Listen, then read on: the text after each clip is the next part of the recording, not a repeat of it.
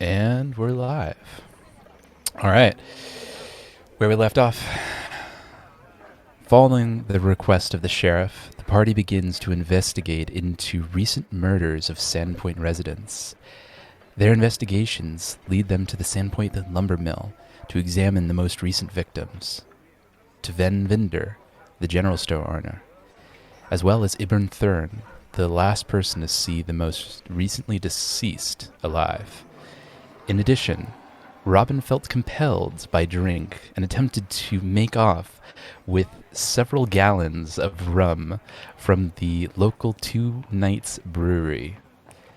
His exploits only stopped by the mighty Sandpoint garrison, his fellow party members, and an enraged Sheriff Hemlock. Will the party continue to investigate the murders of Sandpoint citizens to find the killer before he strikes again, or waver and see further harm done? You find yourself back at your townhouse. It is now early morning and the markets are up running, and the kind of town is beginning to wake up from its little less restful of a sleep than normal, given the recent events. What do you do? I'm immediately going to pull Raptor aside, give him a beer, assuming we have beer in the apartment, which I sure hope we do, and have a little one-on-one. Utrimer, you're welcome to join. Drink early there, Standy? Yes, you see, Raptor, we need to have a bit of a talk, okay? So the last exploits that we've gone on have been a lot of fun and all, don't get me wrong, very high level hijinks, but if they continue the way that they have been, we're going to run into some serious issues. I don't know what you're talking about.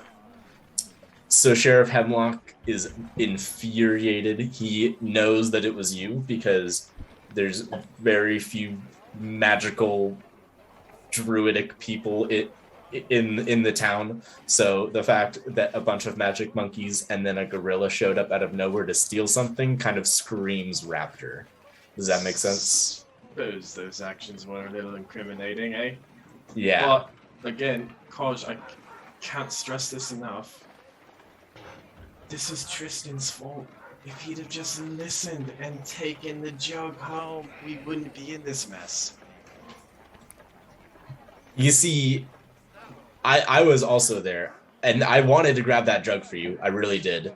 But there was no way, once you had made all that commotion, for me to steal it. Like, if you want to steal stuff, you're going to have to do it more sneakily, is what I'm saying. And stuff that can't be traced to you or the party. Because Sheriff Hemlock we're on thin ice with him. He knows it was us. Our deputy status is at its limit. Like, it's not going to get us any further. Well, you told him it was for the investigation, right? That's what it was for. It doesn't matter to him. Sheriff Hemlock is really into these rules. I hate it too. Right? So there's that. However, there's a bright side, because if we can continue to follow these absurd rules that Sheriff Hemlock has laid down for us, you are entitled to half of the drugs that he has on hand from past possessions. He told you that himself. Also, I'm going to pull out my vintage wine. If we can find this killer, free my name. This vintage wine that is high quality, I'll even give you a tiny little taste, is all yours, as long as we don't have any more law issues.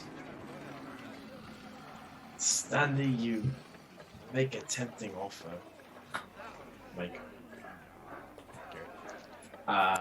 however, I'm not quite sure I understand the terms that you're laying out here for me. You want us to continue doing what we're doing, but you want me to not do what I do. I know you all are in disagreement with my methods, but acquiring that alcohol was the best option for this investigation. We drug Scarnetti with it, he spills the beans, we're good to go. And I did all of the work to get it into our hands, and then you and Tristan just let it slip away when all we had to do was keep walking. So I understand what you're saying. I have had enough character development to have personal growth at this point, and I understand. However, I still simply don't agree. Well, how about this? Utramir, you might want to cover your ears. If you need to steal something for this investigation, get me in on it. Okay, I'm happy to help you out, but we have to do it in a more subtle way. For example, with the wine, you could have used the magic monkeys to create a distraction elsewhere in the tavern, drawing attention away from you. My understanding is you weren't detected, right?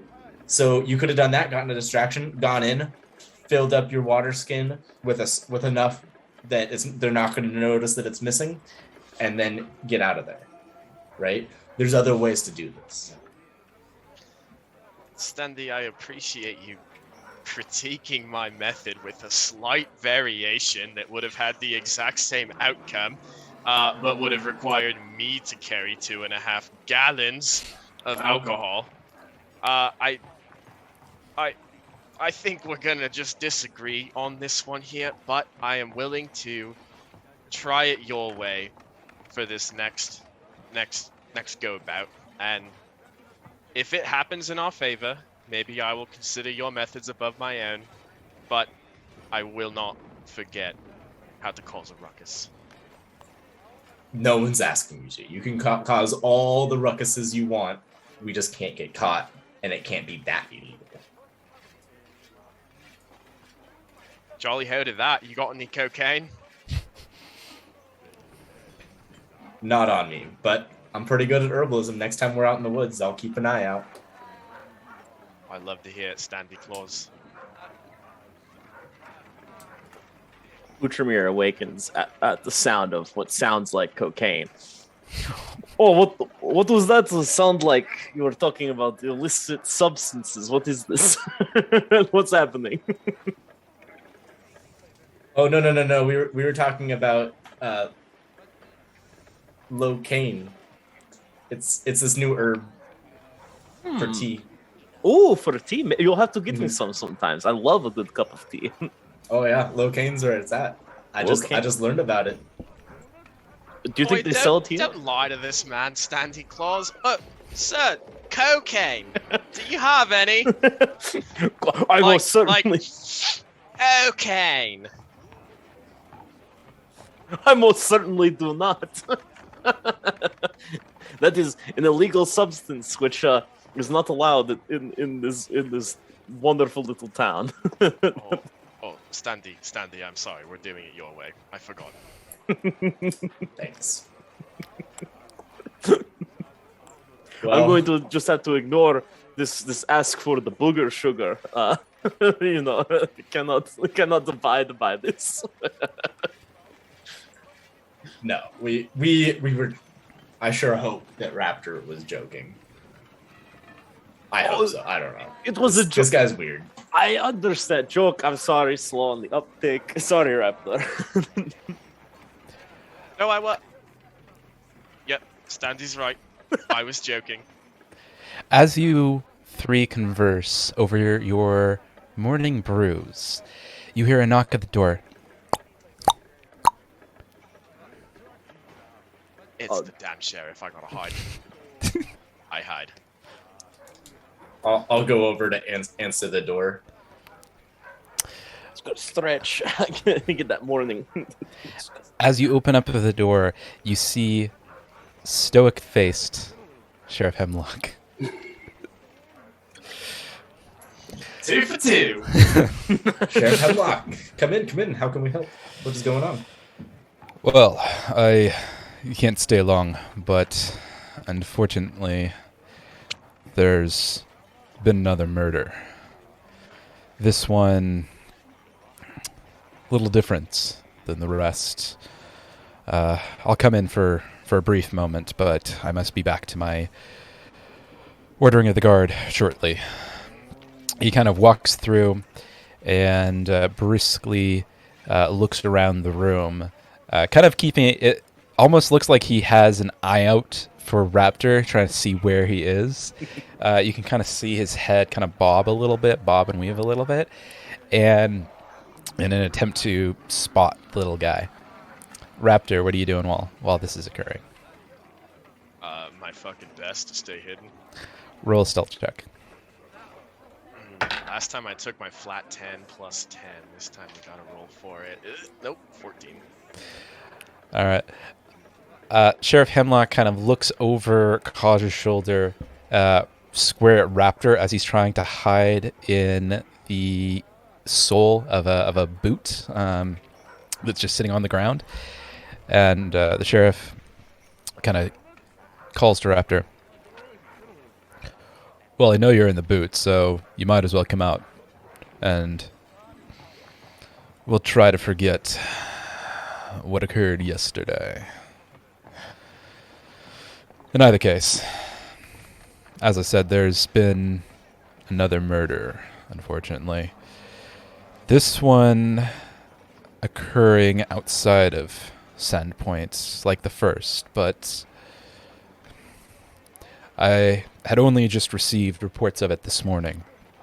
It's still yet to be investigated in full, but earlier reports indicate another body outside of town, east. And the body impaled on a tree branch. This one carving, but different than the others. Oddly enough, reading, if this is to be believed, which loggers are, they're like sailors. You can't believe everything they say. The carving read, "Don't fuck with wolves." Whether it's true or not, it seems that we have a murderer that not only strikes in town, but outside of town. Not to mention the incident at the barn. But I would go take a look, see what you can find out. You may even talk to the victim's, well, widow now. Chap's name, Farrell Larness. Local trapper and hunter. But kept to himself for the most part, but... Marshall, stop humanizing him. You might go talk to his widow, Irva. She lives in town here. See if she knows anything. But as far as the investigation is concerned, I leave it in your hands. Though, keep in mind, the council's getting wary. Lack of results can do that. Raptor pokes his head up from the boot and raises his hand. What do you want, rum thief? Well, sir, I'll process that one later. What you've given us now, it sounds like this murder and the other murders are very different, and that they probably don't need to be considered in the same investigation. I think we should focus on the first set of murders, because that's a lot to digest as it is.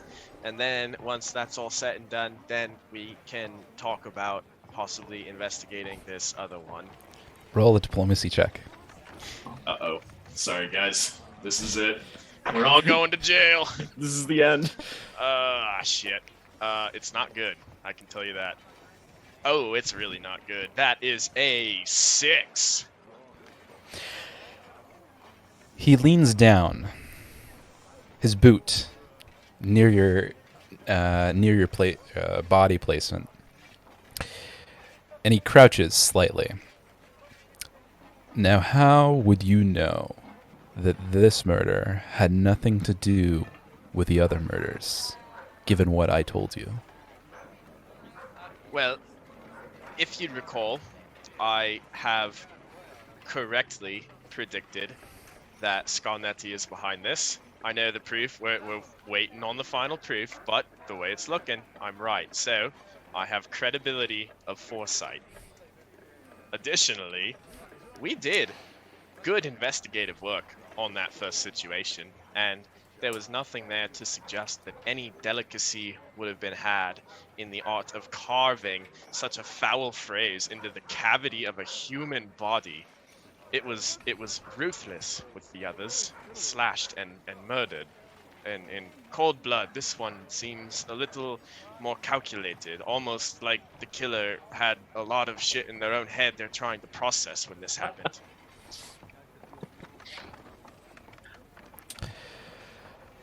You seem nervous. Why so nervous, little guy? Seems like you know quite a bit about this particular murder and how it relates or doesn't relate to the ones in town. If So the nervous that you're picking up on, I'm very small, my heart beats very fast, I'm always kind of jittery, I always look nervous. That's all it is. Roll a deception I check. can attest to that. Both of you roll a deception check. Hell yeah.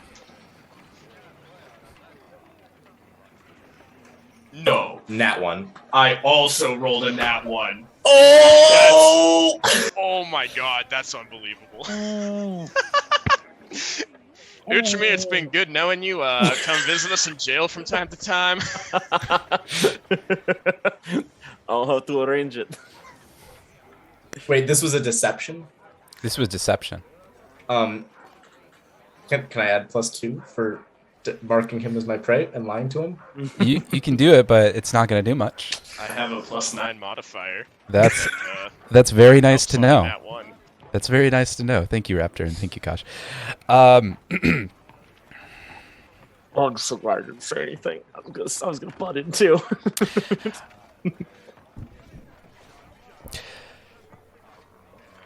The sheriff reaches out his hand and grabs Raptor by the torso. His palm and fingers wrapping around to his back, and pulls him close, eye to eye, and he with kind of an eye looking with kind of a side eye looking at Kaj, but predominantly his focus seems to be on Raptor.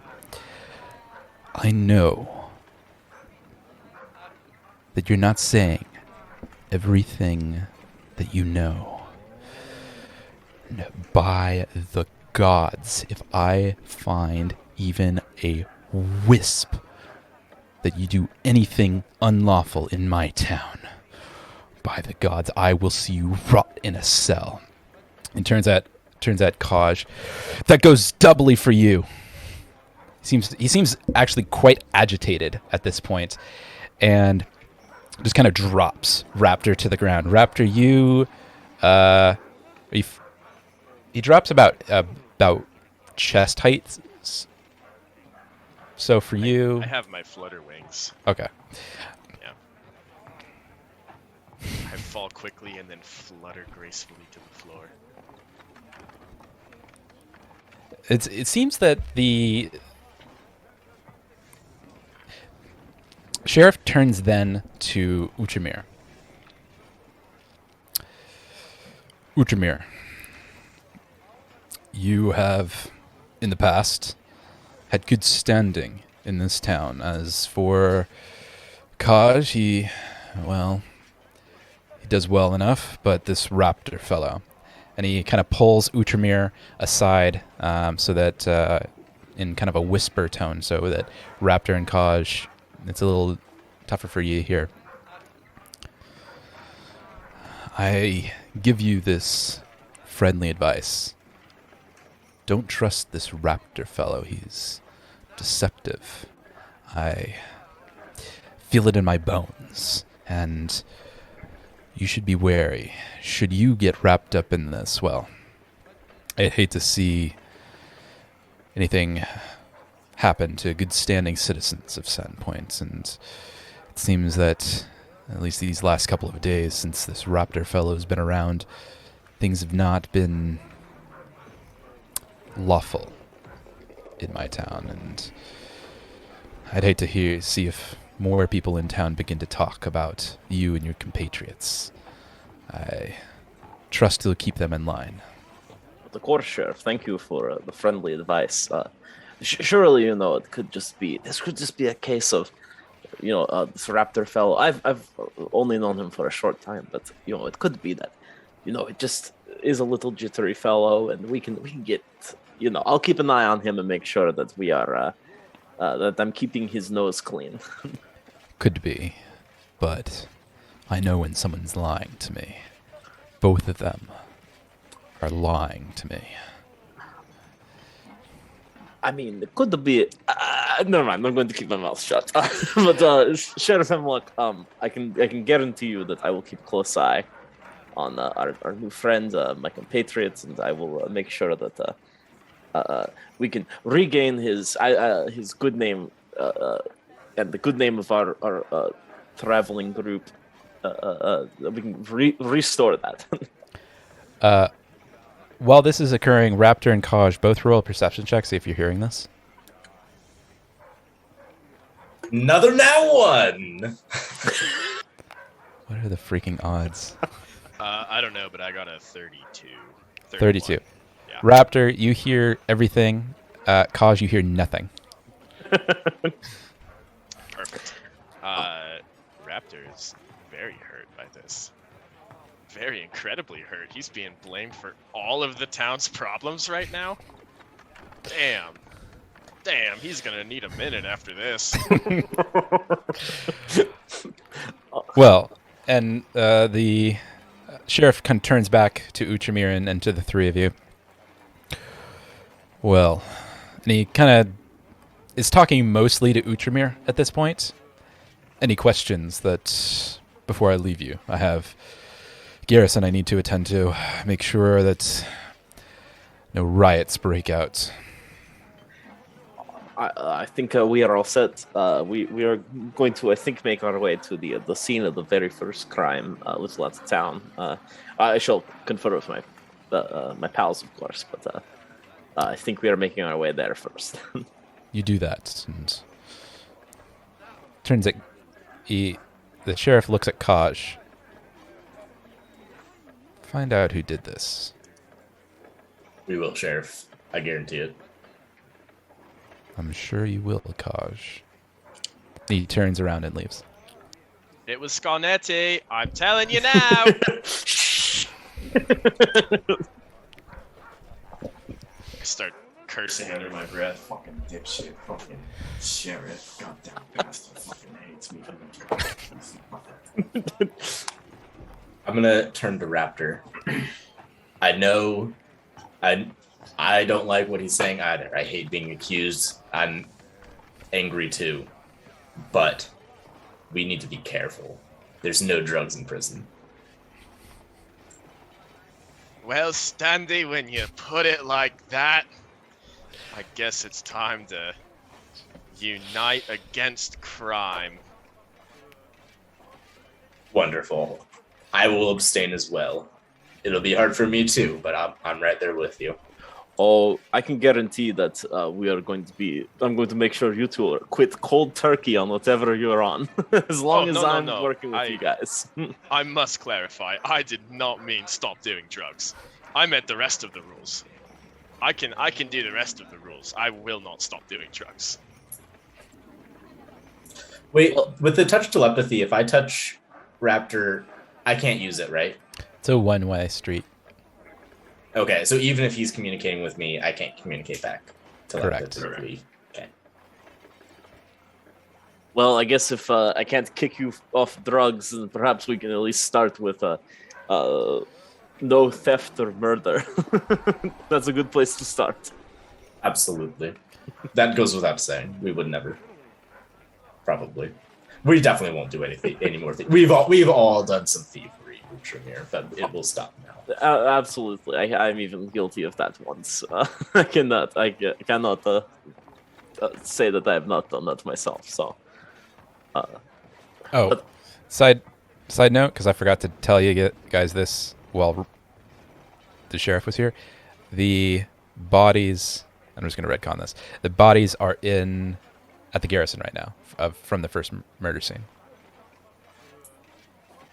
All right. Well, I think the first matter of business is to pretend to investigate the new murder. We know it wasn't involved, but it would be suspicious if we didn't even look into it. Camping trip. With beer, then, eh? Sure. yes, let's go take a look at this. At this other body.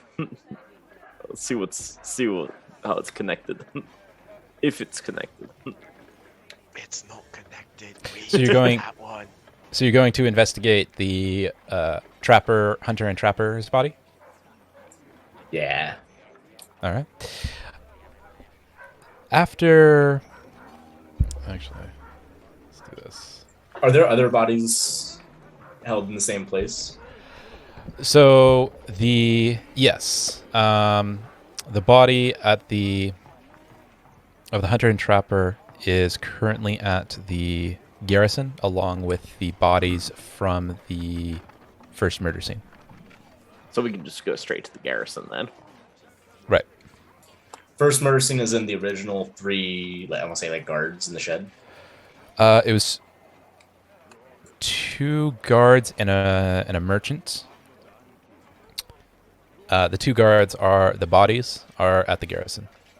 Were these town guards or they were guarding a ship? These were like bodyguards. Like mercenaries?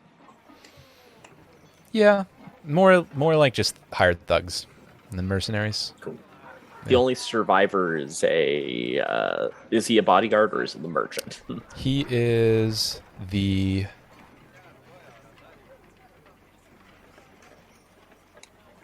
Sorry, one of the merchant's dead, the bodyguard's dead, the other bodyguard is at the sanatorium. Gotcha. Then I'm gonna I assume Puma is just with us because she's important to this, so I'm bringing Puma along. Okay. So where are you heading to first then? To the garrison. All right, so you make your way to the garrison, down to the lower depths, where the cells made of stone emanate a cold chill into the room. And at least for the time being, preserve the bodies of the slain. In one room, you find the bodies of 2 individuals, a guard and a merchant, while in the second room, you find a 3rd body, that of the hunter and trapper found outside town, east of Sandpoint. What do you look for first? Is anybody watching us? There looks like the jailer is kind of keeping an eye on you, but just from down the hall. Okay. Just to make sure, does Utramir know that raptor you killed, the hunter gatherer, or that we as a group did it? Okay. Yeah, you were there. Sounds good. You watched it happen. You know Gotcha. It went down. All right. Just wanted to make sure about that. In Druidic, I'm gonna tell Puma to pretend to sniff the body of the trapper. All right. Okay. So she sniffs the body of the trapper and kind of paces around a bit, but seems fairly uninterested in the body. The individual himself... Oh, let's do this.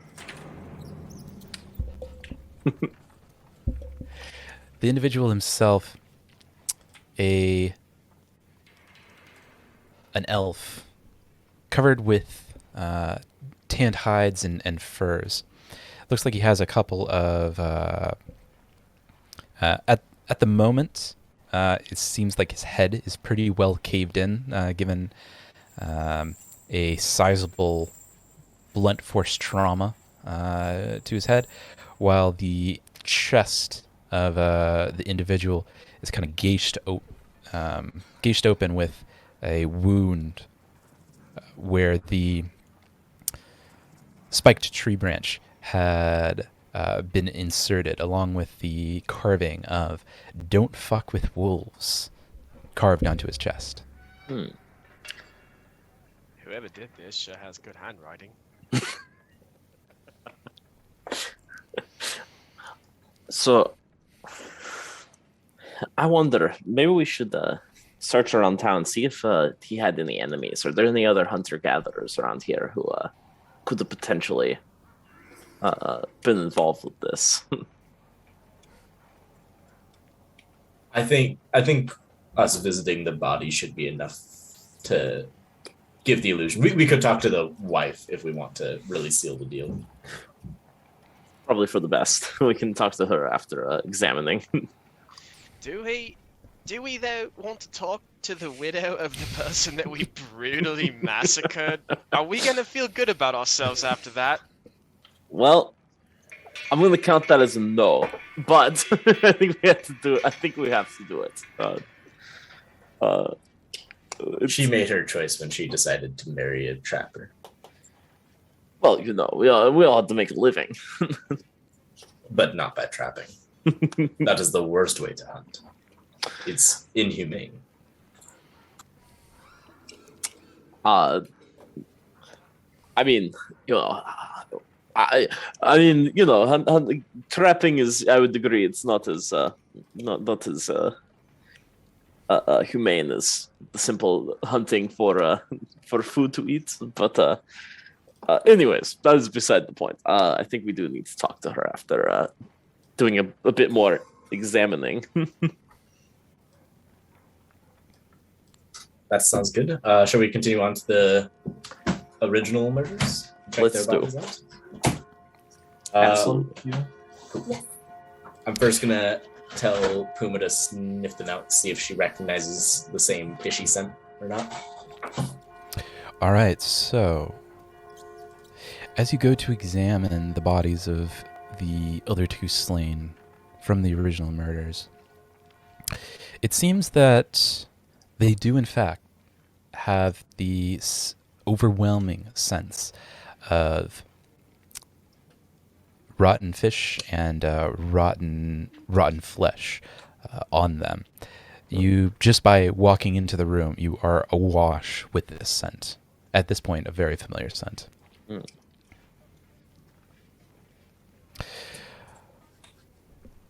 Everyone roll a perception check.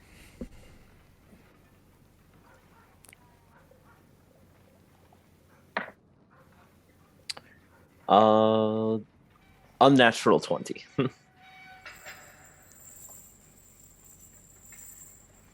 You're muted.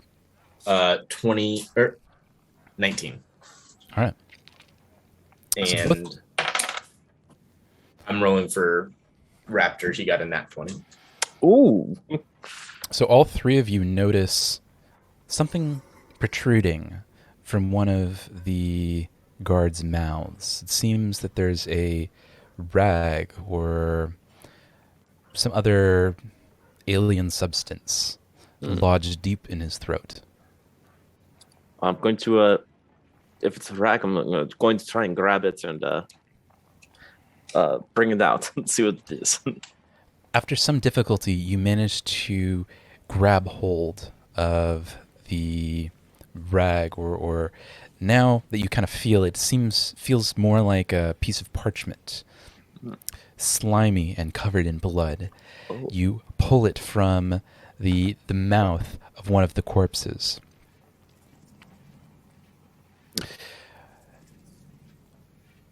As you kind of begin to unfold it, you see on one side of folded side an inscription, Kaj.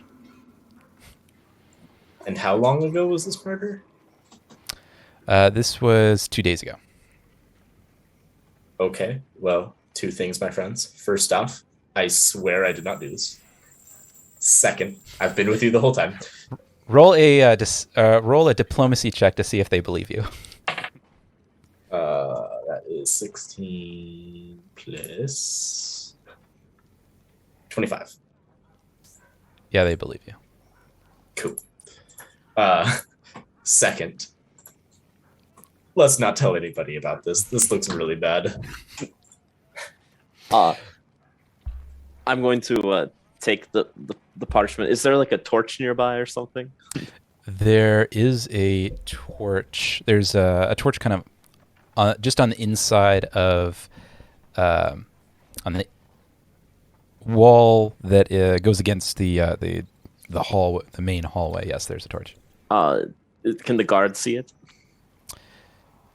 Doesn't look like the guard has a direct line of sight to you or the torch while you're inside the cell. Just to play it safe, I'm just going to put it in my pocket, or hide it away, and at a later date, I'll burn it. At a later date, sorry, I'll let you guys know I'll burn this, but I'll tuck it away just in case. All right. I think we're quite alright here. I mean, if we're the first ones to find it, then presumably no one else has seen it, and court is in the clear. Upon further examination, you also notice smaller cuts all over the body made from what appears to be a human-sized hand with outreached claws. I can't reiterate enough. This was not me. I mean, everything says it's you, which means more than likely it isn't you. Honestly, if it's... Why would I write my own name and stuff in the mouth? True. Further, as you kind of pull apart the tunic of both individuals, both of them seem to have carved on their chest a 7-pointed star. Kaj, Utramir, you are both familiar with the 7-pointed star. Mm-hmm. Raptor, this is the second time you've seen it. It's the same carving that you saw on Benny Harker. Is this the same star that Ciro has as well, or that it is indeed? So whoever is committing these crimes might be trying to pin it on all of us, with Kaj trying to be the main target, but potentially this could be another piece leading to pointing to one of us, or could have whoever the real killer is might have some interest in druid symbols. It's also the same 7-pointed star that you've seen on a couple of statues in the past, as well as the necklace that Nuala had around her neck. All right. It seems that this is not over, the business that we started with Nuala. Right. There is some connection here. It also means that the theory that the person was just scoping out and happened to see me and Barry fighting and decided to blame it on me in that moment is not correct, because this was before that. Right. So someone in this town might be connected to Nuala or to this larger scheme. Absolutely. Well, we know that the leader of the glassworking family was involved. It could be that they were also in cahoots with the Scarnettis. They were both heads of families in the town. Absolutely. It seems it might be prudent to add speaking with Mr. Scarnetti to our list of things to do. Yes, that'll be a little tricky. He is very powerful, and if we know that he's on to him, it could go badly. And he's not. I don't take him as a loose-lipped person, based on what we've heard. No way. Standy, that's why I grabbed what I did. I have this part all planned out. Side note, relevant to investigation, Sandy, maybe try sticking your claws in the claw marks on this poor individual, And I just want to see. what the comparison is. Bigger, smaller, same size, who knows? Great point, Raptor. Worth a look. So are you just placing your hand on the body, or are you clawing in? I'm unretracting my claws, and first just testing the spacing, seeing if it makes sense with my normal attack, and then depth, just kind of just like a good analysis. It seems like the depth is about the same, but the distance from the edge of your paw to the actual incision where the claw marks begin is much longer. Leaves you to believe that the assailant's claws or talons or paws or hands had longer fingers or longer claws than you did. Yours kind of recurve inward. These ones seem to be a little bit farther out.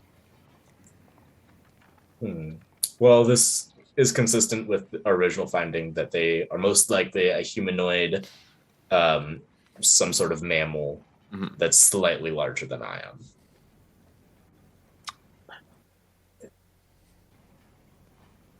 I wonder. They must. Whoever it is who is doing this must know, a lot about you, Kaj, to make this look as close to you as possible. I wonder who would have this information. I don't know. I mean, clearly they're a little off because they think that I'm a tad larger than I am.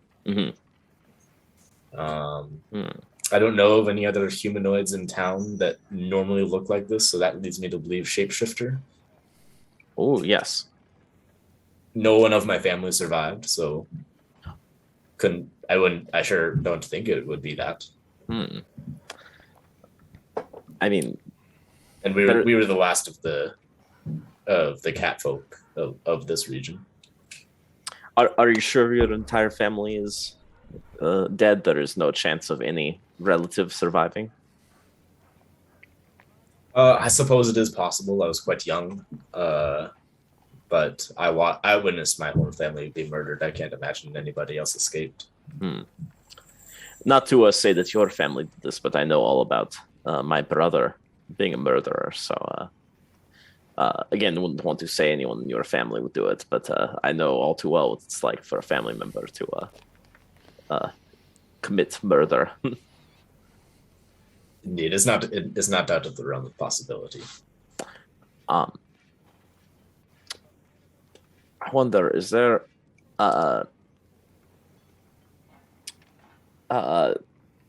anyone else? Oh, sorry. I don't know if you guys heard that or not, but my dog just barked. I don't know what she's barking at. Sorry. Don't know if that picked up on the mic. But in case, unless there's anything else we need to do to look at with the body, if there's any other things we want to examine, we might want to go to the sanitarium to speak with the other survivor. Yes, that sounds like a good next step to me. Before we roll out, can I summon a mouse and question it for intel?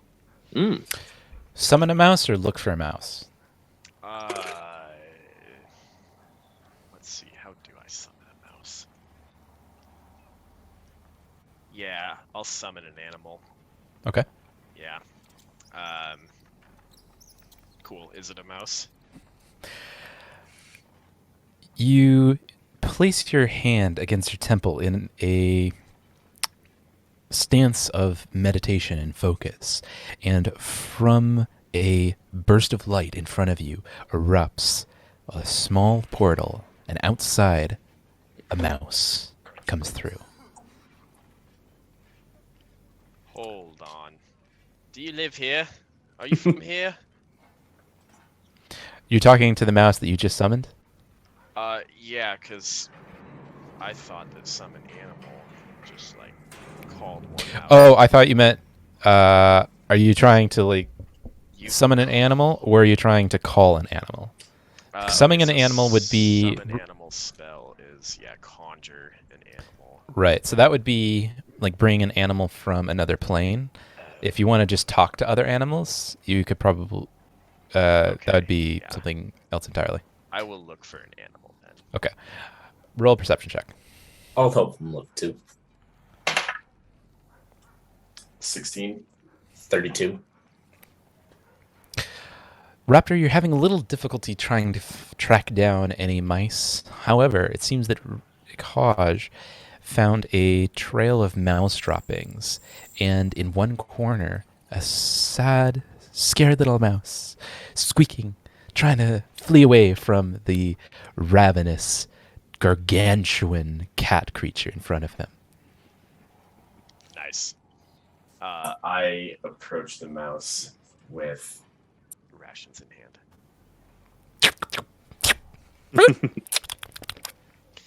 Oi there, mate. You seen anyone, person, big, small, touch bodies? Fruit? Bodies? Crackers? Old food. The old food on the table. Anyone touch it? Yeah. Yeah. Nasty. Tried it. Not good. Big person touch. Big person. I point to Uchimir and Kaj. That height. Touch body. She kind of squeaks on by at the look of Utramir and Kaj. She says, right away. Okay, thanks for the help. Have a good day. She comes back and says, but the food. Where's the food? Oh, this food? Yeah. Did big person touch body? Big guy. Over there. Which one? Looks like she's kind of pointing towards the opening of the cell door. Okay. That's where that main jailer is hanging out. Right. And he is a huge brute of a guy. Cool. But he's also probably the one that brought the bodies in. Yeah. My follow-up for the mouse is how touch? How touch bodies? Carrie. Food? No one touched since Carrie? No. Food now. Very well. I rip off half of my ration and throw it to him. He was only half helpful. She just goes at the little bit of crackers and then runs away. I thoroughly love these interactions. Well, everyone, I found out that man over there brought the bodies in. Is Thanks, that what that Raptor. was? Is that what the that little discussion was? yes, I hope it proves to the case. Well, it's good to know that the jailer has done his job. I'm very thankful that he is getting his work done.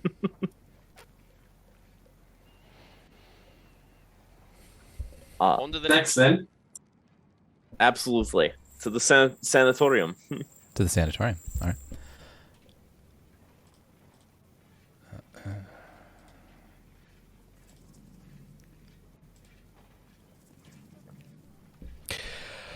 All right. It takes you about an hour to... Well, let me back up. So the sanatorium is about an hour outside of town. Mm. It's about 10 or so in the morning. Do you just go straight there? Should we stop by the widow first, or do you think we should just go straight to the sanatorium? Oh, we might as well do that first, just to cover our bases. All right, let's go see the widow. All right. Fun.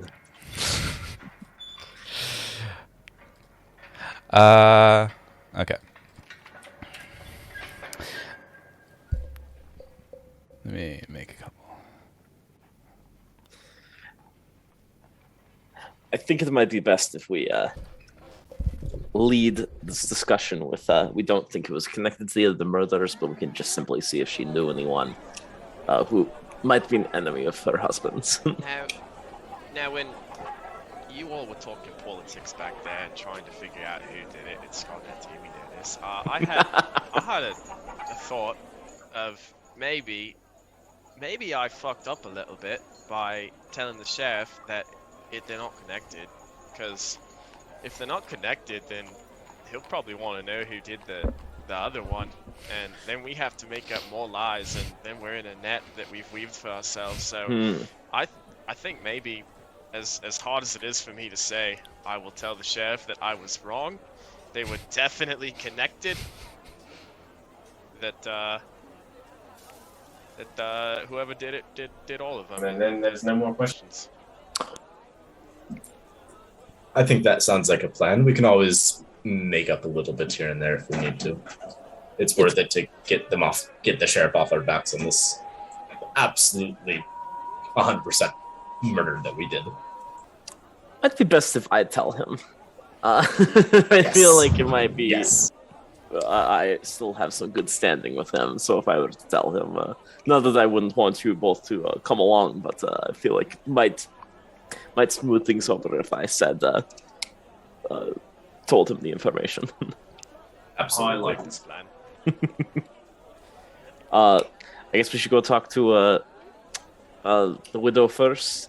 We can go to the sanatorium, and then when we return, we can talk to the sheriff. Or should we? How do you guys want to go about this?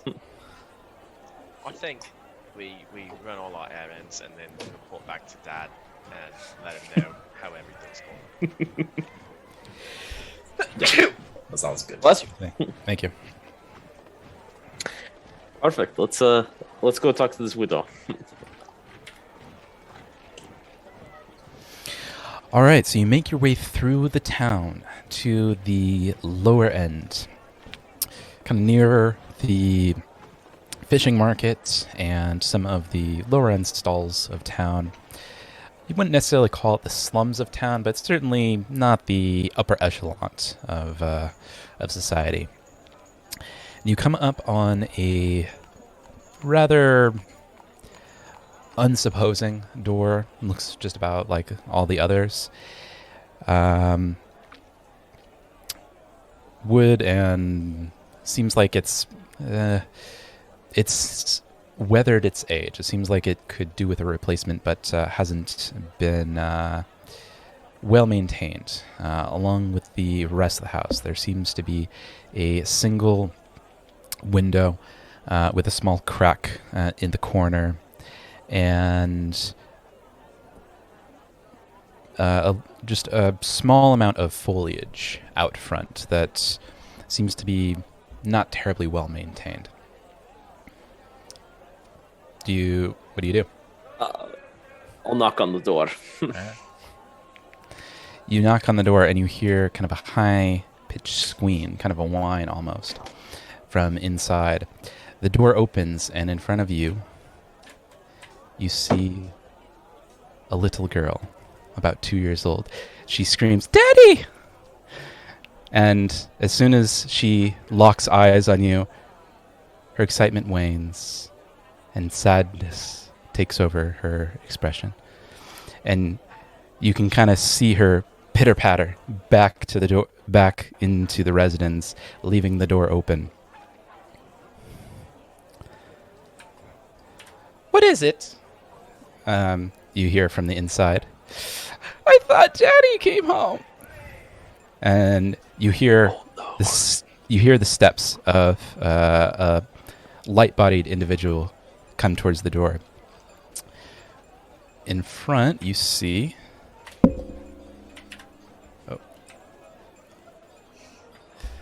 a kind of a saddened-looking woman. What is it? Marshall, you dick. This is the episode where Raptor learns that actions have consequences. There we go. At the door, you see a saddened woman. It seems her eyes are red, and her nose as well.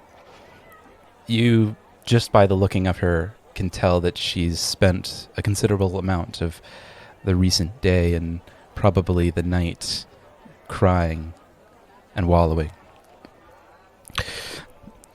What is it? How many days ago did we kill this man? This was about... This actually, I think this is only like a day or two ago. Oh god. Okay. This is like a day ago. This is, yeah, about a day ago. Oof, time flies when you're having fun, right? Shenanigans, man, shenanigans. Madam, take off my hat.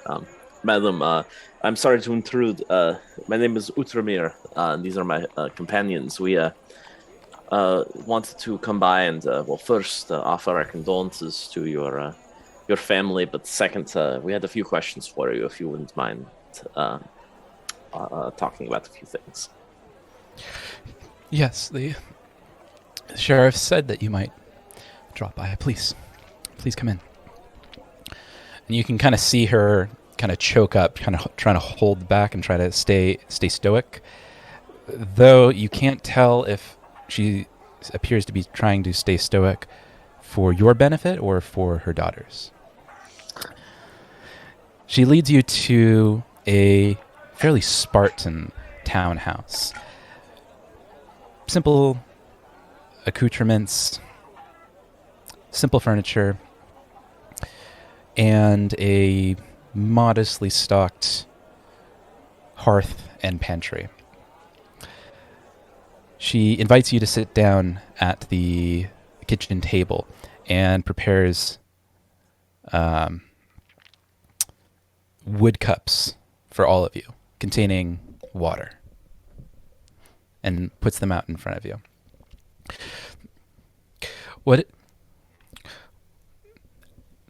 How can I help? Thank you, madam, for the water. Well, we had the chance to look at the body this morning of your husband, and it does appear that he might be connected to these murders around town. Am I right, guys, about that? Yes, everything leads to it. Raptor is gonna kind of nod in agreement, then hop off of Kaj's shoulder and go over to the child and just try to look like nice and friendly. just do some friendly shit. Start waving to her, trying to draw her attention away from the conversation happening at the table. It looks like the little girl is kind of hiding behind a wall, trying to keep herself unseen from the conversation. And as you walk towards her, she shuffles off and runs to the upstairs away from you. Everyone in this town fucking hates me. I wander back to the group. We were curious, madam, if, well, I don't know if this would even be the case, but we're trying to piece together what exactly happened to your husband, and if he is connected to these murders, is there anyone who had a grudge against your husband, or you felt like would do something like this to him? Roll a deception check first of all, and see how this goes. Let's see. Luke is gonna join this session, and we'll all be in jail. Right. Fear not. 23. No, I can't think of anyone that would want to hurt my husband. He spends most of his time outside of town, you see, and doing his best and trapping and hunting. But this last year has been difficult. You see, we he lost his father about a year ago. Of fucking course he did. Fucking tragedy city up in here. And he's never been the same since. He turned to gambling and drinking and had a bit of a debt. What's that? Yes. And well, just the other day he came back and he was so happy. He said that there was a new reward, that he might be able to pay off his debts finally and we can move on. But he set off the following day, and he never came back. Now, I'm so sorry, man. But you mentioned debts. Do you know who these were to?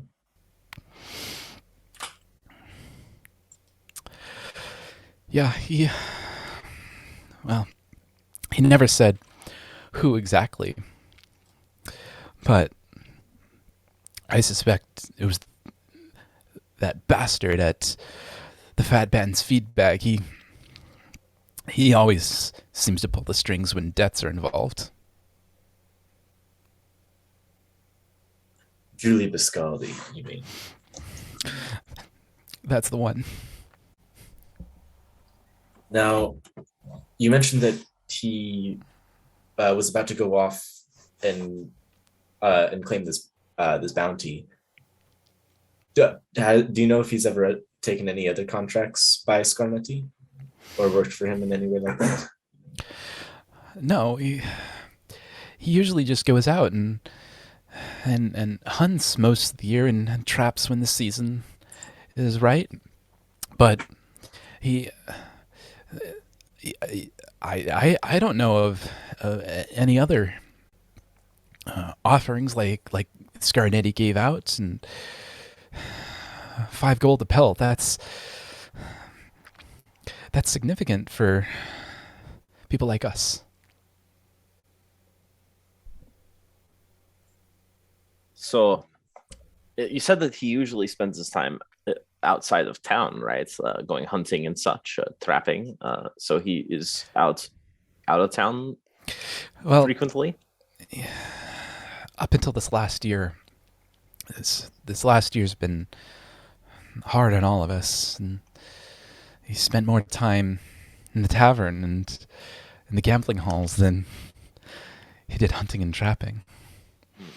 But Morian, he was a good father for Pharrell, and they were close, those two. And he was always kind to me. And for them both to be gone. Madam, it seems like other than this potential debt, there's no one else who might be connected to your husband. I wonder, once we figure out who the murderer is, if we can place the pieces together a little more clearly to figure out why he was a part of these attacks. Well, I sure hope you find whoever's responsible. And she grabs Utramir. She grabs your hands and kind of holds them in her hands across the table. Looks at you square in the eye. Can you promise me that the people that did this will see justice? If not for me. If not for me, for little Giordano. Of course, madam. We'll. What was the kid's name? Joanna. How do I spell that? Johana. Lanris. Lanriss.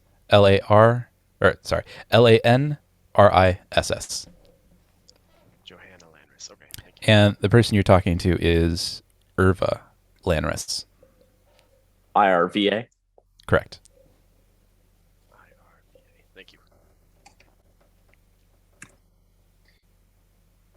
Ah, Can you promise me? of course, madam. I promise you we will try our best to find who did this to your husband and bring them to justice. Roll a deception check Oh, fuck. with disadvantage Oh, fuck. What's the disadvantage? because you're staring at square at the widower's widow of the person that you slayed, and that's gonna come through on your action. Or I guess I mean, how much of a disadvantage? Oh, Is it minus like a two. -2? Okay. Yeah. Then that makes it a 22 instead of a 24. Good. At least we'll have that. Madam, how much did your husband owe? What was his debt? Do you know how much?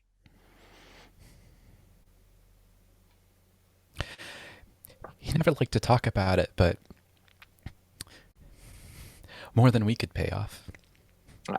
How much exactly? If I had to guess, over 100 gold. Madam, and I give her a fat stack of 100 gold pieces. I hope that this would help. She looks at the coin purse that you laid out on the table in disbelief. She seems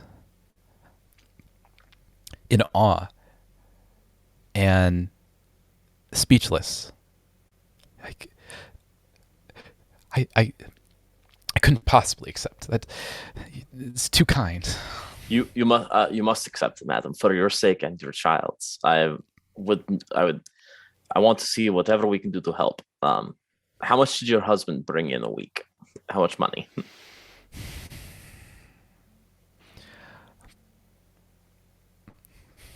Hold on.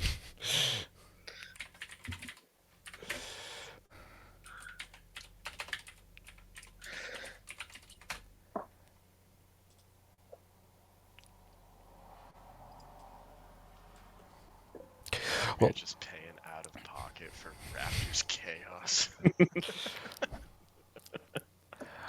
Let's see. Well, we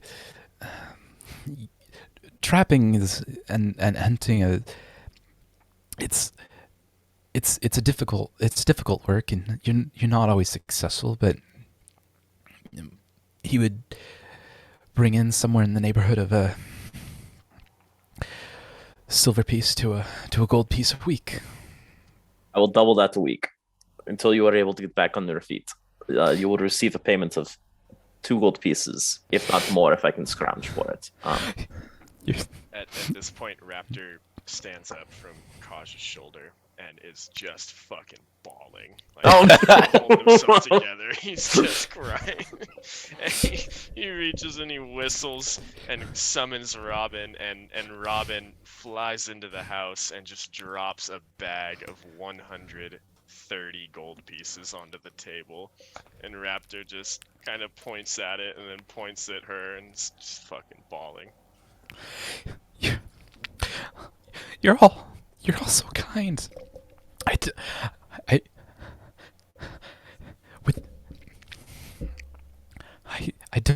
don't know how I can ever thank you. I don't know how I'll ever repay this kindness. And it seems like her tears of sadness are, though still quivering in loss, have a tinge of optimism and happiness. We- I hope that works, and it's not the best we can do.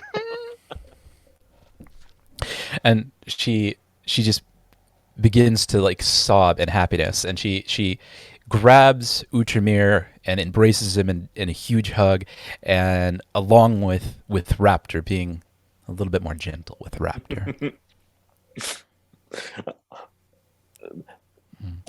This is our promise, madam, that you will You will never have to worry about paying debts or going hungry as long as we are here to help. You're so very kind. With this, Joanna might even get a proper education. Has she not been able to go to school? So, education in this point in time is there is a public education system, but it's so. To really go to the proper academy, you kind of have to go to. You have to pay a fair amount to get into it. Gotcha. Yeah. I It's more of a like tradesman. Like the entire society is more built around tradesmen. You apprentice underneath someone, and that's kind of your education. Gotcha. I hope that this is a good start for your daughter then, and you. Thank you so much. I can finally. She can even go to the academy, and have a better future than her dear father. If ever you need assistance, we live in town. We are always a knock away from helping out. Just visit us at any time, as long as we are home. I'm more than happy to help out. Thank you. Thank you so much. Absolutely. If there is anything else, let us know. But otherwise, we will leave you. Leave you and your family, hoping that we have lightened some burdens. I know that we cannot lighten them all, but I hope this is a good step. If you ever need us, just call out for Robin. He'll be here in a jiff, and you can send a message as fast as he can fly. Well, thank you. Thank you so much. And I'm so sorry. So sorry. So sorry. It's all great. It's all right, my little friend. It's not your fault.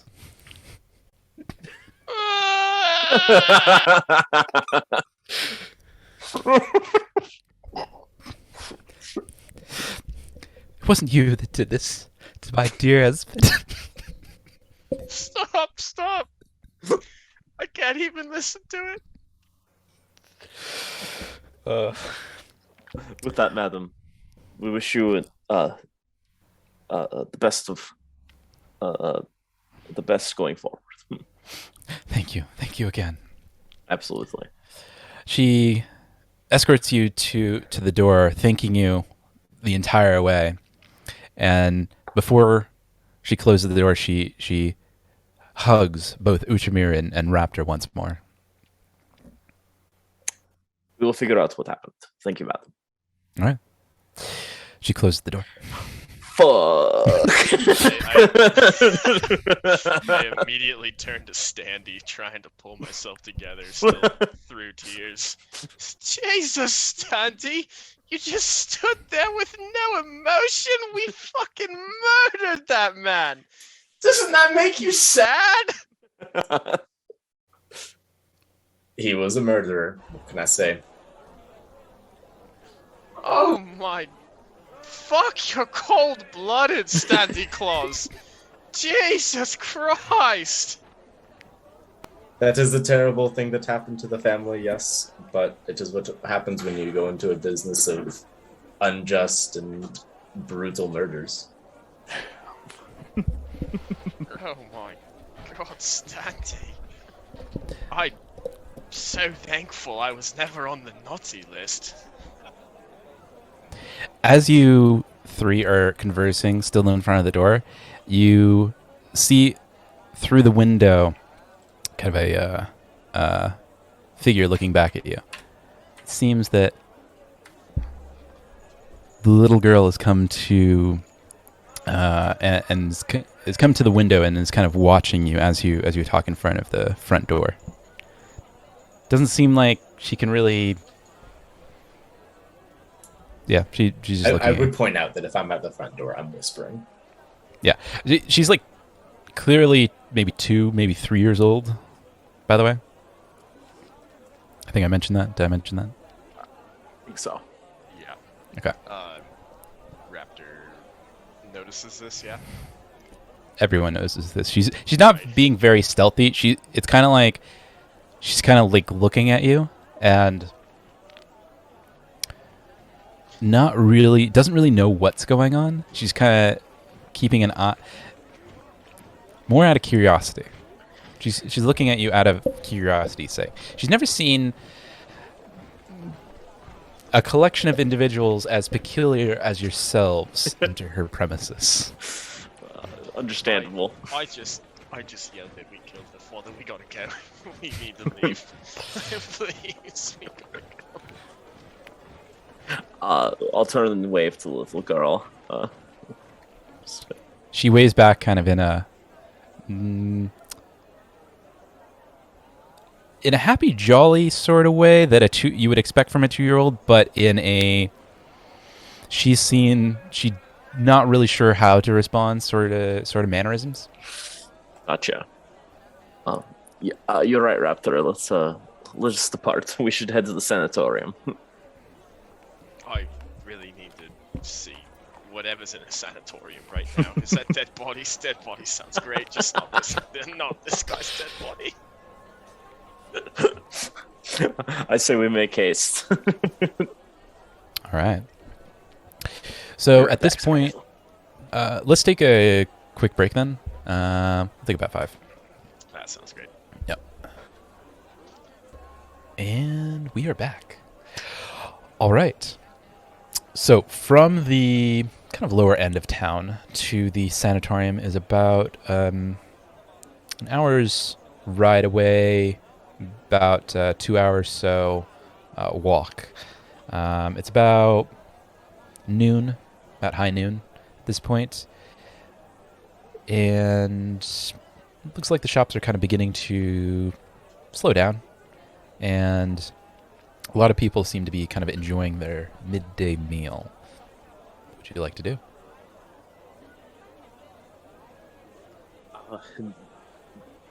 Should we ride on horseback, or would you gentlemen care for a stroll to the sanatorium? Sanitarium. I'm interested in a stroll. I can take a look at some herbs, try to find some stuff along the way. I look over to Raptor and I wink. Raptor barely holding himself together. Are you going to be okay, Raptor? Are you okay, buddy? I might fly for a bit, but I'll be okay. If you ever want to talk about these feelings, that's what we are here for. The feelings of guilt and murder. We ruined a family, Utramir. We ruined it. I know. You're doing this, you're saying this in the middle of town? I rescind all previous comment. Because you're still in town right now. Raptor was touch telepathy-ing that to I'll let it slide this time. You're And- kind and gracious DM, Marshall. Honestly. Thank you for the fucking trauma and forgiveness. Well, I figure I've traumatized you already enough for now. I can see Utramir, even though you were telepathically saying this, Raptor, thinking you're saying it out loud. That's why he's saying everyone looks at him like, what the fuck is this guy shushing at?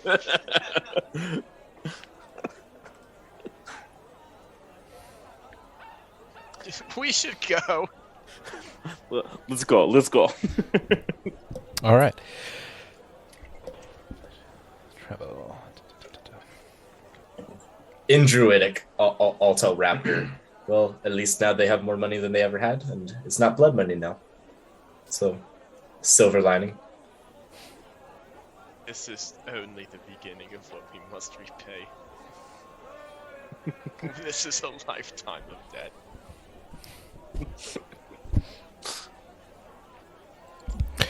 No comment.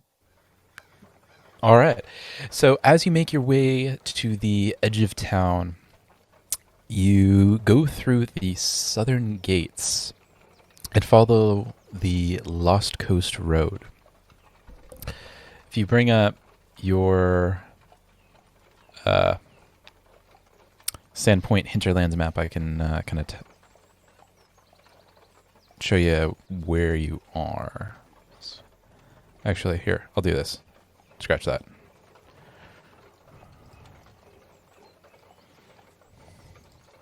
Uh-huh.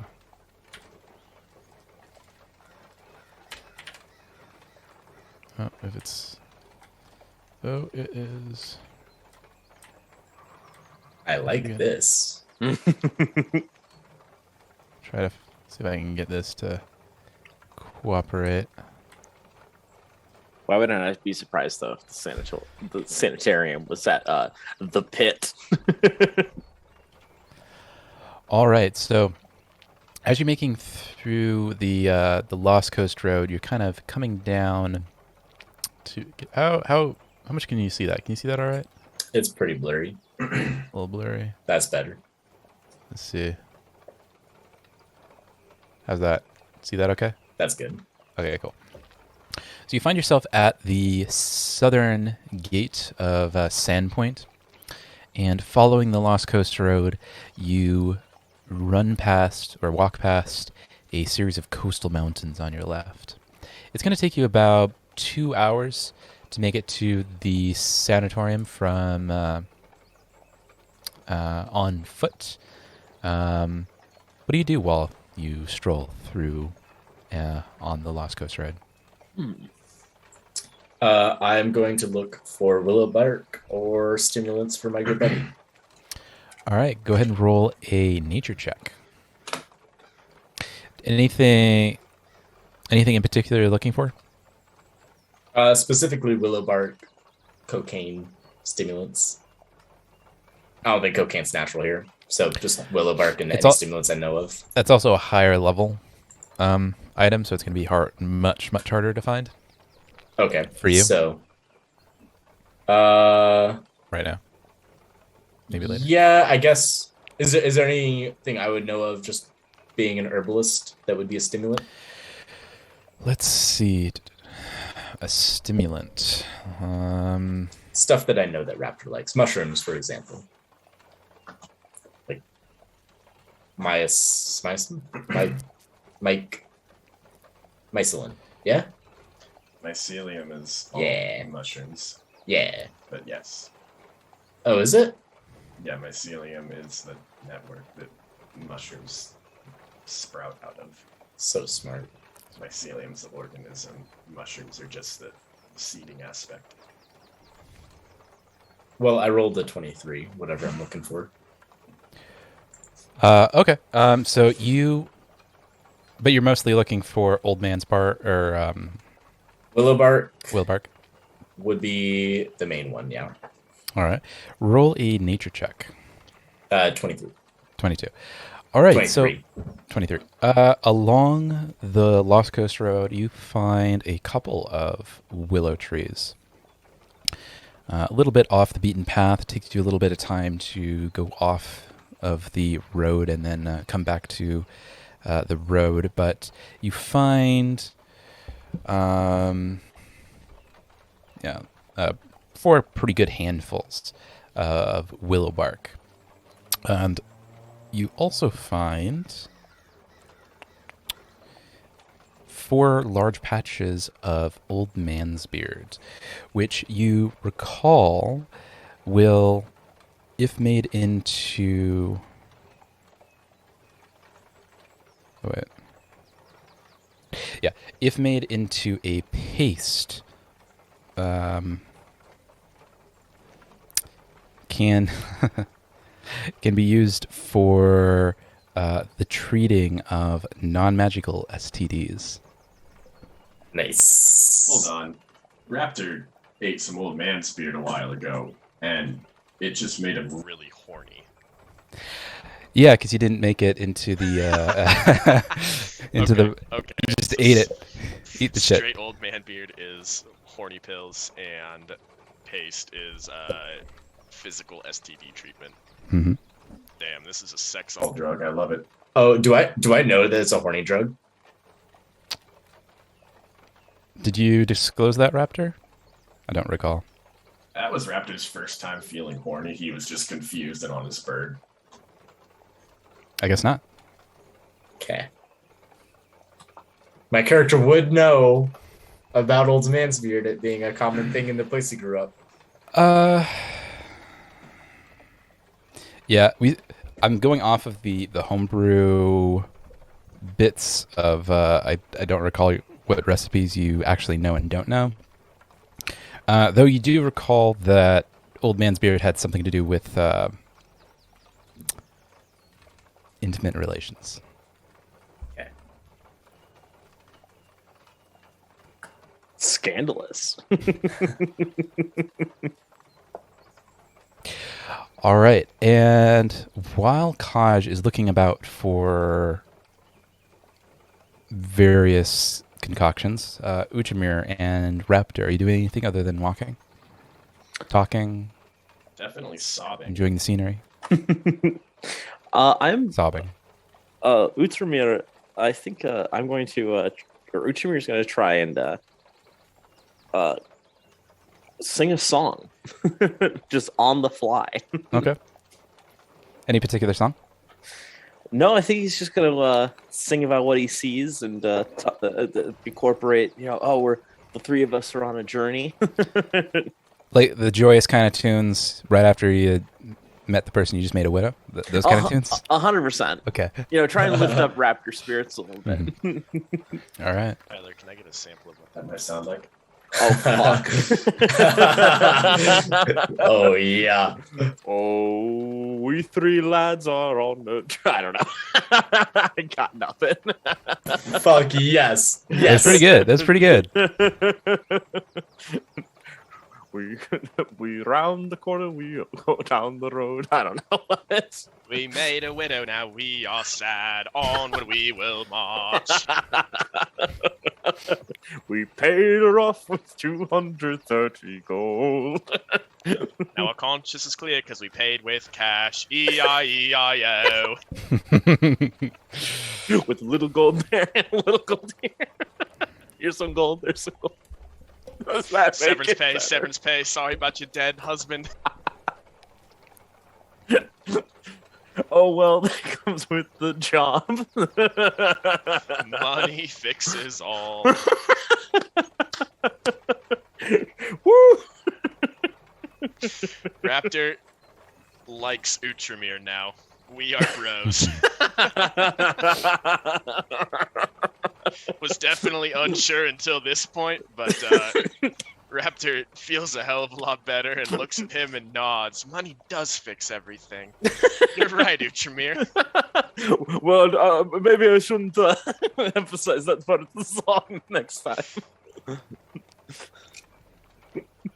All right. After about 2 hours of meandering down the Lost Coast Road, you make a turn onto a less traveled road, one leading towards the sanatorium.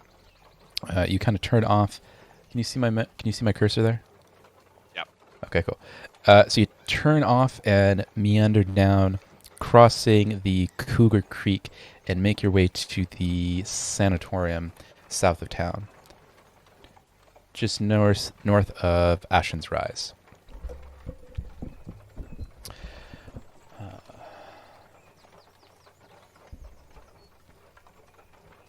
Yeah.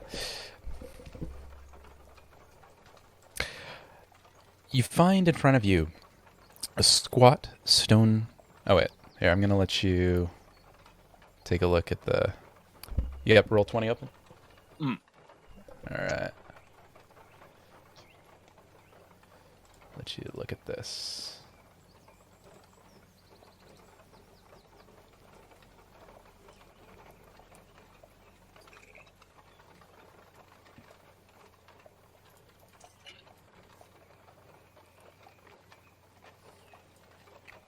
All right. You find in front of you a squat stone building that serves as the sanatorium and has 3 floors under its stout, stone-flagged roof and is built of limestone. Narrow windows, no more than 4 inches wide, allow air to circulate, but are far too small to allow access to the building. The somewhat sour smell of burning incense emanates from the doors and windows. At this point, it's about 3 or so in the afternoon, and yeah, it's about 3 or so in the afternoon. Quite a bit of daylight left. Kind of over by the staircase here. Are there doors there, or is that Can you not see that? Oh, yeah, you can't really see that, can you? All right, let me... I think it's a staircase at least. That was my thought. Yeah, so that's... Here, let me... Looks like a porch. let me- that's it. Yeah, let me make this a little bit more obvious.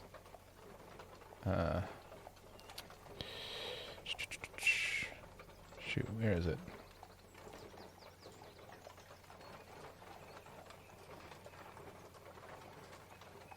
All right.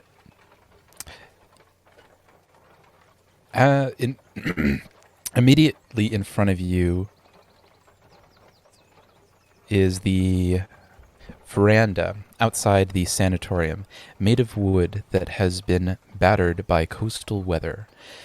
The once oak-colored planks turn green and brown with age. So just like immediately in front of you is the stairs leading up to the veranda, and then as you go forward and kind of farther south is the front door. I see. All right. I'm just gonna go ahead and enter. That is... Oh, sorry, the front door is farther south. That is a... Is it this one here? The Perception. And when you have a second, Marshall, can you give me control of Puma? Oh, do you not? No, you for some reason I never start out with control of Puma. I guess it's just not automatic.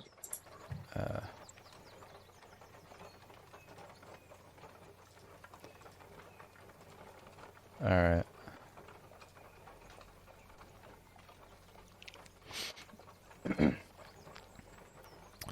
Oh, sorry. Actually, the door to the west is the front door. The one that you're in is the side door. The one that you guys are right in front of. Yep. So Raptor is right next to the main door. gotcha. Get my doors mixed up. There we go. And Raptor, you should have control of Robin now. Good? Yeah. Yep, I'm good.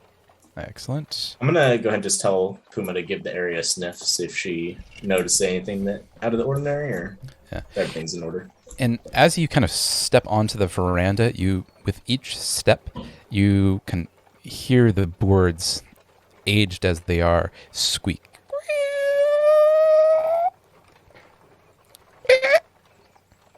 Oh,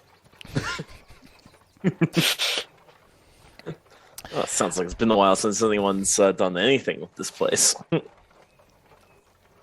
What is a sanatorium? Is this dead people? Is this a jail? It's like a nut house. Oh, okay, cool. Nut house. Crazy people. Oh, Raptor's gonna have fun here. So it's I'm gonna whisper. all right. Don't So get admitted, Raptor. it looks as though that door is unlocked. So you can go ahead and step right on through.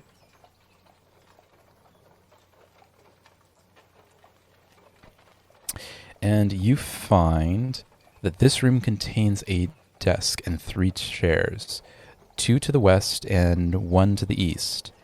A cord hangs on a hole in the southern wall above the sign that reads Ring for Service. Do you pull the cord? Yeah. All right. So when you pull the cord, you hear a ding. Oh, wait.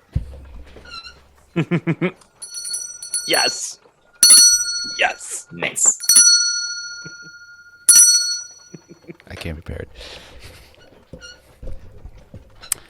And a few moments later, a man comes through the door to the south.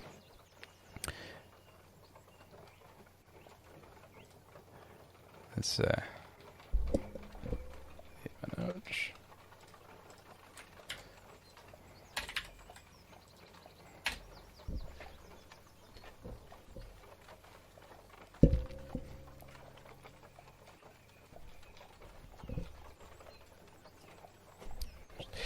The man in his mid-50s seems a little surprised at your arrival.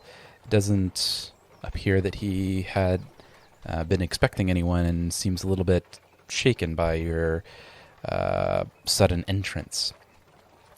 He quickly closes the door behind him and, with a bit of a pondering expression on his face, asks, "May I help you?" Yes, we would definitely like some help, sir. My name is Utramir Zashel. These are my companions, Raptor and Kaj. We are here to visit the survivor of that horrible attack, the bodyguard who survived that attack. We would like to speak with him.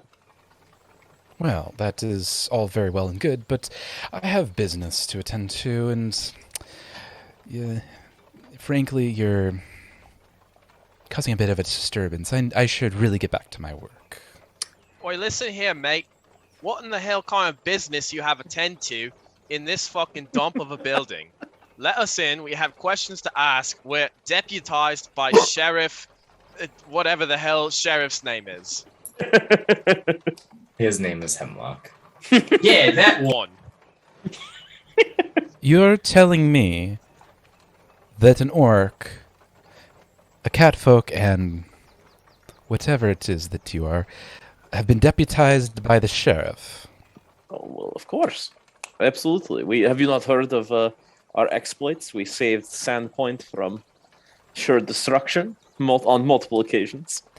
Well, I've heard some rumors, but people, especially sailors, love to talk, so I take it with a grain of salt. As should you, especially given your own exploits. They tend to be a bit more grandiose than is reality, don't you say? I march down Kaj's arm onto the table and stand right in front of this guy as close as I can. Oi, listen here, mate. We just talked to the widow of one of the people who was murdered, and her life is ruined. Her life is ruined, and that upsets me, and we have business as well. Let us in, or I will cause a goddamn ruckus. And I'd like to roll an intimidation check with that. Yes. Go for yes. it. Yeah, go for it. What's my modifier? Well, that's a solid 8. The man turns to Kaj and to Utramir. He's a prickly one, this little fella. I have half a mind to admit him as a patient. Could be a very interesting specimen. Oh, well, maybe if it were any other day, I would say yes, but that's a joke right there. I'll fuck your shit up. Let me in there. Though you said something about the sheriff deputizing you. Yes. Do you have any proof of that? You do have proof of that. I forgot to give it to you. Oh, good. Here you go. I'll have 2 of these for you. And he takes the document that you hand to him, that you definitely had the entire time, and begins to read it. It reads, by the order of Sheriff Hemlock, until further notice, the individuals in possession of this document, and then it lists all of your names, are hereby and deputized as sheriffs, deputies of Sandpoint, given all the authority of such a office to be relinquished by the sheriff at any time. Signed, the Sheriff Hemlock. Boy, with the way that's worded, we should hold on to that forever. On a piece of paper that Says until further notice. Yeah, we can get That's away with right. that forever. It says with I don't have the thing right in front of me. It says with withdrawal of the sheriff at any time, so the sheriff can withdraw it at any time. In Druidic, I'm gonna tell Raptor, hey, if Sheriff Hemlock ever tries to take this back, you lost it. He'd buy that. Oh, for sure. Also, again, I cannot stress enough, if we encounter anyone who's not interacted with the sheriff and heard his written or verbal word, this is a ticket to do whatever the hell we want. Especially outside of town like this, we need to make a few copies. I'm sorry. Sir, what were you saying? Oh, let me fucking in! Well, this document does seem very official, and it is within date, so... Still, I suppose a moment won't end my life's work. Well, I suppose there's nothing more than to allow you to see my patient. Just a moment, and he hands the document back and escorts you to the following room.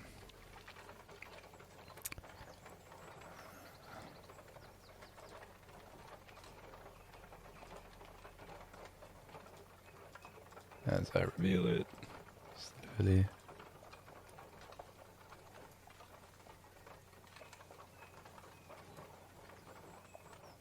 Oh, wait. Are all of those white rectangles doors and the small ones are windows? Ooh, yeah.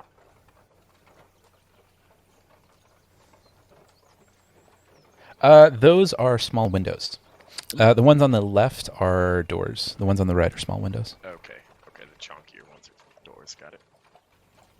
So he leads you down south to the room below.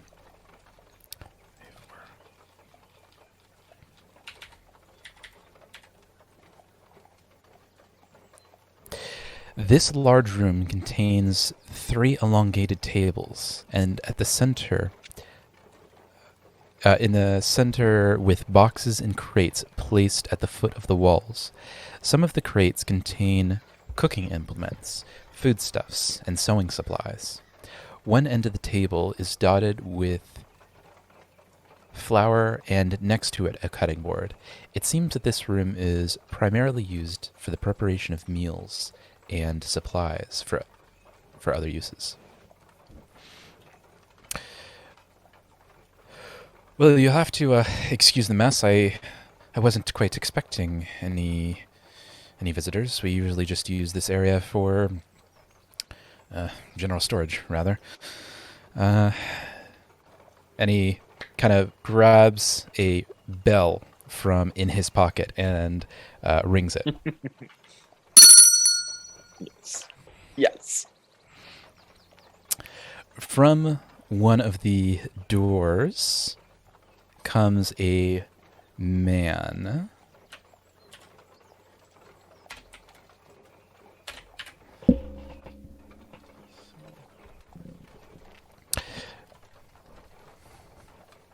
A man? Not a man. A hunched over creature. Actually, everyone roll a knowledge society. Ooh. I know exactly what this is, and I'm super confident about it. It was a nat 1. 21. So Raptor spurts out, "Demon! It's a demon!" And I rolled a 6. Kaj is a little apprehensive of the hunched-over creature, while Outremer, you seem fairly calm. Outremer, you identify the individual as a tiefling. Ephla. A tiefling. Though most tieflings are a little bit strange in their nature, almost demonic by their demeanor, and visage, they more often than not have elongated horns that wrap around as they age, various colored eyes, and claws that curl inward. This creature, however, seems to be a little bit more deformed than other tieflings you heard or have seen in your travels. Though this is the only deformed tiefling you've ever seen, they being so rare in society. And in fact, he seems to have a little bit of a knob on his right temple, almost a tumorous growth that seems to jet out over his eye, along with a large hump over one shoulder. As he walks, he almost seems to limp as he does so, and shuffles and shifts one leg behind the other, dragging one clawed foot behind him. With my confidence of recognizing this creature from a nat 1, Raptor calls out, "Well, that's who did it. I changed my answer. That's who did it. Look at the claws. It all checks out. He did it. Raptor, Wrap it up. Let's call it a day. Let's go home. Let's get fucking hammered." I beg your pardon, sir, but what exactly are you implying? The person that I forgot to do introductions. I keep on forgetting stuff. Dr. Aaron Habe, asks, "What exactly are you implying?" And he's the one. My who little led us fellow. back here. Hmm? He's the one who led us back here. He is. I turned to him. "This man fucking killed those people, and we fucking know it because he's got claws. Now get the fuck out of my face. We're running a fucking investigation here. Fuck off." I'm sorry.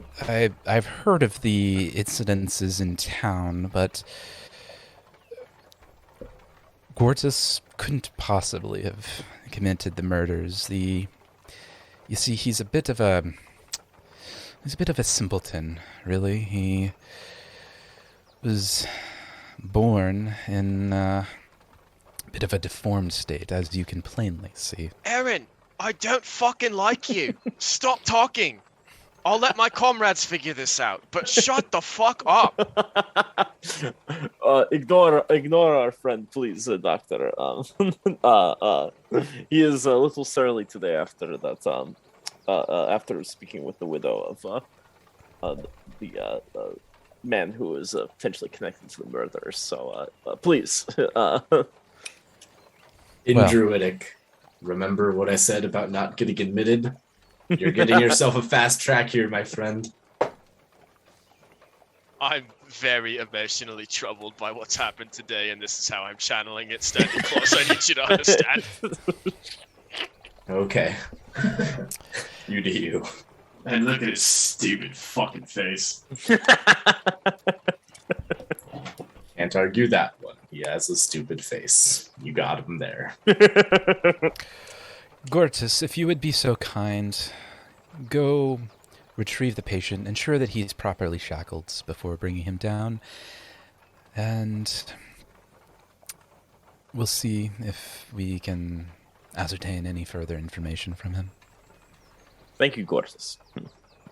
Gortys grunts and yeah. He kind of, a little bit of drivel and drool runs down his cheek as he continues upward. He goes to the door to the south and pulls a key from his pocket, unlocks the door, and steps through, closing the door behind him and locking it behind him. Well, as we while we wait for Gortys to come through, do you mind telling me what exactly led you here, other than to my sanatorium? Stanley, I can't listen to this man's fucking voice right now. Find me when he's done talking. Well, Doctor, we had the Sheriff Hemlock had told us that the man who survived the attack was here, so he told us we should come by and visit. I had actually had no idea that there was a sanatorium anywhere around here. Well, yes, I established this refuge for the mentally ill and sickened some time ago. I had a practice down in Magnamar, but felt my skills were be better used elsewhere here in Sandpoint. Been here for some time now. So you are at the head of the facility here, then? Indeed. Dr. Aaron Habe. That's why they call it Habe's Sanatorium. I prefer to think of it as a healing refuge, but people in town call buildings as they like to call them. I will keep that in mind going forward. That this is the preferred way to call it. But what is it exactly you do here for your patients, Doctor? Well, some individuals are not as fortunate in forethought and mind as you and I.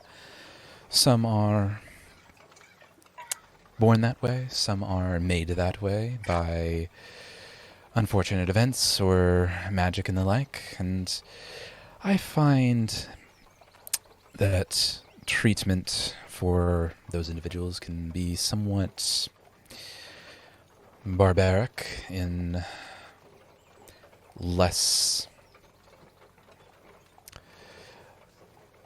enlightened circles, and I try my best to ensure that those that cannot live in decent society are well maintained and well taken care of. In fact, this very room here had its original intent to be made into a sort of therapeutic workshop, place where patients could try various skills, sewing, leather making, and such, crafting. It can be quite therapeutic for those with a less violent nature. Do you have many patients here that are considered violent? Unfortunately, yes. Vast majority, in fact. There are a few that are less violent than others, but those that are sent to me tend to have a bit of a violent streak. Including, not including the individual that you came to see. He's just a bit, I haven't quite diagnosed him yet, but he's certainly mad. What do you know about the patient, Doctor? I must admit I don't know much myself. And roll a perception check. 23. He seems a bit nervous at the question. Kind of taps his foot a little bit in a bit of a nervous twitch. Hmm. Well, as I said, I haven't had much time with him, so I haven't had a reasonable amount of time to diagnose him. But it's certainly trauma of one sort or another. But beyond that, I don't know much. Is everything okay, Doctor? You seem nervous. Everything's fine. Why do you ask? Well, it just seems that you're you seem nervous. Are you sure everything's okay? My apologies. I'm just not used to visitors, you see. Most of those here are either the help or patients. How many? Has- Okay. Has anybody else come to visit? Maybe somebody a little bit less in good nature than us, perhaps. You can tell us. We will keep you safe. No, not recently. No. What about not recently? The most recent visitor we had was the sheriff's guards. They brought our most recent patient in for evaluation. Beyond that, we really don't get too many visitors. And he seems he seems a bit nervous at the answer of the question. Doctor, I must admit that I am not much of a card player, but it feels like you are holding something close to the chest here. Let us know what's going on. Nothing at all. I just and re-enter the conversation, but just sit there and think to myself, we're doing it a cautious way, and just mean mug this guy the whole time. Are you trying to intimidate? No, just staring at him like I fucking hate him. No, not at all. I would like to get back to my work. And it looks like Droris is arrived with our patient.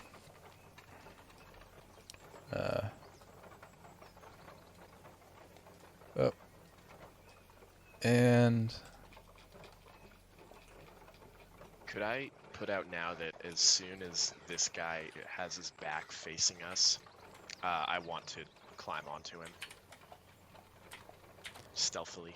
yeah, just a second. Perfect. I want to see what this guy's fucking life work is all about. What's so goddamn important that he can't take 5 minutes of his day to talk to a couple of travelers? Give me 1 minute here. Yeah, this guy seems shady as fuck. I feel like something's going down. Yeah, Raptor's fucking shit sense was tingling off the bat. If that's what you call it. It's that tingling sensation.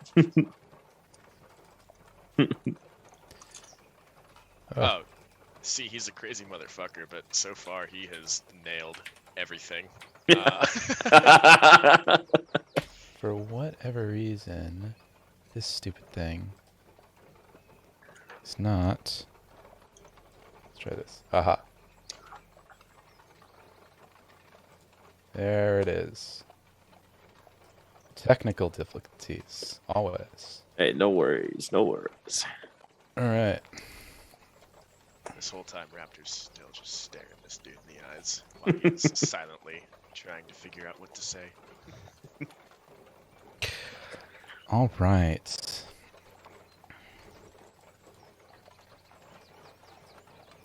So,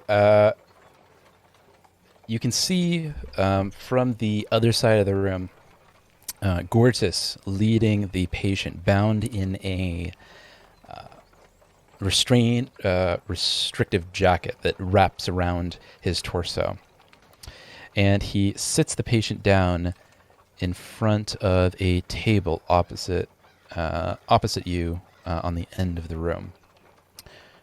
Gortys nearby, keeping an eye. He also lays out a couple of chairs in front, on the opposite side of the table, just here and here.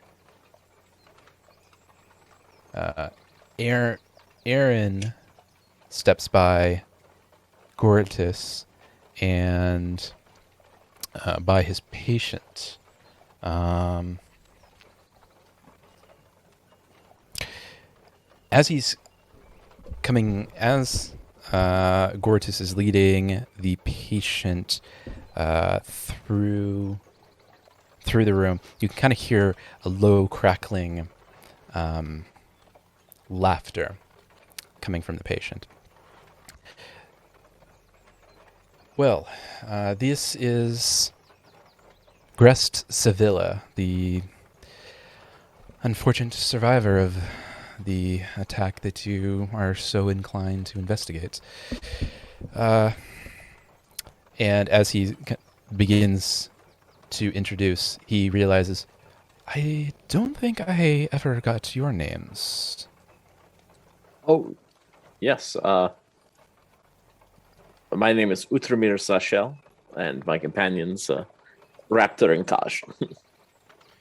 Oi, answer me this. Why you got him wrapped up like you do? He almost got murdered, not tried to murder. As you look at... Before I answer that. Never mind, this guy tried to murder. Look at that face. Grast's skin is pale and looks gangrenous, his hair wild and his eyes a milky white. A fresh cut lies down the right side of his face, leaving his right eye pupilless. He moves awkwardly around, being restricted by a straitjacket. Why have you come?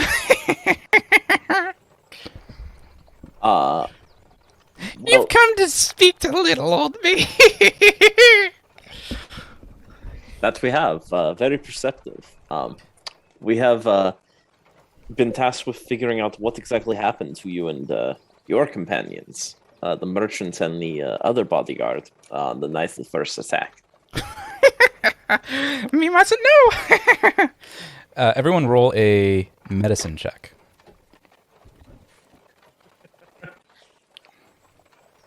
That's a natural one, baby. 24. All right. Who rolled 24? Raptor. All right. Gosh. You're muted. 17. All right. Caught. And Utramir, you're 1? Oh, yeah. Okay. Utramir, you notice literally nothing. You think that he's like... Yeah, you notice literally nothing. And... Oh, I just realized. I am... City Temple.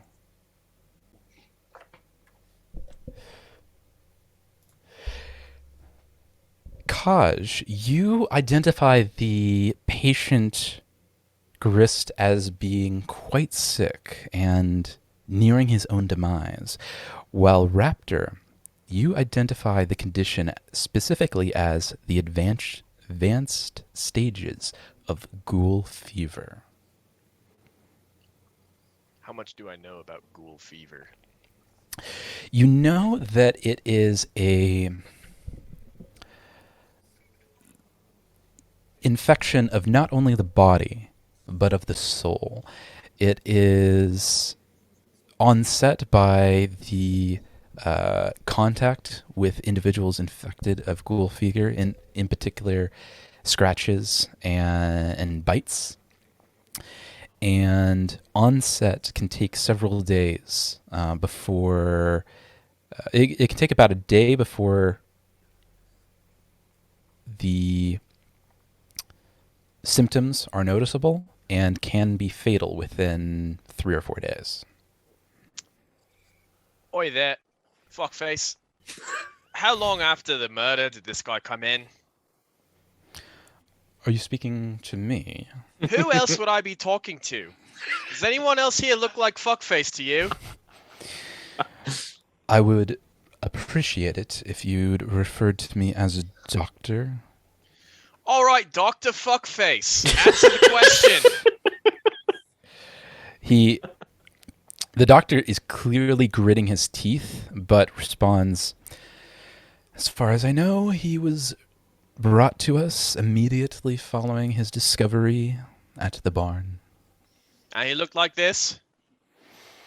Well, he's degraded a bit. Haven't had the chance to give him a proper wash. He's a bit violent if we release him from his shackles. Was his ghoul fever this bad when he came in? Ghoul fever, you say?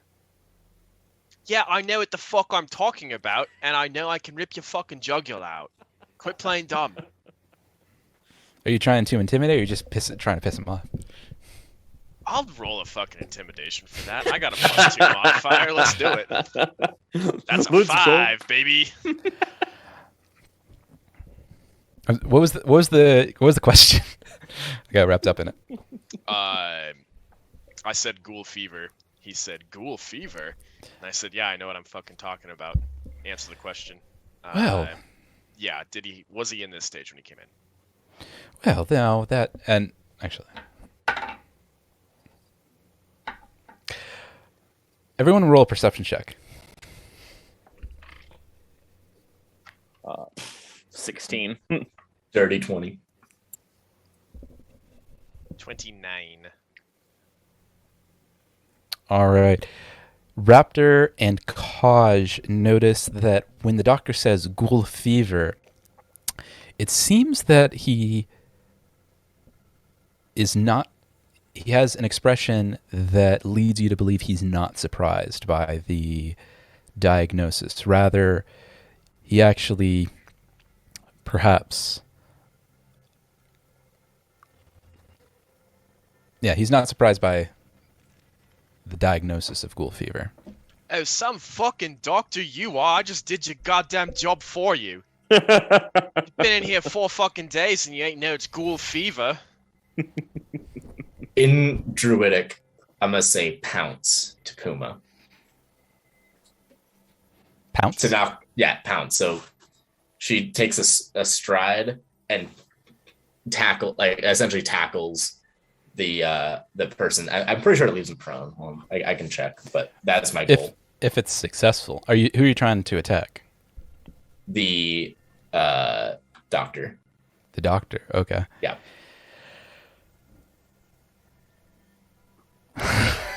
Okay. Roll a. So it is one action stride and strike, and just remains undetected. But I'm telling her to do it in an effort of tackling the character and trying to like pin him down, like grapple, I guess. Roll an attack for Puma. No, I'm all right with doing this Kaj's way.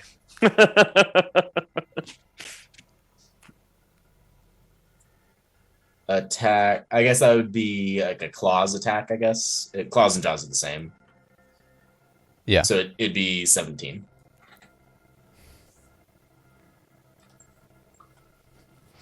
All right, you successfully pin the doctor to the ground. He is prone and very surprised at his present circumstance. I'm going to quickly, before he can ungrapple, go up to him, put my paw on his head, and unretract my claws so he can feel the claws on his face. Not damaging, just so he knows. And I'm gonna. What is it that you're doing? What is this barbarity? Whoa, Kaj, yes. What is this? Now, I know that you're lying about the condition of your patient. There's no reason that a good doctor would be a good doctor and lie about what is happening to his own patient. You are going to tell us what is happening, and you are going to tell us now. There is no threat, otherworldly person, entity that could be blackmailing you worse than we are right now. Gortys, please get this maniac off me. And Gortys grunts, and everyone roll initiative.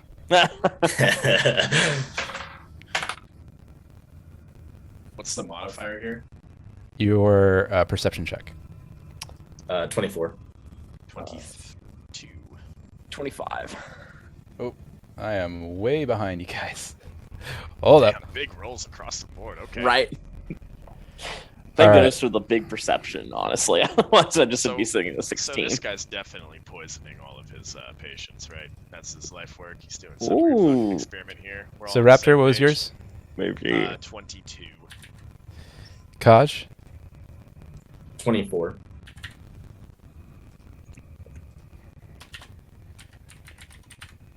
And Utramir? 25. Oof. Yeah, big rolls. Big rolls, boys. Okay. That's horrible. Okay.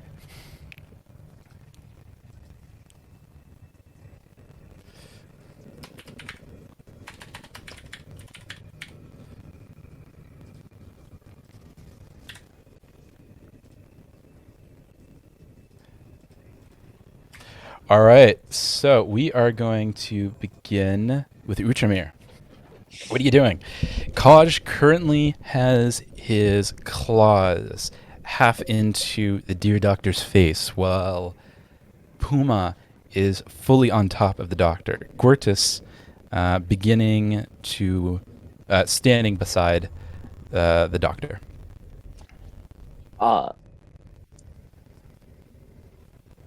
Gosh, what am I gonna do? I'm gonna before I do anything, I want to address the doctor. Doctor, just tell us what's going on.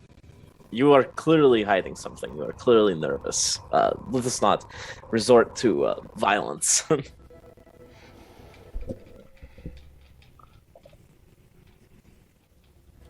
Let me check my notes. Crap.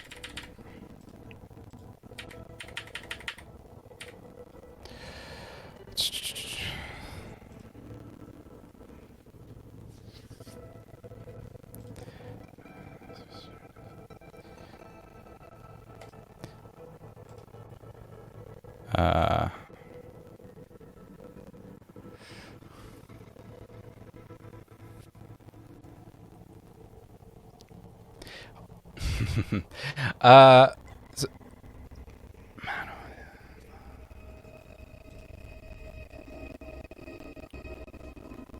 does the music sound weird to you guys? Your end? Yeah, I was kind of cutting. I just closed it actually because it was kind of jittering a little bit. So I was like, I'm just gonna turn it off to. Okay. I stopped. I'll try that. Sorry, I'm doing a couple things at once. Oh, you're good. Okay, so please, I don't know what you're talking about. I'm just a doctor. Clearly, you are hiding something, Doctor. Tell us what it is. I swear. Roll a perception check. Natural 20, baby. He's lying. He's Oh, definitely yeah, he is. lying. He's a This is- lying motherfucker. Nice. Nice. He's lying about something. You are clearly lying, Doctor. I can prefer not to use violence. And I would sure hate for my friend Kaj or his dear companion to put a dent in you.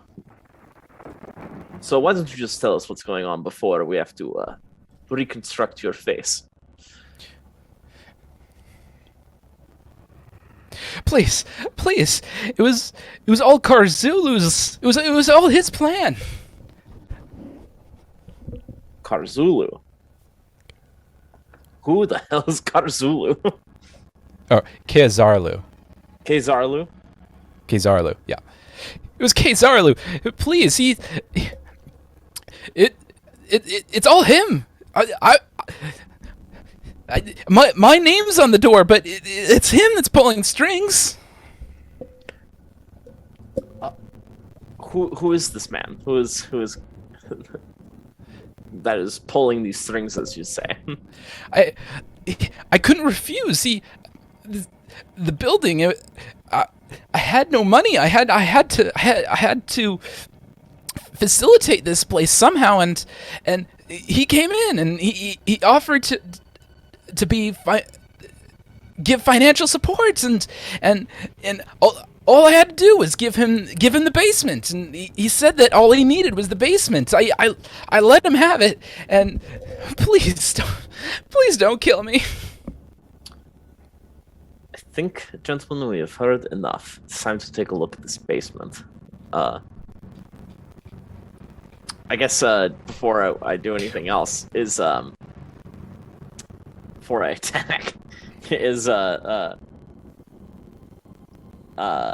Gortys still an enemy? He seems to be following the doctor's lead and relinquishing. Although it seems that Grast is squirming in his straitjacket and kind of rumbling around and kind of seems to be trying to loosen up a little bit while you're engaging with the doctor. I don't want to fuck up initiative order here, but while that's going on, am I able to turn into a gorilla and just kind of back Gortys up? I think we're out of initiative at this point, actually. I think you've quite well intimidated the dear doctor. That was team effort right there. Damn. I'll stand by turning into a gorilla, though, and backing Gortys up. All right. Where are you going? I'm Raptor? just trying to front on Gortys and stand right in front of him and kind of walk towards him until he's backed up in a corner. Okay, like so? Yeah, just to fucking spook him. Okay. He seems to look at the doctor for direction, and having none, he seems to allow himself to be pushed into the corner. Meanwhile, you hear from Grist in his straitjacket. Sirs, too many teeth! Oh, the skin sauce man! He's coming! Do I know anything about cures for ghoul fever at all? You do based on not. that earlier roll? Okay. You do not know any cures for ghoul fever.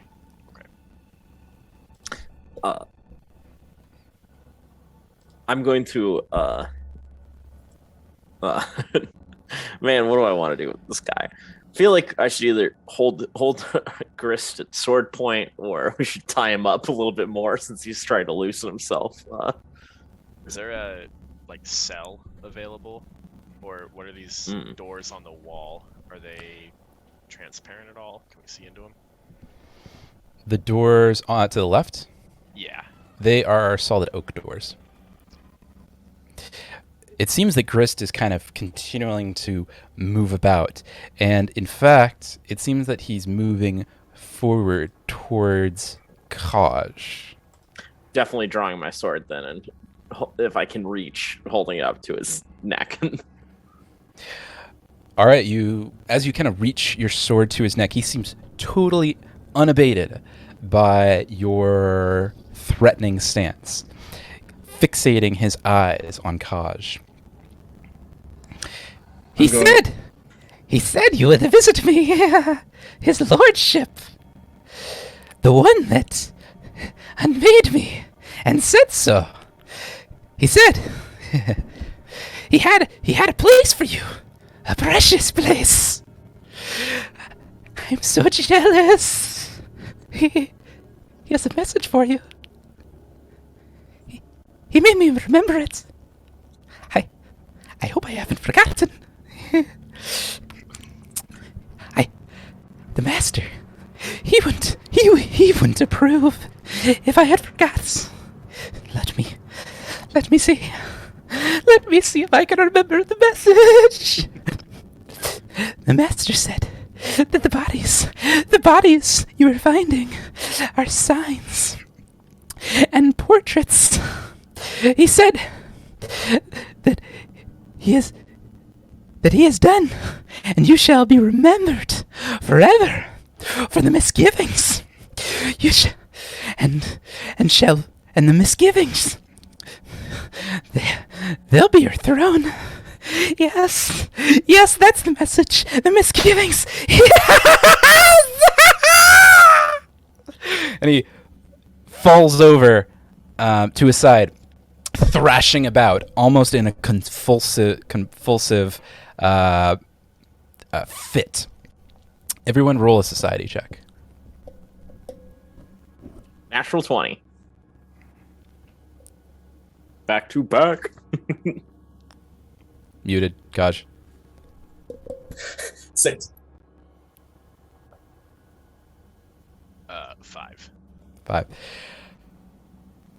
Uchimir, Kaj, and Raptor don't recognize any of that other than hysteric babble. Utramir, however, you recognize the term misgivings as another name for the rundown and abandoned estate farther south, otherwise known as the Foxglove Manor.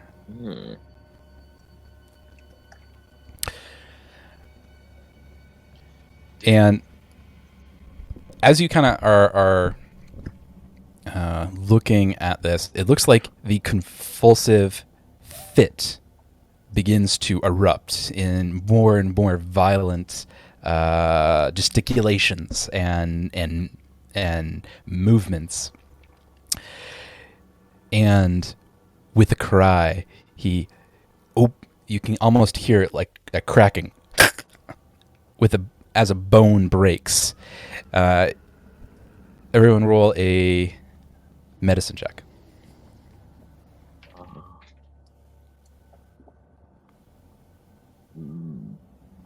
16. Oh, sorry. 16? Gosh, you're muted again. 26. 26. Raptor. 19. 19. You all recognize it not as a breaking of a bone, but rather a dislocation of a shoulder. And it seems that Grest is kind of snaking his way out of the strain jacket. It seems he hasn't quite made it out fully, but I'll give you one round before he does. I immediately, based on what I know, We're gonna roll another set of initiative since it's a new combats round. 23.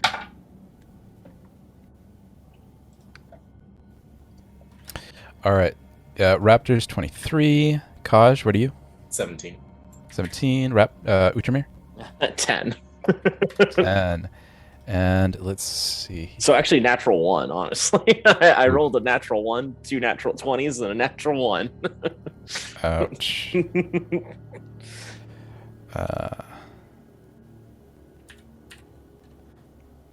you got one more nat 1 on day. Right. All right. So it seems that Grast gets the first attempt. So he's going to use his entire turn to free himself from the embraces of the straitjacket. So that brings us to Raptor. At Raptor and Kaj, if your companions are with you, they go on your turn. Okay, Robin's outside just Or Robin. doing bird shit. But yeah, hold on, let me pull up roll 20 here. Okay, so where I'm standing and where Gris is his name? Grist. Grist. Okay. I would love to sprint towards him, grab him, and ideally if I can grab his skull and then just throw it straight into that wall on the left side. From what I know of Ghoul Fever, he's getting worse to the point where he's gonna die anyways. I just want to end this guy. Okay. Roll a... you have to move. So you can stride into him and avoid attack of opportunity, and then roll a strength check. Sure. And that's just a raw strength modifier? Right. It's a D20 roll plus your strength modifier. Yeah, that's a 7. Oh wait, but I'm a gorilla. Hold on. Yeah, go off your. Oh yeah, you're gorilla. So go off your Yep, gorilla yep. stats. Gotta pull that up real quick.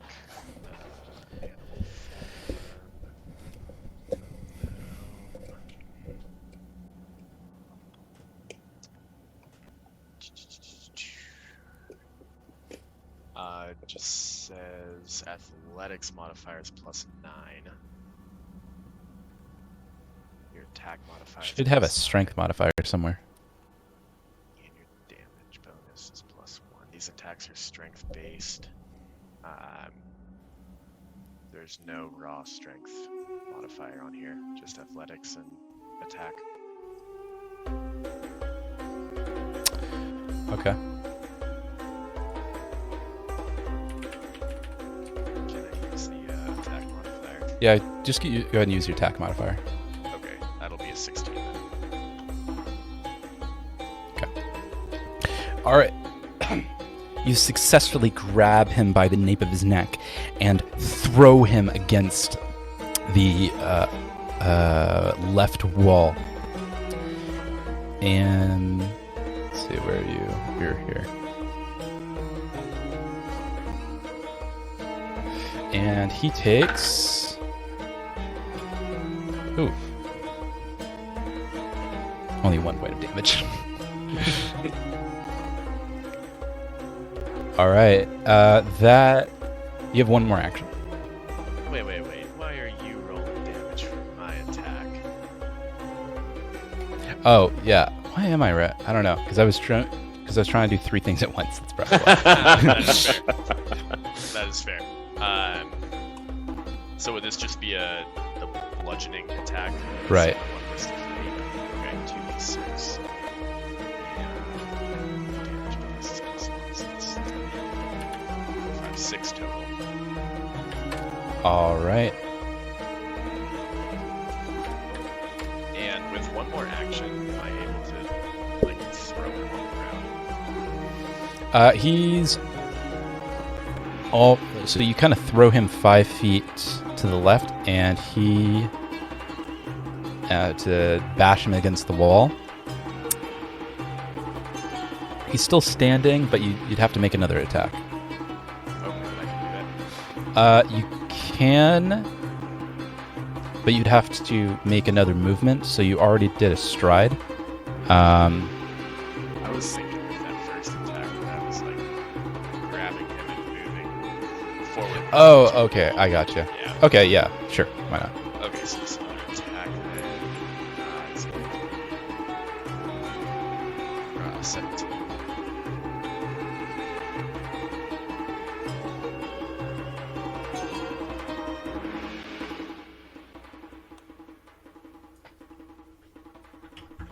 What was that attack? 17. All right, that hits. Cool. And I'm just trying to throw him onto the ground. Do I roll damage for that still? Yeah, go ahead and roll damage. Hell yeah.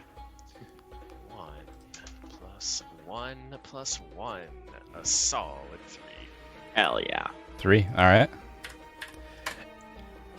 All right, you hit him again, and only graze with only a grazing attack, you do superficial damage, leading us to Kaj's attack.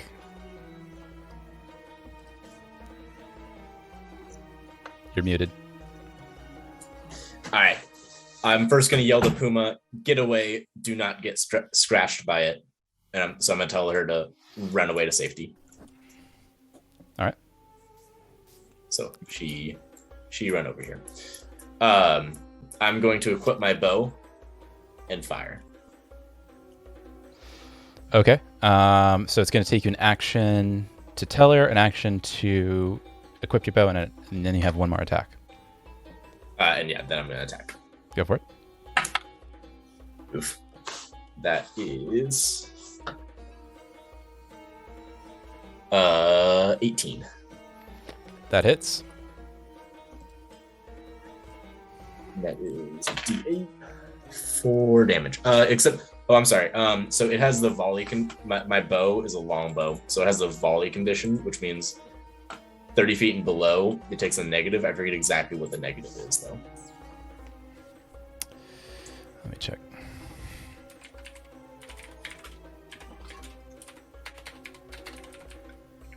There's two things I find when I search volley on the internet. One is like a teamwork thing, but that's not it. That's not what the book says.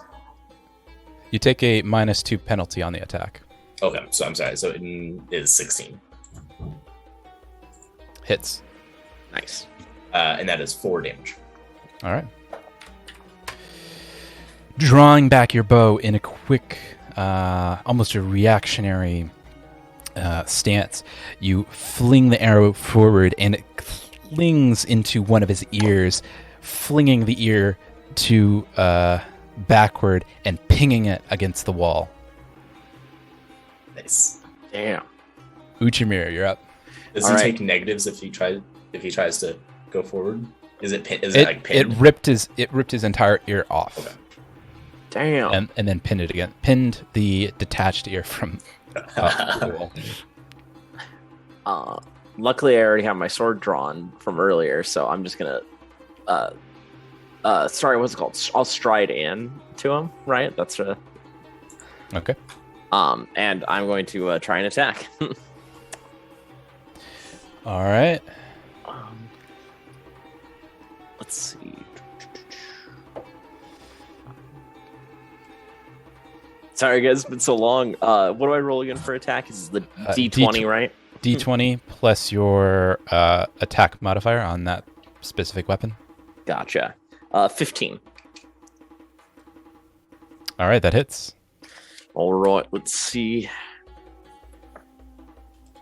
That's going to be a 5 damage. All right.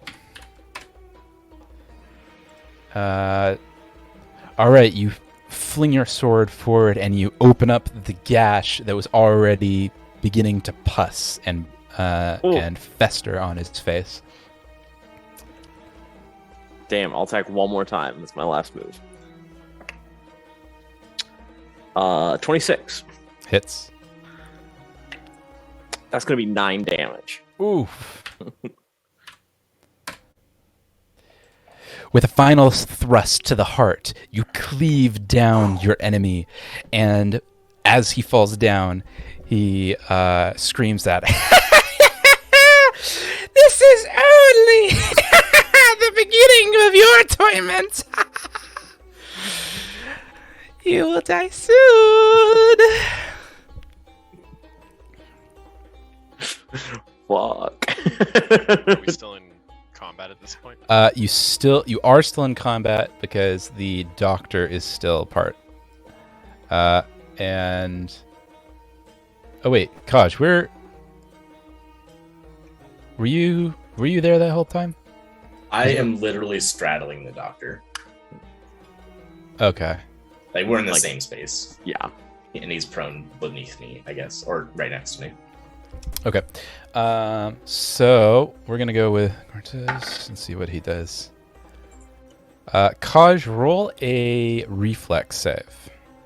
Oh yeah.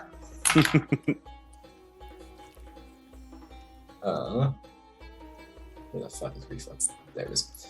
26. Ooh. All right. Wait, that's 20 strength.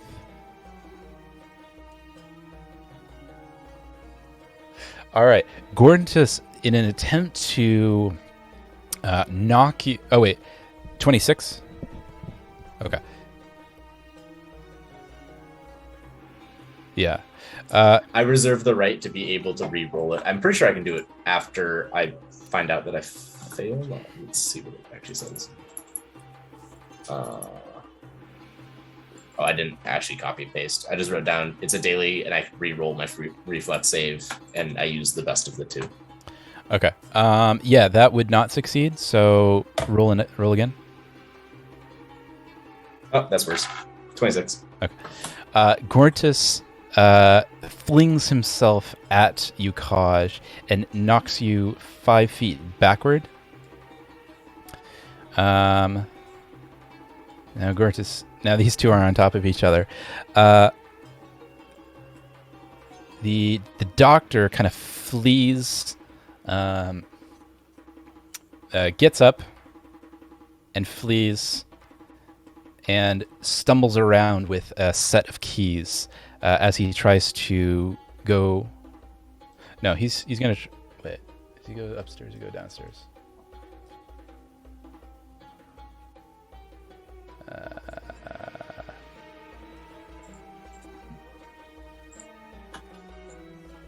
He's gonna try to. Nope, he's gonna try to go downstairs. He's trying to get through. Where? Shoot. Hold on a second. Nope. He's going this way. I keep on changing my mind.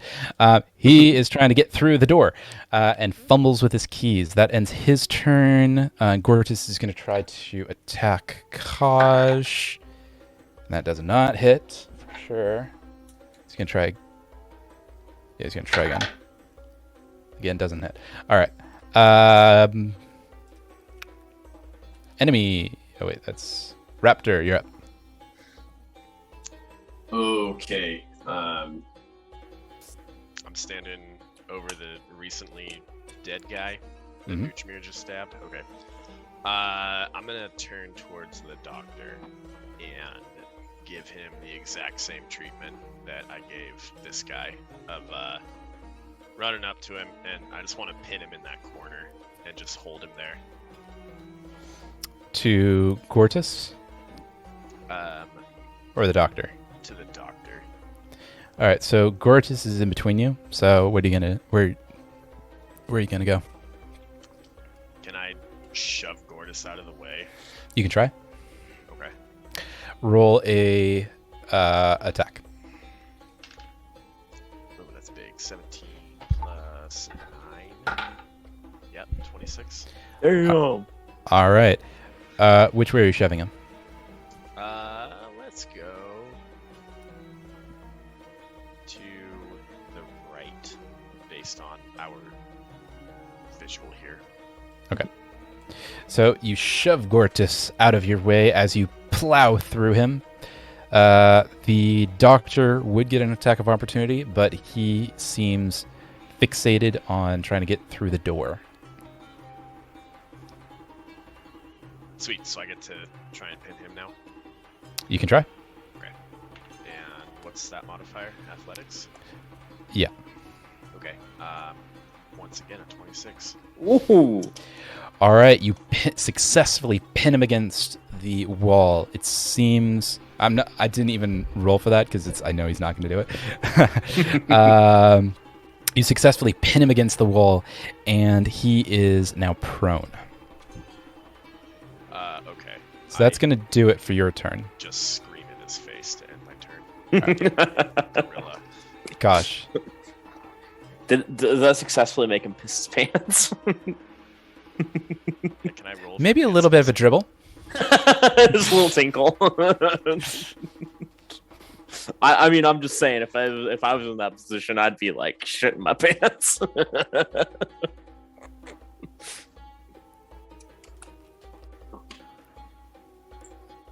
I am going to draw my arrow and knock it and draw it back with it aimed directly into the dude next to me's face and tell him to stand down.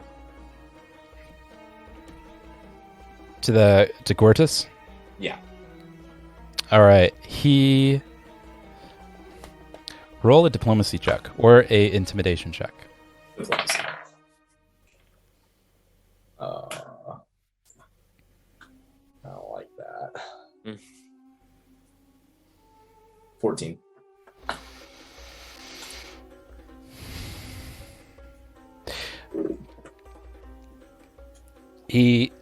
Diplomacy, right? Yeah.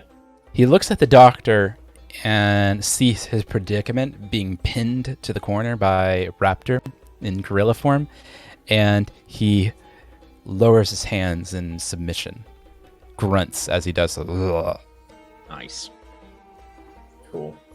I'm going to now step up to the doctor, and you have him. And if he's pinned, I'm gonna. Okay, that was one action. Stepping over here is 2. I guess I'll just equip my rope and prepare to tie him up. But it's in my backpack, so I'm only equipping the rope. Okay. At this point, the doctor seems pretty submissive. He seems to be actually quite terrified by the 700-pound gorilla that's facing him down. And he is completely unequipped with any sort of weaponry, so he is fucking terrified. That's going to end the combat. Nice. Perfect. Well, I'm gonna tie this bitch up using my homemade vine rope. Do it.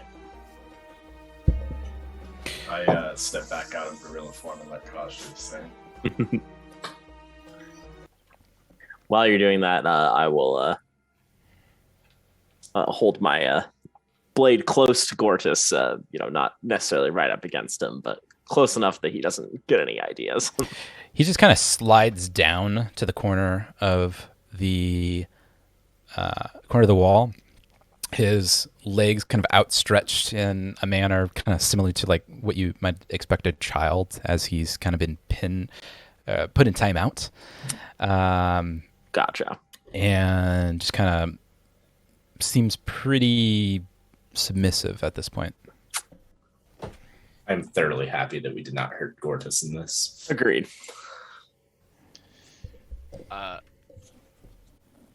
So where did Gortys come from when he brought the prisoner up?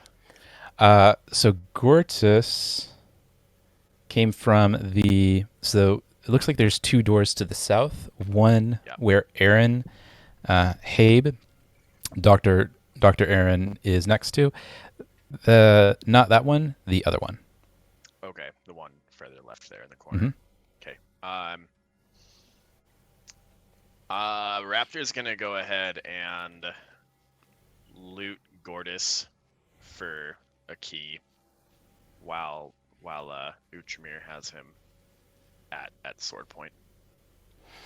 All right, he doesn't resist, and you find a iron key. I walk over to the door, I flutter on up, and mid-flutter, I put the key, I turn it, and I open the door. All right, you successfully open the door. I'm planning on exploring down here. Do you guys want to do anything before I do that? I say we have the good doctor lead the way. I That sounds very perfect. much, Standy. I think that's a great idea. Doctor, if you will. Oh, fuck, you're still alive? You made it through all that? Oh, damn! There is no justice in the world.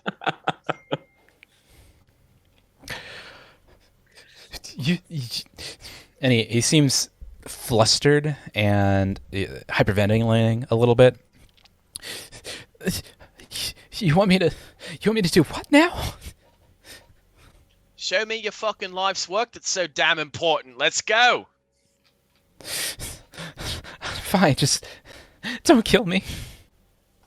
And make sure to soak up the blows from... Hold on. From Karzulu while we're down there. All right, so are you guys going through the same door that the patient and what's his face, Gortys came out? Mm-hmm. Okay. All right. What do we want to do with Gortys while we do this? Hmm. You're good. Let's just bring him. I can tie him up too, I suppose. All right, so you're tying him up too? Yeah. All right, so everyone is... And what's the marching order? I'll go to the back. behind Gortys. Getting my sword. Again, I don't want to hurt him, but I'm going to have my sword up against him. Who's up front? I'll hold on to the doctor and kind of push him in front of me. And I'm gonna be on the doctor's shoulders. You're gonna be on the doctor's shoulders. Okay. There he is. All right. You find a corridor.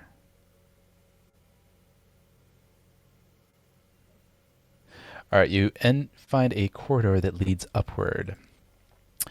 So what's the who's after Kosh? I guess Puma will be with me.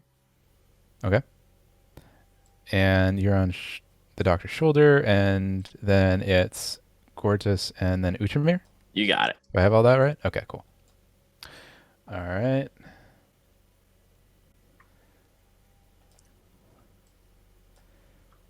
And away we go.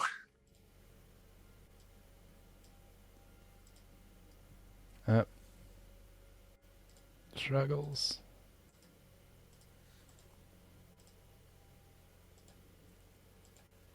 All right, you find a corridor that leads upward.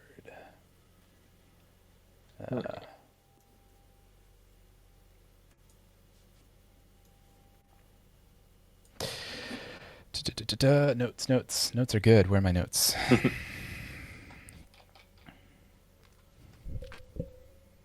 This room is empty but for a wood stool in the corner and a single wall-mounted torch flickering beside it. The door to the northwest is made of oak and reinforced with iron bars. Its lock heavy and well made. What do you do? I'm sorry, this is downstairs or upstairs? This is upstairs. And this is where Gortys came from. This is where Gortys came from. Okay. I'll unlock it, open the door, and push the doctor through. That's you guys wanted to go upstairs, yeah? I think Sure. so, yeah. Okay. I wanted to go wherever Gortys came from with the prisoner. That would be My upstairs. thought was to find the other prisoners. That would be upstairs. Cool. Then yes. All right.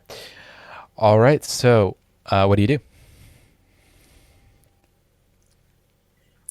I'm pushing the doctor through the door. Okay. The door is locked. I'm unlocking it with the key and then pushing him through the door. I hope your All right. life's work is having a good day in there.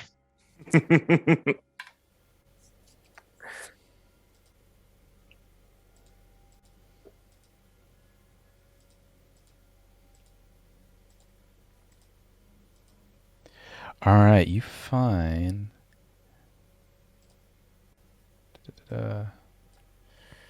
I would also point out that I still have a bow in one hand. Okay. You find this room. As soon as you enter this room, you can hear the wailing of patients in their cells echo through the common room. This room seems to be largely vacant of any furniture or items that might cause bodily harm or injury to patients or to people caring for the patients. To the left, you see a open close. I had the freaking thing open. You find two cell doors that you can see through, which contain two elderly individuals wailing in their cells. You the only one that works here, Doctor. Well, I'm the only educated one that works here, if that's what you mean. How many more Gortyses do you have? It's just him. Just him and I.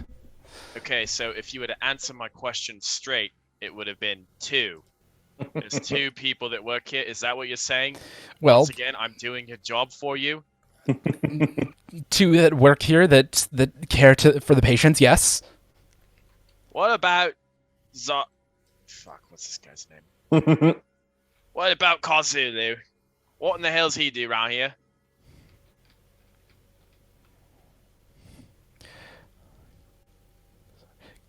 Should we go say hi? Will that jog your memory? Kaisarlu? Well, he predominantly is in the basement, and I generally have free reign of the sanatorium proper. What does he do here? Well, he has his own series of experiments. I don't ask questions.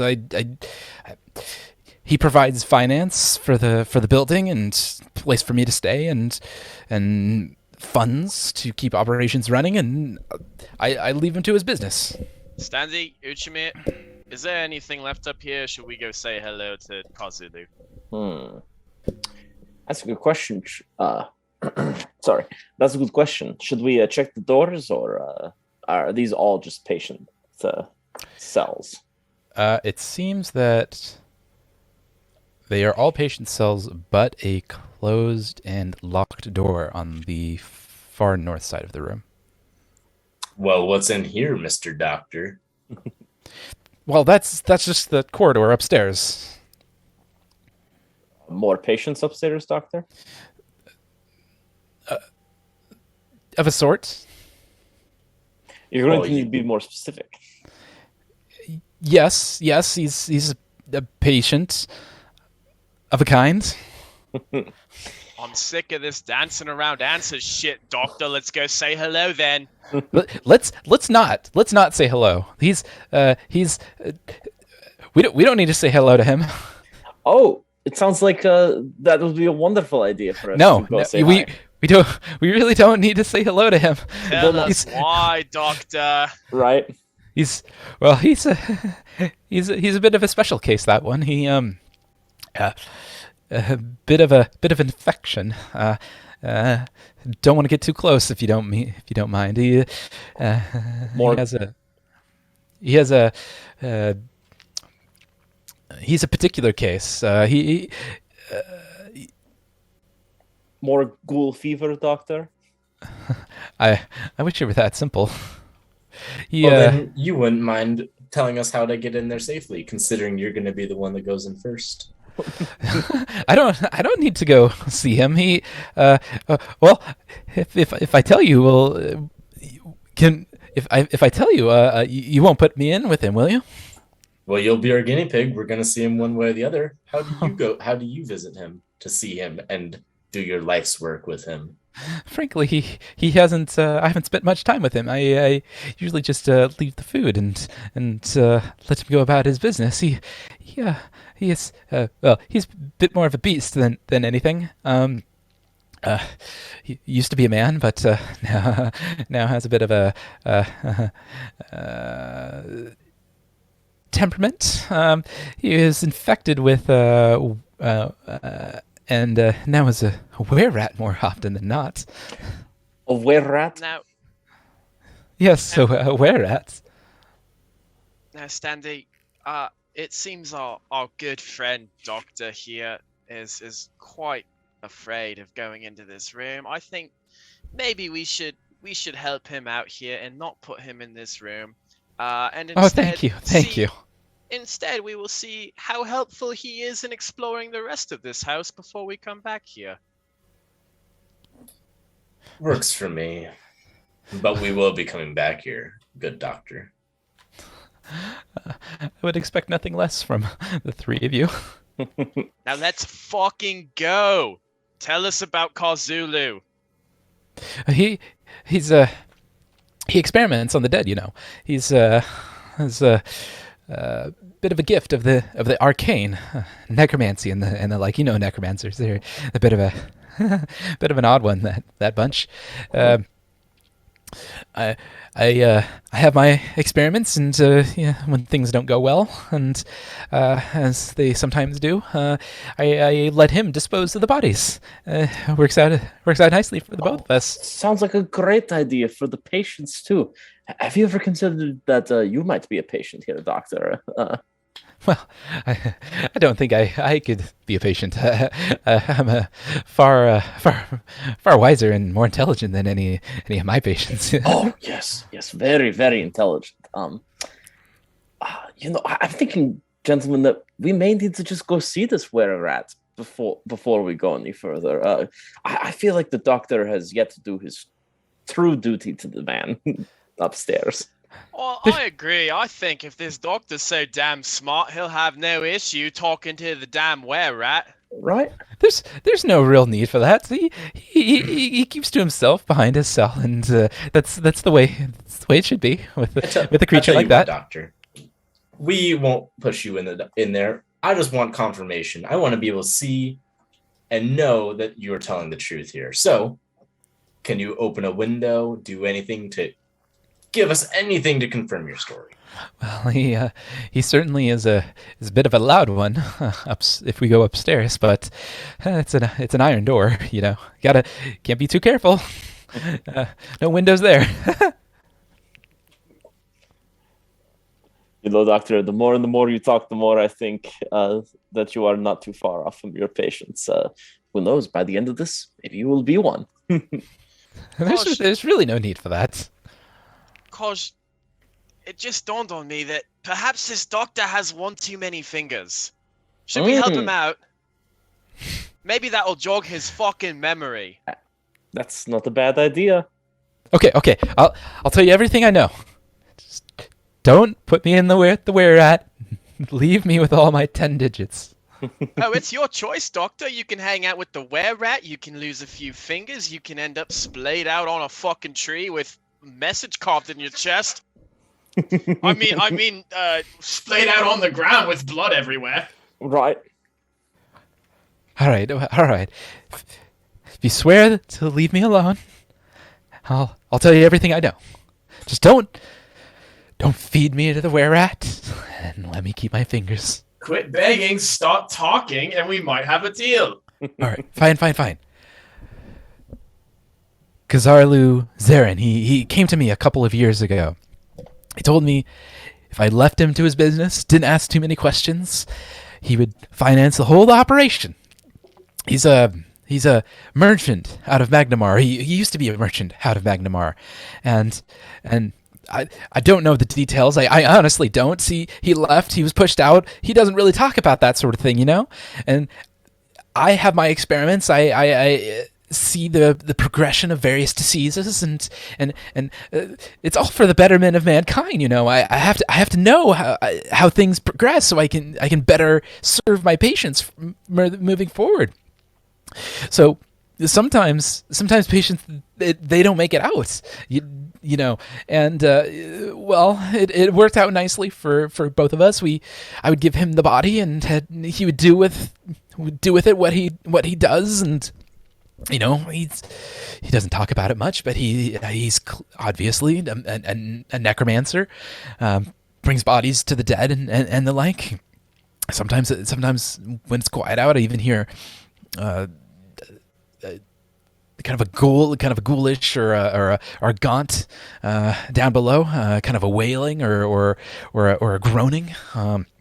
Wouldn't put it past him to have a zombie or two down there, but you know he does his own experiments, and I had a patient come in a while back, and then he turned into a were-rat, and I thought it'd be interesting to experiment with that, but that ended up being a dead end, and frankly I didn't want to bring him out.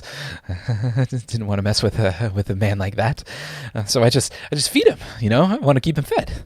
Don't, you know, no need to be cruel. And well, with our most recent patient, I just wanted to see how ghoul fever progressed, and I've read books, and you know, it usually takes a couple of days before they you know, fall victim to the disease, and then they can spread it. But beyond that I really don't know anything.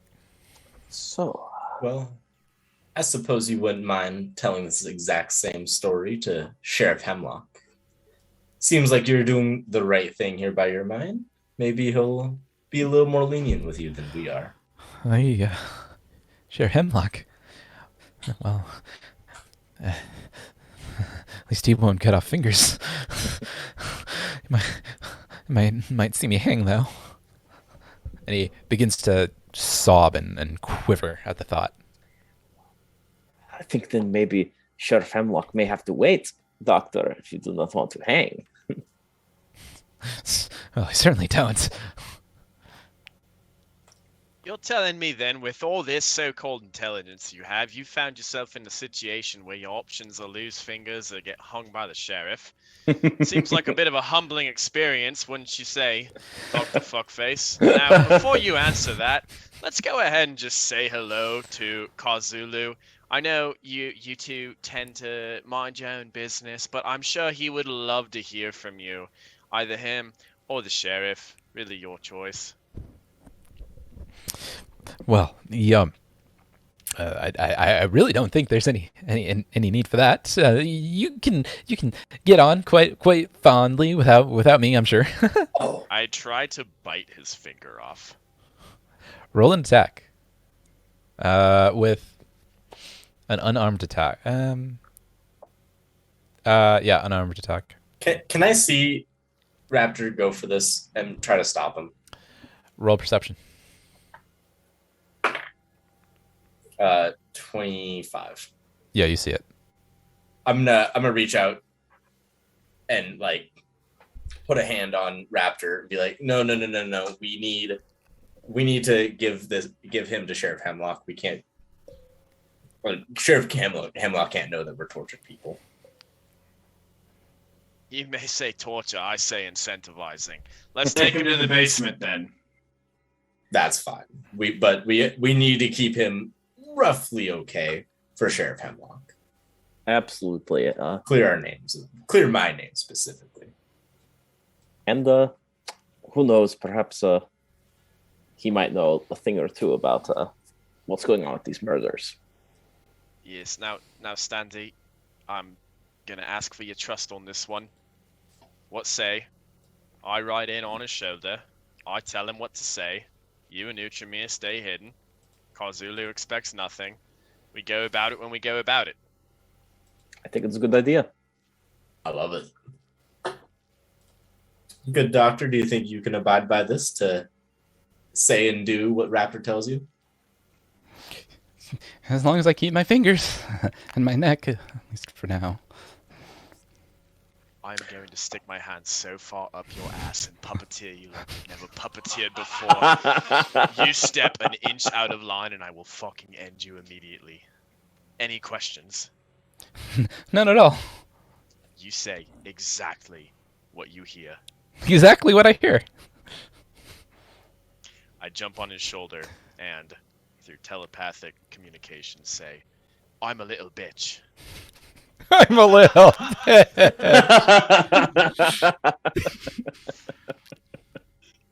Very well.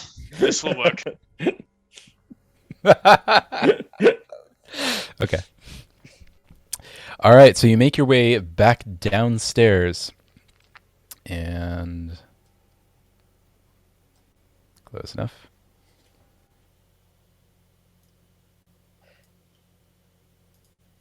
So make your way back downstairs, and what's the well, I'll just say once you unlock it. Actually, before we go anywhere, maybe we should put I don't know how you guys feel about this. Maybe we should put Gortys though in one of the Yeah. I like that a lot. I don't know what the fuck to make of Gortys. Let's get him locked up here. Yeah, just lock him in one, and we'll come back for him when we're done with the other patients. So just lock him in one of the cells? Yeah. All right. You run back upstairs and lock him in the other cell. Awesome. All right. So what's the marching order? Do you guys want to keep it the same? Yeah, I think for going into the basement, we'll have Doctor with me on his shoulder, hidden, going first. And behind you? Utramir, do you want to go in front of me for this one? Oh, sure. You got it. And I'll have Puma behind me. All right. All right, I think with that, we're going to take a quick break, add in another party member, and move on. Yes. Hell yeah. Good timing for Yeah. Tristan. Hell All yeah. right. That's perfect. Yeah, we're about to go up against some necromancer. Fuck yeah. I All really the don't way. want to fight this guy. And we are back. Quick change. There we go. All right. So you make your way down the corridor. Seems like it's about a story below you. And let's see. I suppose I could have had this open for you.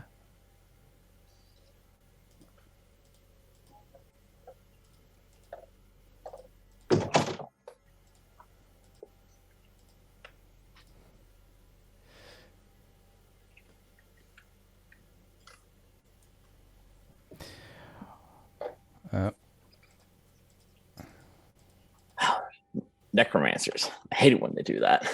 Necromancers. Raising the dead and shit. Just Raptor's not about this at all. That are dead are supposed to stay dead. right. All right. Sometimes dead is better. Damn, is that something the whole party agrees on? I think so. A value we all have in common? Damn!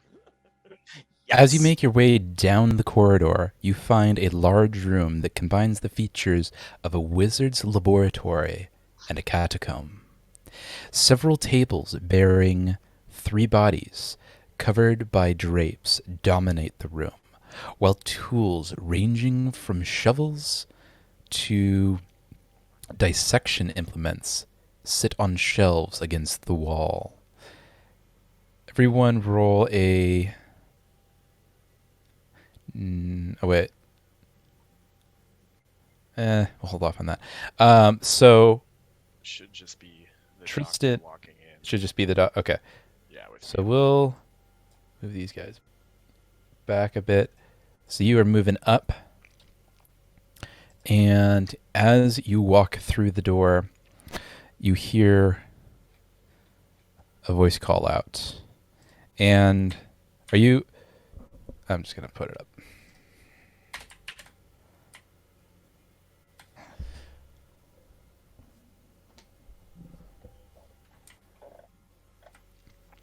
A large man, both in girth but not in stature, kind of bellows out with his attention towards the doctor.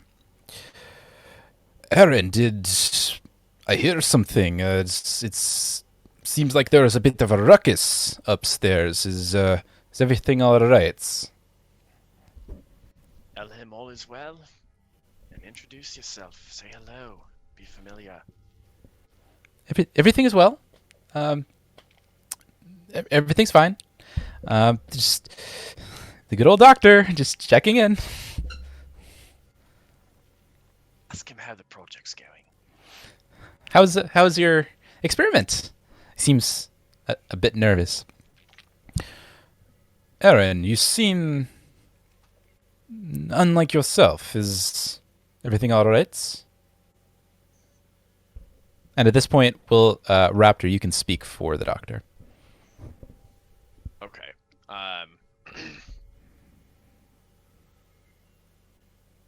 I'm just gonna still telepathically tell him, play it off. Everything is fine. You're just checking in on how his project is going.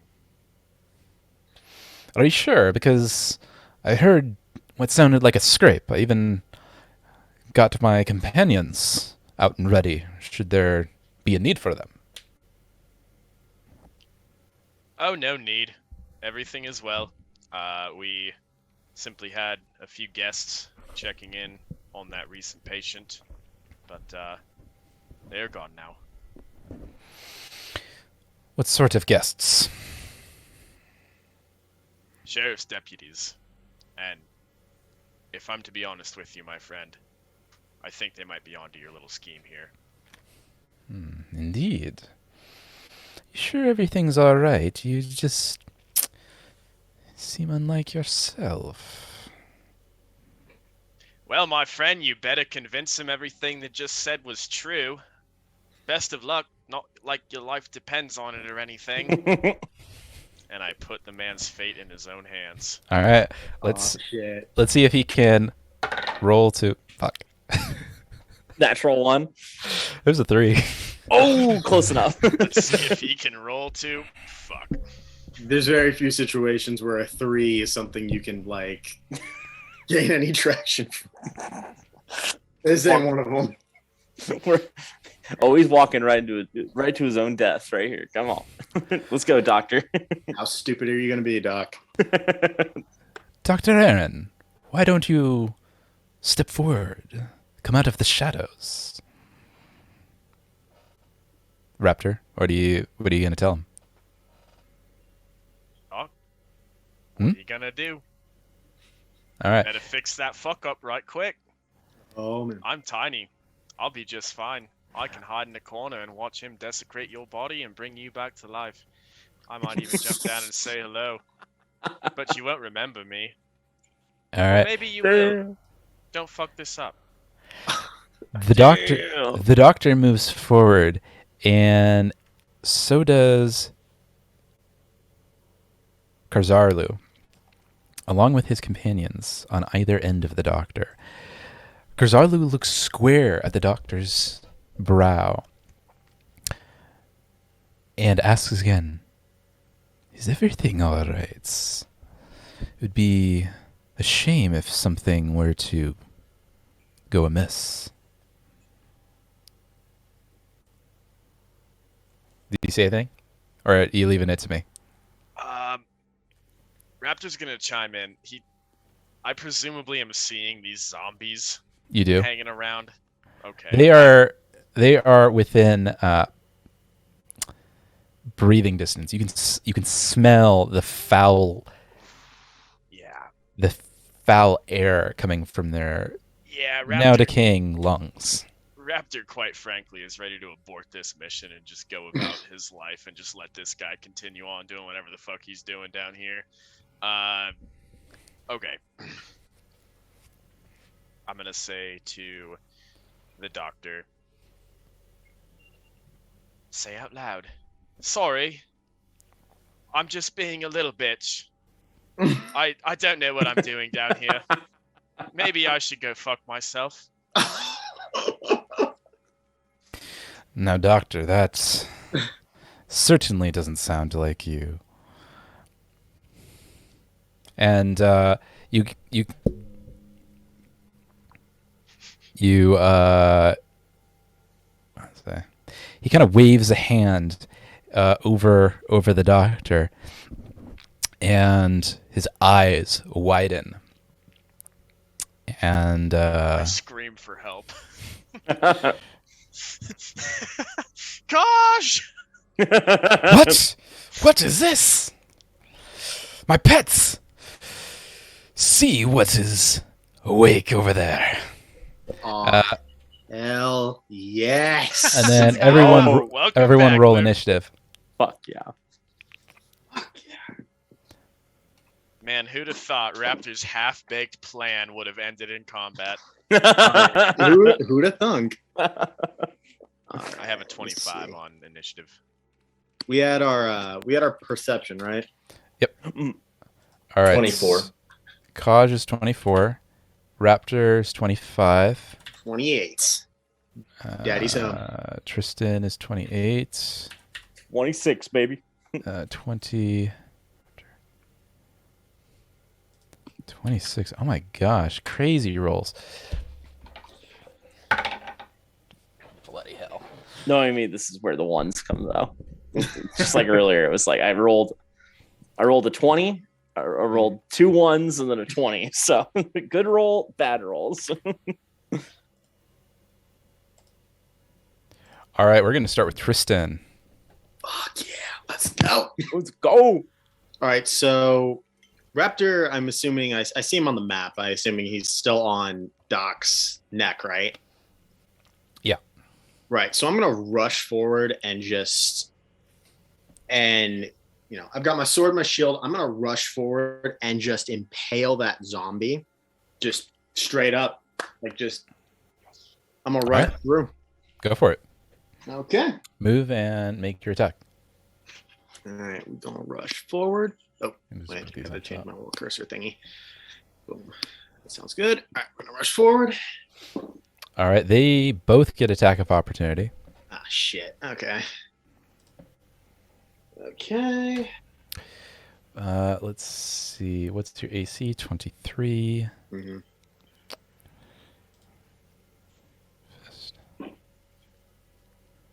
Nope. All right, one makes a hit Mm-hmm. and does 11 points of damage.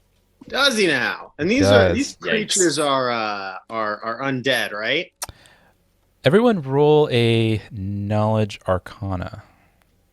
Yo, the dude straight up told us these were zombies.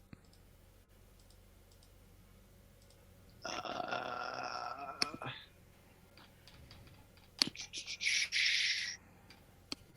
15. yeah, I got a 15 as well. 13. Natural 1, baby. I called it earlier. All right. So everyone that got 15 recognize these as being certainly zombies, but zombies of a magical origin. Less of a infection-driven zombie, but more of a necromantic zombie, one brought back from the dead as opposed to being infected by another zombie.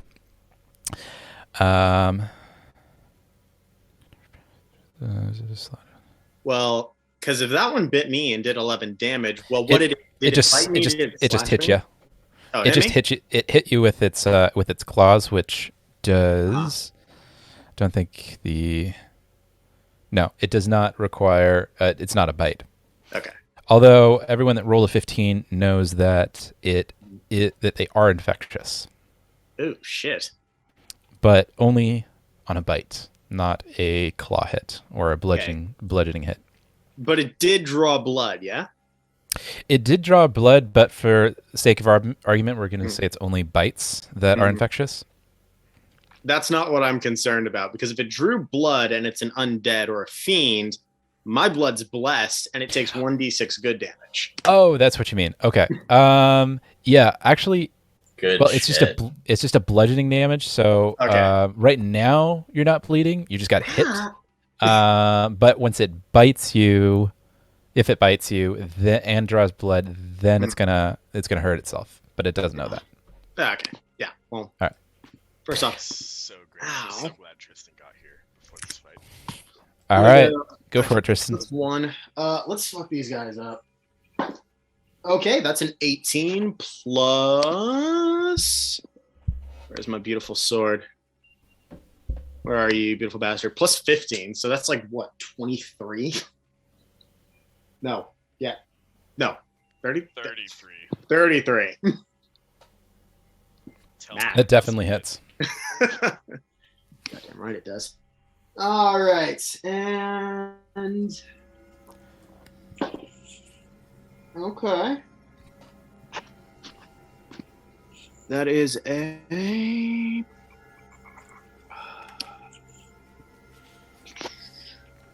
28 plus 3. Okay, that is a 8, 9, 10, 11. That's an 11. All right. Hell yeah. Hell yeah. With a slash of your sword, you cleave through the partial brain of the zombie, laying it a clean cut of its skull.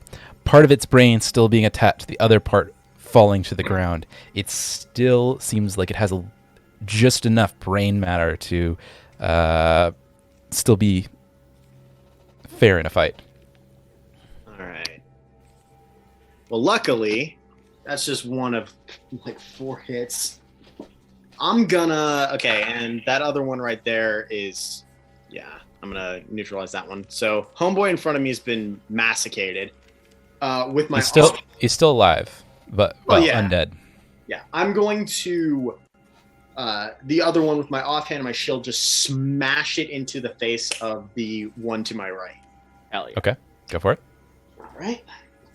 Let's fuck up these zombies. Okay. 13 plus 15 is 28. Hits. Sweet. Give him a dental recommendation to lose his teeth. What would I roll to use my shield as an offensive weapon? That would be. There is shield should be in. It should have its own attack, depending on the shield. You have a tower shield, right? I think so. Is it a tower shield or a steel shield? Pretty sure it's a tower shield. Okay. Yeah, because it's a new one.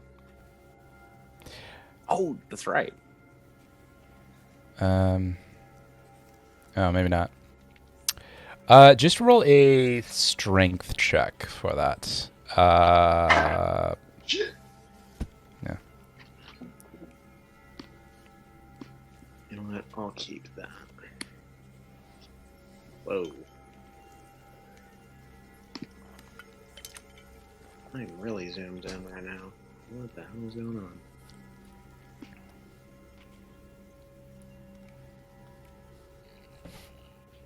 on? Okay. This is weird. Marshall, can you tell me a strength modifier real quick? My thing's acting a little weird. Let me check. Yeah. Your strength modifier is 3. That's a 17. Hits. Sweet! Fuck yeah. So, what am I rolling for damage? There we go. Ooh, good question. That would be a 1d4 plus your strength modifier. All right, that's a 4 plus a 3, so that's a 7. All right. So, bludgeoning the zombie to your right, you do 7 points of damage, and you seem to knock off completely one of its decaying arms. All right. All right, I'm going to, because I don't want to leave a job done in front of me, I'm going to, with my sword, slash at the one who's already, like, masticated. I'm going to see if I can't finish that job. Fuck Go for yeah. it. And then we're going to deal with armless, Gimpy Magoo over there. Okay, that's not bad. That's a 25. 25 hits. Fuck yeah. Chunky fighter shit, I love it. All right, that's an 8 plus, so max damage, plus my 3, 8, 9, 10, 11. All right. That's going to do it. Cleaving the rest of the head from its shoulders, the zombie falls limp to the ground, dead. Yes. All right, let's see if with my last one I can eviscerate that last zombie. That's you get, Tristan. Okay, that's 26. That hits. Boys are back in town. Damn. Not as good. That's a 5 plus 3, so that's an 8 in total. All right. This zombie is cleaved completely in twain down its rib cage, exposing the rotting flesh within. All right, boys. Zombies before anyone else had a turn. That brings us to Utravir. All right, boys. I love What you got? Time to match that. Let's see if I can. Yeah, I came in late. I had to pay rent. Are the stairs here? Is that 10 spaces? Or is You that just are a 1, 2, 3. You're 4 spaces away from. So you're 20 feet away from Tristan. Okay. I was gonna do something reckless and say let's just jump down the stairs, but I'm not gonna risk it. I'm just gonna go 20, and I'm gonna stride in here if I can, towards the zombie. So that's going to be 2 actions. And then I will. Oh shit! I didn't draw my sword. Uh-oh. So maybe I won't stride in. I'm just gonna go on in. All right. Uh, So you're just going right for it? what am I gonna do, guys? Let's see. 20. Okay, I'll go 20. I'll draw my sword. I'll draw my sword, and then Then stride? then What are you gonna stride do? in. Yeah. I'll So stride wait, so your character didn't have the sword already drawn when we were stacked up? I don't think so. I Did should he- have said something. You got to say it for it to count. All right. So that ends. Dumb Uchimir. mistake on my part. Damn it. Raptor. That brings us to Always. Raptor. Always prep your weapons, man. Right? That was definitely a brain fart. I'm That's on the alright. back of the doctor still. Can you move your mic just a little bit closer to your mouth? Yeah. Yeah, there we go. I'm on the back of the doctor still. Yep. How far in front of the doctor is this necromancer? 5 feet. He's staring. He was staring square at the doctor. So here's my plan. I want to jump over to this guy and turn into a snake and wrap myself around his neck. Yeah. My All right. Anaconda don't. Fuck yeah. Don't want none unless you got buns, hon. Which of those are you going to do first? I think I have a better chance of jumping while I have legs before I turn into a snake. I'm gonna jump over to him. All right. He gets an attack of opportunity. Does he? Because I'm jumping from hidden. He does. Because you're not. Oh, I guess he detected me, huh? Yeah, because he knows you're there. It would be concealed still, though. I don't know if that makes a difference. He knows that Raptor's there. He saw him. Some of that witch magic on me. Yeah. Let's see. Ooh, okay. Here's what we're going to do.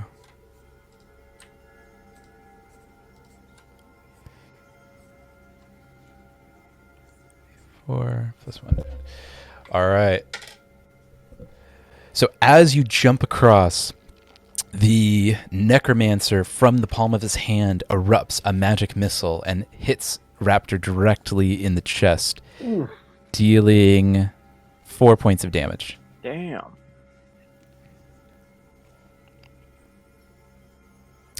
Do I It- maintain trajectory here? Roll a acrobatics check. I should have had you roll an acrobatics check to start, but roll an acrobatics check. 16. Okay. So that's going to make you. Ooh. No, you're tiny.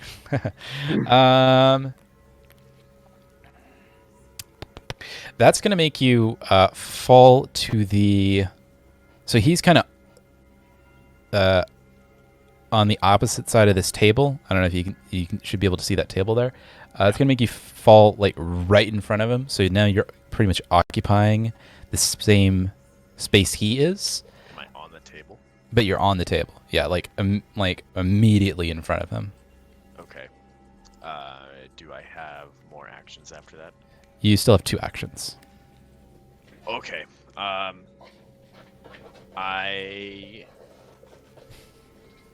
Okay, so I need your input here as a DM, Marshall. With animal form, there's Yeah. several options I can turn into, right? I can turn into a frog, which has damage equal to my gorilla fists. So, in your mind, does that make me a very powerful frog or a very large frog? It says that you're a frog, but you have the strength of a gorilla? In terms of the damage, both of them attack for 2d6 bludgeoning. and have the exact same modifiers. So, is that a giant frog? Let me check. What's the name of it? Animal form. But just frog? It's just under animal form. Scroll down, and you'll see all the options. Where I'm going with this is, as I turn into a snake, am I a normal snake, or can I be a large snake? I mean, snake is subjective. It just depends on the type of snake. Just be Right, an 'cause anaconda. I'm Yeah, thinking anaconda shit here. You would just be a standard snake unless it says otherwise, which would be a small animal. Kind of think of it as like a probably 3.5 foot long, or so. Anaconda would be it's a different classification altogether, like a Okay, big snake. so in that Um, case, Be an average size snake. okay.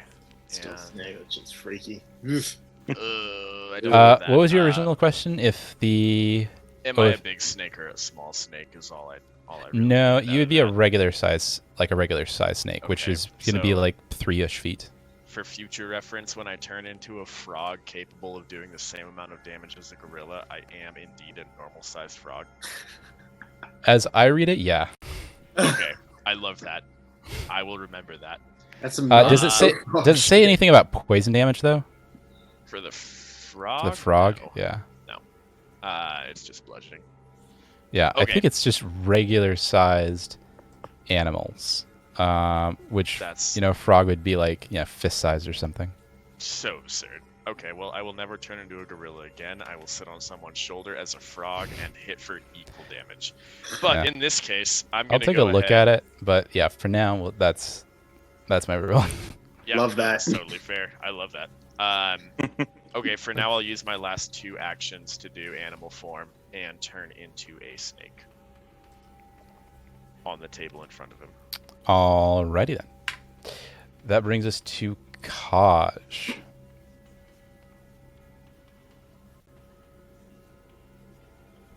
I'm gonna step up here. I'm gonna shoot an arrow at the necromancer. All right.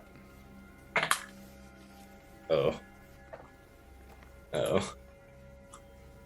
And that is 16. All right. So right now, the doctor is in your Oh. way. Everyone's in my way. Okay. Yeah. Then as I'm running up, I'm gonna yell, "Doctor, get the fuck out of here!" But Puma, if he tries to escape, relieve him of his tendons. Okay. So that's going to take an action, and then a movement for the action, and then what do you do? What are you going to So do? that's 2 actions. Mhm. Doctor's still in the fucking way, though, right? Yeah, he has nowhere to go. You could just tell him to drop. Yeah, if I told him to drop instead, would that work? He could, but he'll have to wait until his turn. Oh god. Shoot through him. No. Yeah, if you shoot this doctor, we've lost nothing.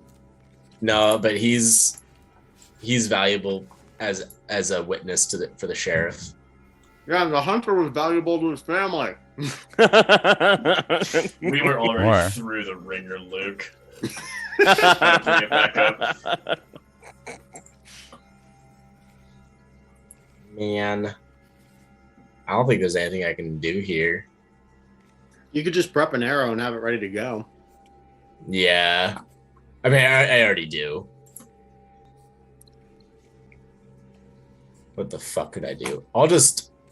As an action, I'll just mark the necromancer as my prey, and I'll call that fucking good. All right. You That want brings me to us do anything? to the No, enemy. Puma's gonna make sure the doctor doesn't get away. First things first, the necromancer is going to stride back. Hold on. Then he is going to cast I don't hear that mouse. Mage Armor. Ah, shit.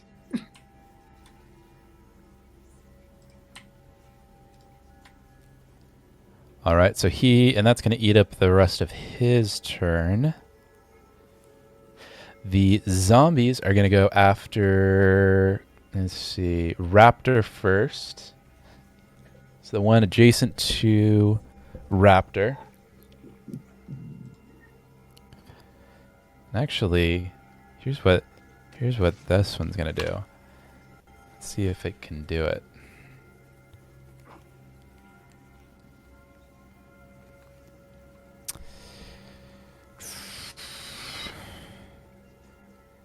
Raptor, roll a reflex save with advantage.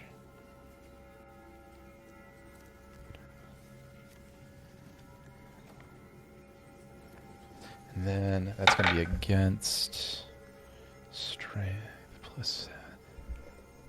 What was that reflex save? Your mic's off. I think your mic battery died. Can you hear me? There you go. 21. 21. Ooh, just barely. The zombie grabs you in snake form and grapples you and kind of holds you in both of its hands. You instinctively wrap around its wrists, but it goes in for the bite. Uh-oh. What? Oh shit. What's your... Okay. Does not hit. Thank God. Does not hit. Okay, so it goes in for 2 bites, and neither of them seem to be able to manage the... Yeah, wait, is that right? Has he got like Raptor little is nubby teeth? so far out of his comfort zone right now. This is not okay. Being handled by a zombie trying to bite him. No. Recurrent attack modifier. Gonna have to be a pass on this one. Zombie. It's a no Yeah. for me, Steve. Right, exactly. Yeah, Raptor's really considering just getting the fuck out of here and letting you guys figure it out. Yeah, it doesn't get either of those. It just has piss poor attacks. Okay. Awesome. I rolled a 1 and or a 2 and like a 4. Fuck. Okay. So Must be hard being fucking dead. It I guess because its eyes are rotten, it just can't quite figure out the hand-eye coordination, lacking the eye part of that, and just cannot figure out how to bite the snake that's in its clearly in its hands. But whatever, it's That's okay. just the way it goes sometimes. That's the way it goes. That's the way it goes when you're a zombie. The other zombie is going to go after Utramir. I thought so.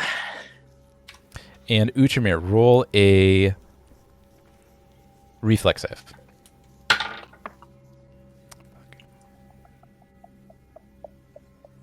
Raptor, you now grappled, however. Okay. That's gonna be 23 on the reflex save. So 23. Okay. All right. So first 10. Nope. 23.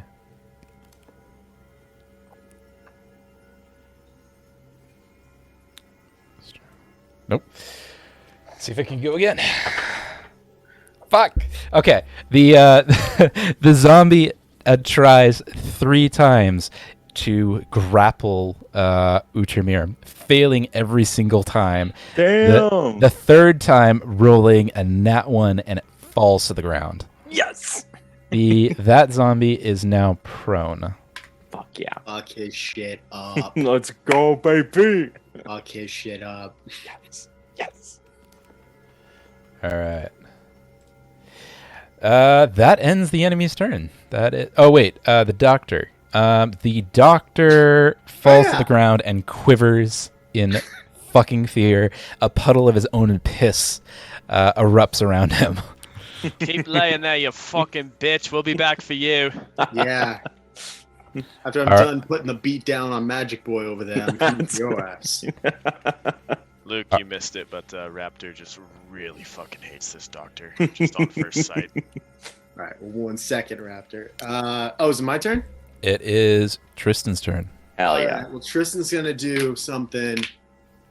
As per usual, I'm going to long jump and just tackle the fucking necromancer. yeah. Just full on, just send it and just take him to the ground. All right, roll a athletics check. Oh no, acrobatics check.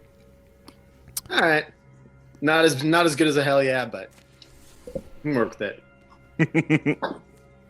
You know what? I'm all right with that because that's a 16, 17, 18, 19, 20, 21, 22, 23. Yes. Reflex. Okay. 23.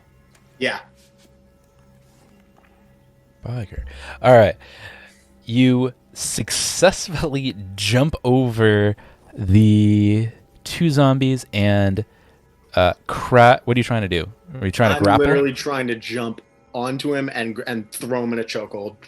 Okay. So jumping onto him is going to be an action. Okay. And then you need to roll a strength check to see if you can put him in chokehold.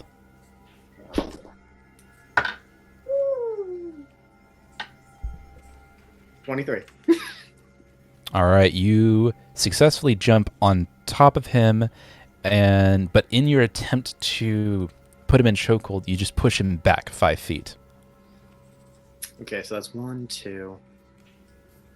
I got 2 more actions, yeah? Yeah, with your feet you do. Yeah, we're throwing that. We're getting him in this chokehold. Yeah. Night. Roll another strength check. That's a nat 20 plus 4. Oh! All right, this time you definitely get him in chokehold. Fucking that chokehold. Goddamn right.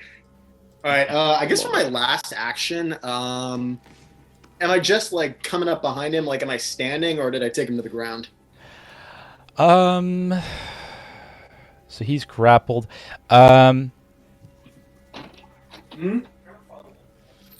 see.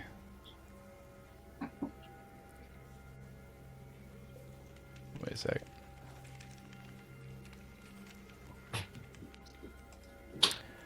Right.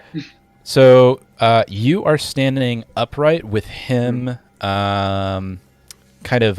You kind of have him like half hovering over the ground. Him being kind of so short. He's not really. He's kind of standing, but he's kind of standing on his tippy toes. Okay. You know what? Yeah, I can work with this. As I'm choking him out, I'm gonna just quickly rack him back and slam the back of his head into my breastplate. Because if I can't Roll a knock him out strength check. Yeah, because if I can't knock him out exactly, I can at least rattle him a little bit. Yeah. I still got him in the chokehold, so. All right, that's a 19.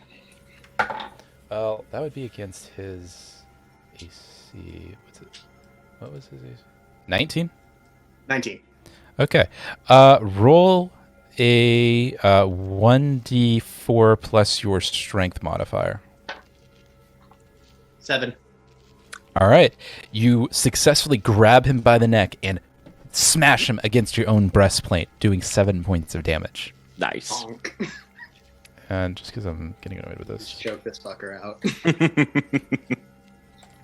All right. That brings us to Utramir. I am just trying to knock him unconscious. I'm not trying to kill him. Okay. So since it's bludgeoning damage, it would knock him unconscious. It wouldn't kill him outright. Well, no, that's not true. But I'll keep that in mind. Yeah, like the goal is just to get him to pass out, not to like kill him. Gotcha. I think it's a good idea. Utramir, you're up. All right, let's see what we got. I'm going to attack the zombie on the left.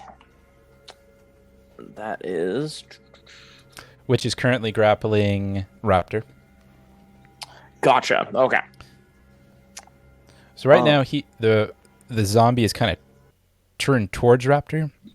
So you can make an attack without hurting Raptor. Cool. All right. Unless it's a nat 1. Then who knows? Thank goodness it's not. It's a 25. That hits. Let's go with it. Oh, whoops. Wrong dice. So there we go. Oh, that's a 9. 9 damage. Let's go. Chris is chanting that as he's choking out the window. Fuck him up. As you raise your sword and thrust it against what would be his heart, you find less resistance than you would anticipate. but you still do a fair amount of damage. Awesome. Let's Bits go of one more. flesh cling to the blade as you retract for your next round, next action. Let's do it again. And luckily with when I updated my character, I got him his feature for going to level 5. I have what's called a combination finisher. So I can get to lower my for multiple attacks. I get to lower the penalty on it, so it's only a minus 3 with my agile weapon. So that makes it a 19. That hits. Awesome. Would have been a 22, but that's perfect. 6 damage.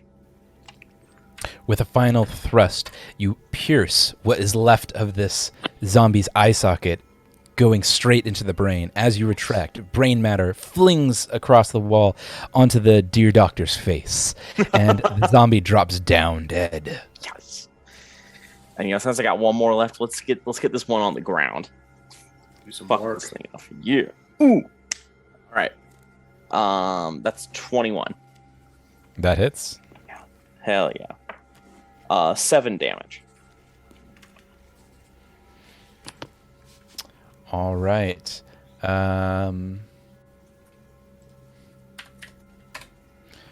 Thrusting forward again, you cleave into the back of the zombie's throat, aiming for the brain, but not quite making a perfect contact. Still doing a fair amount of damage. Hell yeah. All right. That brings us to Raptor. You are still grappled. So any movement actions or attacks are going to be a -4. Okay. I'm going to go ahead and start with casting Animal Allies. So that's a pack of tiny animals that arrive and deal 3d4 piercing to all enemies in the area. Is there an attack on that, or did they just do it? Oh, it's a swarm, right? They just do it. Yeah. It's like a just swarm? Okay, gotcha. Yeah. Go ahead and roll. Hell yeah. 3d4. And you're doing it on the zombie. It's on everybody in the area. All enemies. What's the range? What's the range? It's Or area of 5-foot effect? emanation. Okay. So you can do it on anyone in a 5-foot radius, so that's pretty much just one square, so pretty much one enemy. Okay. We'll do this on the necromancer. Just while Tristan's holding him by the fucking neck, we're gonna have a bunch of rats just gnaw at his feet. Okay. That's what's gonna happen here. Oh, that's 2 4s in a row. And a 3. Okay.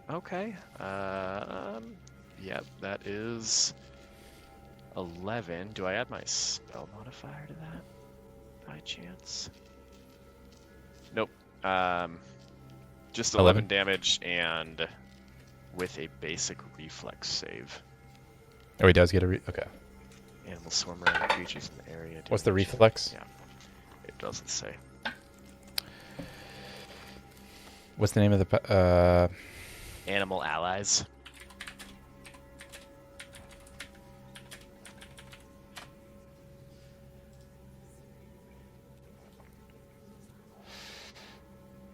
Oh, okay. Yeah. Okay. So he rolls. That's not going to be enough. Okay. So, from the gateway of another plane, amidst a swarm of rats, which immediately crawl up the necromancer's robe and bite at his nether regions. Oh, Mm. right on the dick like that. Yeah, you I'm keep the tired rats of all away from this me. motherfucking bullshit in this motherfucking sanatorium. Okay, Raptor paid rent. All No right. doubt. And I have one action left, yeah? Yeah, That I was think a that 2. was a 2.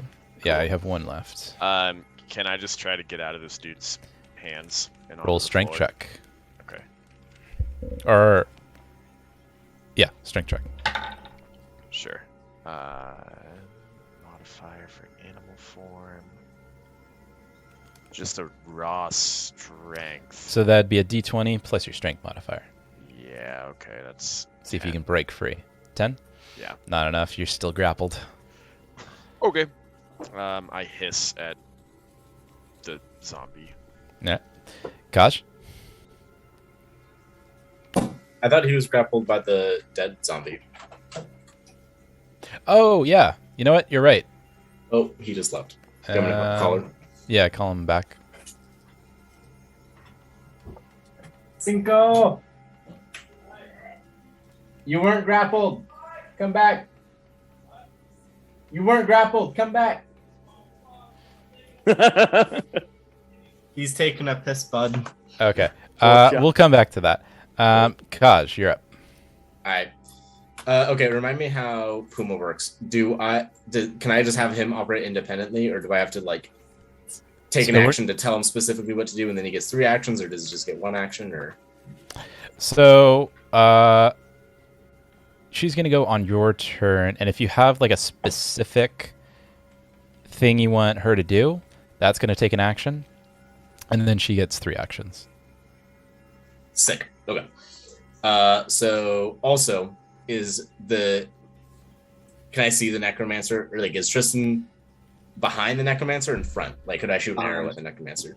Yeah, right now Tristan is kind of facing the wall with the necromancer kind of pinned between him and the wall a little bit. Cool. But you have with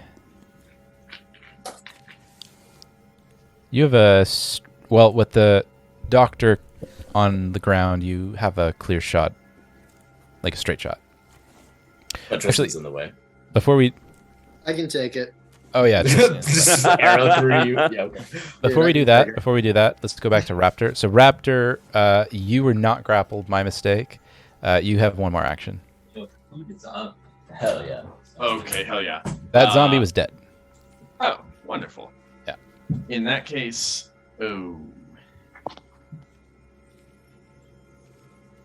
okay, can I get from where I am to The necromancer with 1 action.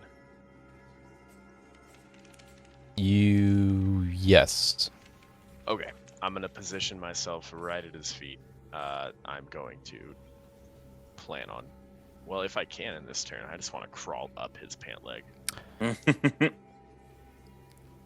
amongst the animals that I just summoned that are doing the same. Sure, but you can't attack or Okay, that's make fine. any kind of grapple. Okay, but I'm in this man's pants right now. You are now inside the necromancer's pants, very close to Hell his yeah. dingling. I ain't never been inside no necromancer pants before, but ooh-wee, here we are. All right, and then Kaj, you're up. You're muted. All right, I'm gonna step right over here. I'm gonna shoot an arrow. So make a. So you're moving, and then you're jumping over difficult terrain, jumping over the zombie. Make a. Oh, Acrobatics gross. check. Then I'll just step right here. Okay. And I'm gonna shoot at the zombie. Zombie? And that's a nat 20 plus 13. So Uchamir's still pretty much in your way. You don't really have a clear shot at that spot. Ugh. Okay. And you'd have a chance of hitting the doctor. Because But he's in your way. prone. He's on the ground. Well, there's a small chance that you might hit the doctor. It's a nat 20, though. If you I got a nat also 20. have the necromancer, so Okay, so right here, Utramir is in the way though. Yeah. Okay. Then I will jump over. All right, make a acrobatics check. So that's going to be 2 actions. Yeah. Movement and a jump. And that is 13. Okay. You kind of clip the end of your toe on the zombie's corpse, and you need to take about an action to regain your composure once you land. So that's going to end your turn. Cool. And Cinco and I gotta go get food. Okay, let's take a quick break then. Sounds good. Yeah, let's take a quick break then. Do it. Sweet deal. Hell yeah. Yeah, buddy. Awesome. All right, and we are back, ladies and gentlemen. All right, where we left off, it was the beginning of the enemy's turn. So we're going to start with the Necromancer. Boy, currently being choked out. Well, he's currently being choked out. So you can, in front of you, a flash of light erupts and the thundering sound echoes through the chamber. Everyone roll a fortitude save.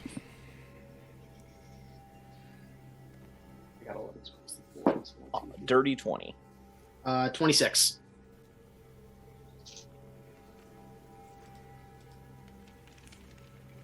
Raptor and Kaj are muted. 20, 24. 1924. All right. Tristan, what was yours? 26. 26. All right.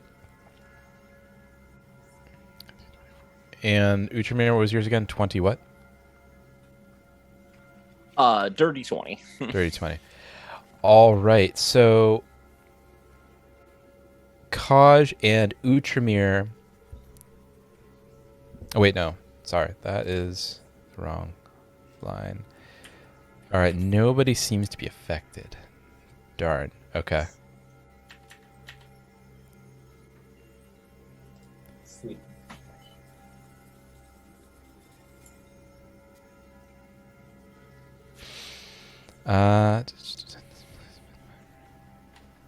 That is not what I was thinking would happen. Darn it. We are super punking on these guys right now.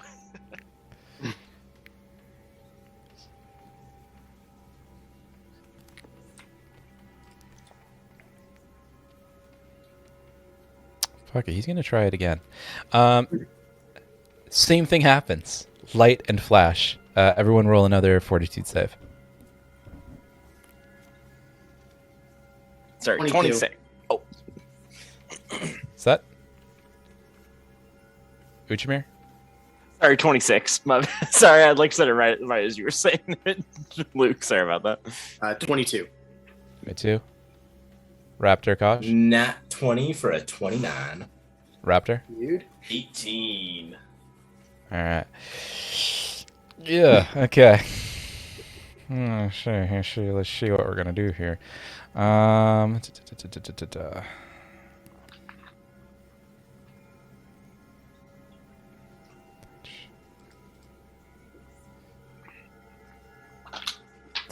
All right, so the Necromancer in his final action is going to, from his hand, press directly against Tristan's face and erupt a magic missile. Oh, you son of a bitch, you fuck up the moneymaker. Ooh, doing 5 points of damage. And Tristan, roll a fortitude save.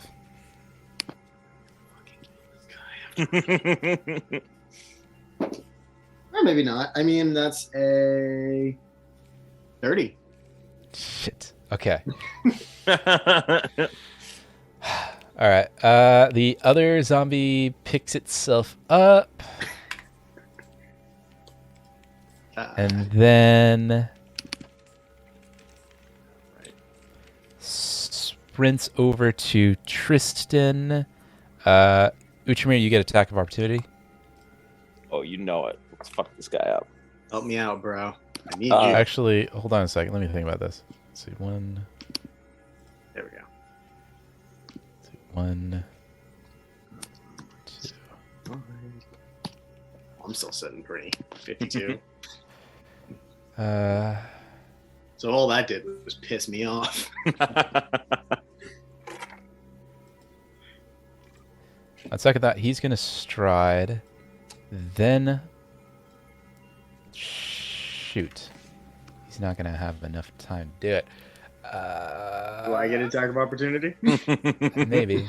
No, you don't because you're holding on unless you want to let go of the necromancer. I will beat a motherfucker with another motherfucker. Do it. You could try. Fuck yeah. I will still choke him out, swing him around, and beat the zombie. I don't care. Ooh, nat 20, nice. Shit. All right, so that's gonna do that. So roll a reflex save. Oh yeah, this is 11. 11's across the board. Okay, that's a 29. Ooh, not enough. Oh, damn. No, That's- no. Oh, it's wait, yeah, so you rolled a bad. nat 20, that's why. No, nat 20. Oh, fuck. It's okay. I needed that at this point. So Tristan, you are now grappled by the zombie. You roll a. How do I grab? I think. Oh shoot! If you get grappled and you're grappling, does that mean you lose your? Yeah, I think that would probably mean you lose your grapple. Grapple train. I mean, give me a. I'll Let give me you a propose fortitude. I'll give you a. propose a devil's deal. Like, if I can rack my head back and like beat his armor class and do enough damage to like daze him so he jolt off, I can keep my hold. If not, I'll lose my grapple. So well, you already failed the reflex save, so he definitely the zombie definitely has grappled you now. Mm-hmm. It's 1, 2.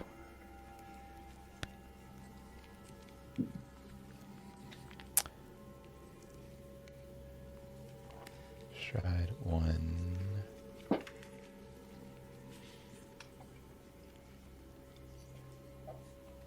But I'm gonna have you roll a.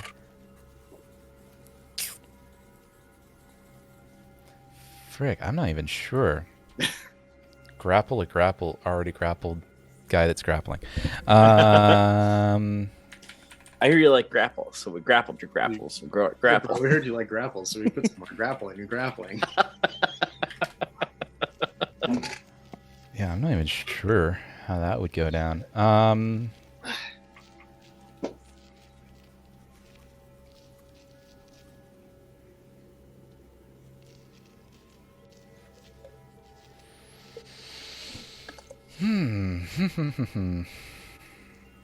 All in now and get a second grapple for free. That's right, 2 grapples for the price of 1. You have to call now. Remember, only $19.95. Well, shipping and handling.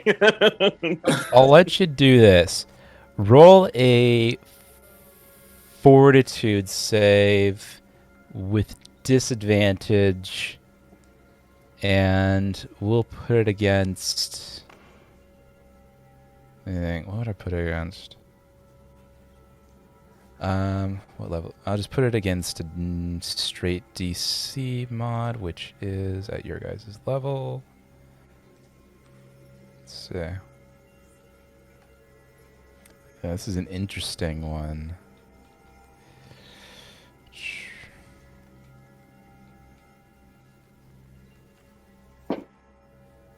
Okay, let's take a look at DC adjustments.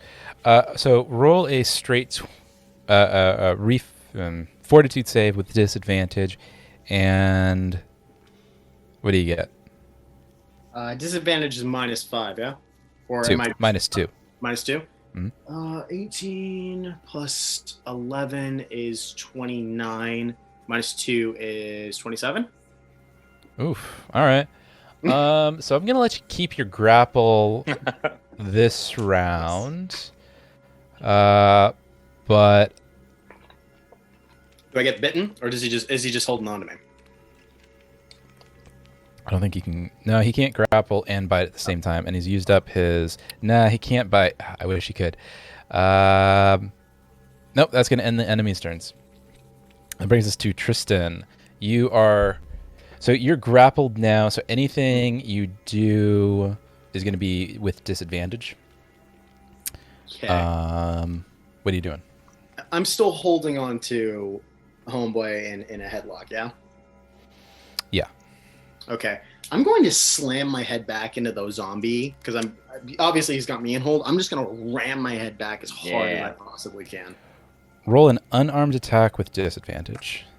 Okay. My unarmed attacks.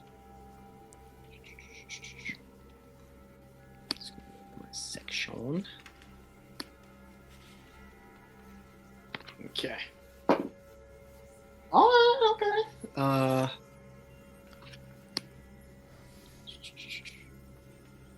Strikes. My unarmed attack, that's plus my strength, so that's just +3. So that's a 17 minus 2. 2.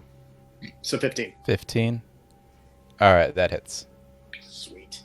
And then that's a D4 plus my strength modifier. That's 7. Oh, a lot of 3s. Okay. All right. Fucking damn it. Okay. Fuck your teeth, zombie. Fuck your teeth. All right. You smash your head back, and in doing so, you bludgeon the zombie skull into your own skull. Though, given the rotting and decaying flesh and bone, its skull breaks before yours does, and it falls down to the ground dead. Right, it does. Yes. Yes. All right. Still holding the wizard, I'm going to turn and curb stomp that zombie. Hell yeah. Just right where its face is, because it's on the ground, right? Or is it already dead? It's dead. The zombie's dead. Fuck yeah. Do it anyway. Just for fun. You could say, hey, do you want to end up like this guy? Keep blasting him with magic missiles, see what happens. No, what I'm actually going to do is holding him in, I'm going to grab the back of his head and push him into the rotting mass of the zombie. Oh, yes. Because I'm constricting his airway, and I'm going to make it harder for him to get fresh air. Just shove him into the just rotting corpse. Roll a strength check. That is a 10 plus 4 for 14. It doesn't look like you're able to quite make him, or kind of force him into the zombie's corpse. It looks like he's kind of pushing back a little bit, making it difficult to do so. Okay, so that was 1, that was 2. I'm going to try it again, and worst comes to worst, we'll just bash his face against that nearby table. Go for it. All right. With disadvantage. Oh, with disadvantage? Yeah. Oh, no, not anymore. Not anymore. Yeah. No more disadvantage. One more time. There we go. That's a 16. Oh wait, plus 4 is a 30-20. All right, so you push him into the corpse of the zombie successfully. All right, with my last turn, I'm just going to lock his limbs up and just push him in there and just keep pressure on him. just choking him out. Did you do that? Are you a bad boy? This is what happens when we just choking him raise out. the dead. Just putting all my weight on him, just choking him out. I'm just trying to get him get him unconscious as quick as possible. Sorry, I was reading something. Say that again. I was double checking something. With my last turn, I'm gonna just put all my weight on him. I'm gonna lock his legs with mine and just push him into those guts and just choke him out. Just try to get him unconscious. Roll strength check. As possible. 18, dirty 18. All right, you successfully mangle his face into the rotting and decaying corpse of this zombie. Seems like he's having some more difficulty breathing than he did before. I got him, lads! That brings us to Utramir. And actually, I forgot to do something. Has there even anyone really left to just keep kicking the shit out of? It is just the necromancer, and actually, it looks like he just fell unconscious because he rolled an at one. Nice. Wow, Alright. y'all, we fucking steamrolled this guy. No joke. This guy The thought dice were on our side tonight. right. Heart of the dice. Fuck That's yeah. what happens when I get shit rolls. Hey, Yuki boy. Roll the dice. This mini boss in the creepy ass fucking loony bin basement. Fuck it. Walk in. I mean, the thing that I rock his love is shit, that we damn, took him fucking out alive. literally by choking him out and shoving him into a corpse. Yeah, that was fucking dirty. This is love beautiful. This is fantastic. I feel like we rarely get the opportunity to shove a villain's work in his face, and this is a nice opportunity. Listen, bitch. All right, now with the necromancer unconscious, what are you gonna do? I guess I'm just gonna pull him out of the corpse because at this point I don't want him to suffocate to death. And let's rifle through his pockets and then we'll time. Let's search him, see if he's got anything on him. You got it. All right. So as Story ready, you boys. search him, you find on his person a potion of cure moderate wounds, Taking that. Hell a yeah. potion of gaseous form, Raptor, you can have that. a Oh, I and like that. is someone taking this down, by the way? Oh, sorry. Let me get that list. Where is that list? Inventory, party inventory. Cool. Because you know if it doesn't end up on the On the list, it doesn't count. exist. So true.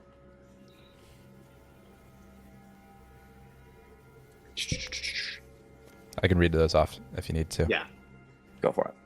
A potion of cure moderate wounds, a potion of gaseous form, a wand of false life with 29 charges, False life. a wand of identify with 15 charges, a masterwork dagger, and a key ring containing 2 keys and 11 platinum points, platinum pieces, 4 gold pieces, and 14 silver pieces. 15 silver pieces. 14. 14.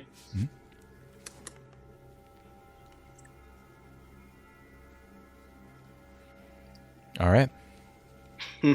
What now? What do you want to do? Do you want to bind his hands and just throw and schlep him along? Yeah, I'm gonna bind his hands and feet. I'm gonna take one of the socks from one of the zombies and a rag to gag his mouth. Nice. Okay. It's got some zombie juice on it, you know. I'm gonna make sure you can still breathe. I'm trained in medicine. I'll make sure I'm not gonna fucking accidentally kill him. All right. You just want to prevent him from talking, right? Find one that has athlete's foot. Sure. Yeah. That's it. I want to keep him from talking. Yeah. I got a real fucked up thing I'm thinking about doing. Yeah, do it. Okay, so to make sure that he can't do anything while his hands are bound, before we tie him up, I'm gonna break his wrist and I'm gonna break 2 of his fingers on each hand. Fair 'Cause if enough. he can't Like gesture, yeah, you know what? I won't break them. I'll dislocate them. Yeah. Like I'm just gonna pop them out of their spots so he can't gesture and cast like magic missile or anything like that. We can't. That won't stop him from doing anything, but it should give us something. So I'm just gonna pop some of his fingers out of place and pop his wrists out of socket. Roll a medicine check. Well, that's an 18 plus. Man, my gold dice is hot tonight. Hell yeah. It has not let me down yet. famous last words. So it's a dirty 20. All right, Shit rolls a minute. you successfully dislocate 3 fingers on either hand. Wrists too? Yeah, wrist 2. And you successfully dislocate one wrist, but you seem to have only sprained the other. It'll do. Actually, I think you only... Yeah, I'm going to say you only sprained both wrists. I think wrists would be a little bit harder to dislocate than that. It's painful enough. Yeah. And remember, we're also tying his hands together, so a dislocated wrist and a sprained wrist tied together, and you can barely move them. Well, I'm going to say that both wrists are sprained and 3 fingers on either hand are dislocated, but not the wrists are not dislocated. They're just both sprained. We'll do it. That'll do. That's enough. I think it'd just be tougher to dislocate a wrist. Worst comes to worst, we can Count Dooku his ass, just cut his hands off, threaten the head, you know. Listen, if that sword I've been carrying around has proven anything, it's a hell of a sword. All right. All right. What are you doing now? So... Sorry, I think Raptor had something. Oh. Yeah, while that's all happening... Can you put your mic a little closer to your mouth? There you go. So sensitive. As that's happening, I'm gonna walk over to the doctor. Is he still on the ground? He is still on the ground, in a pile of his own filth. Nice. I'm gonna go ahead and turn back into Raptor mode and walk up to him and say, "Oh, hey, buddy. How are you doing, mate? Is it over? A bit of a mess of yourself." Tristan chooses at that time to pop a finger out. Is it over? Is it over yet? Hey, yeah, it's over. It's okay. I just have a question for you, my friend. What's that? What did any of this have to do with our hunt for a murderer? I haven't the slightest idea. Well, now I hear you saying those words. However, if you haven't the slightest idea, then why did you fuck up a simple request so badly that it almost got us all killed? I try my best, but he saw right through me. He knew that you had a knife to my throat. Look over at him now. Do you see the bag of shame that is the man you are afraid of? And you couldn't pull it together for the smallest moment to save your own fucking life. I'm a simple doctor. You are freaks of nature, and he's a necromancer. Well, Doc, Excuse me, I suppose I can lend you one last request as a living man. Let me know how you want to go, and I will do my best to make it so. I'm gonna chime in here. All right. Raptor, we need him. Gosh. We need him. He is a excellent witness for Hemlock to clear my name mainly. Your good old Santa Claus doesn't want to go to jail. True. Very true. Please don't kill him. You do mean Standy Claus, right? Surely you know your own name. That's what I said, Standy Claus. Okay, I could have sworn you said Sandy Claus, like the beach, but I'll take your word for it, Standy. Surely you're not that senile yet. No, I stand and I have claws. You know, I'm Standy Claus. Oh, yes, you get it. Raptor, if we bring him to town and we reveal the experiments that he has been doing, certainly Hemlock will either give him life imprisonment, which, let's face it, a soft man like this is not going to last very long in the cells. True. So that's more of a torture than anything else. Mm-hmm. Or he's getting the noose. Either way, it's an undignified end to Tristan kind of like looks him over and sees that he's in a puddle of his own piss. And he's like, already pretty undignified individual. Raptor Besides, nods and is very accepting of wouldn't this. you rather see him quivering some more in how pathetic he already is? I mean, his Make a this good point, Tristan. Tristan like kicks the necromancer. He's like, I mean, this one went down with at least a little bit of dignity, but that one. I look back into the eyes of the doctor and say, "Look at my face. You will see this face in every dream you have from now until your dying breath. I will visit you in your dreams. Your life will become hell. Slight me or anyone I know ever again, and it will get worse." Never. I wouldn't dream of it. I mean, I would dream of it, but I wouldn't imagine it. Say Tristan's Raptor. gonna dream Pick of up it. the necromancer and just kind of walk past the doctor and give him a glance like, "You're welcome." So while this is all occurring, everyone roll a knowledge arcana check. Oh. This is gonna be like an instant nothing Ooh, for me. nat 13. 20 for a 23. 13. 21. It may as well have been a nat 1 for me, but it was a 2, so let's go 4 on that. All right, Kaj, I noticed that the bodies on the table seem to lack any sort of decay, and upon further examination, it's your opinion that these bodies have been preserved in some way, either physically or magically or otherwise. Everyone roll a perception check. Baby. Ooh, nat 1. 20 to 1, baby. 19. 17. 1 second. 30. All right. Tristan and Tristan alone notices a hidden slot in one of the table legs. Ooh. Upon further inspection, you find a hidden compartment containing a wand of gentle repose. And you know that this particular wand is used for the preservation of dead bodies. Not sure how ethical it is to keep this. What's it called? The Wand of... Gentle repose. Thank you, Tyler. No worries.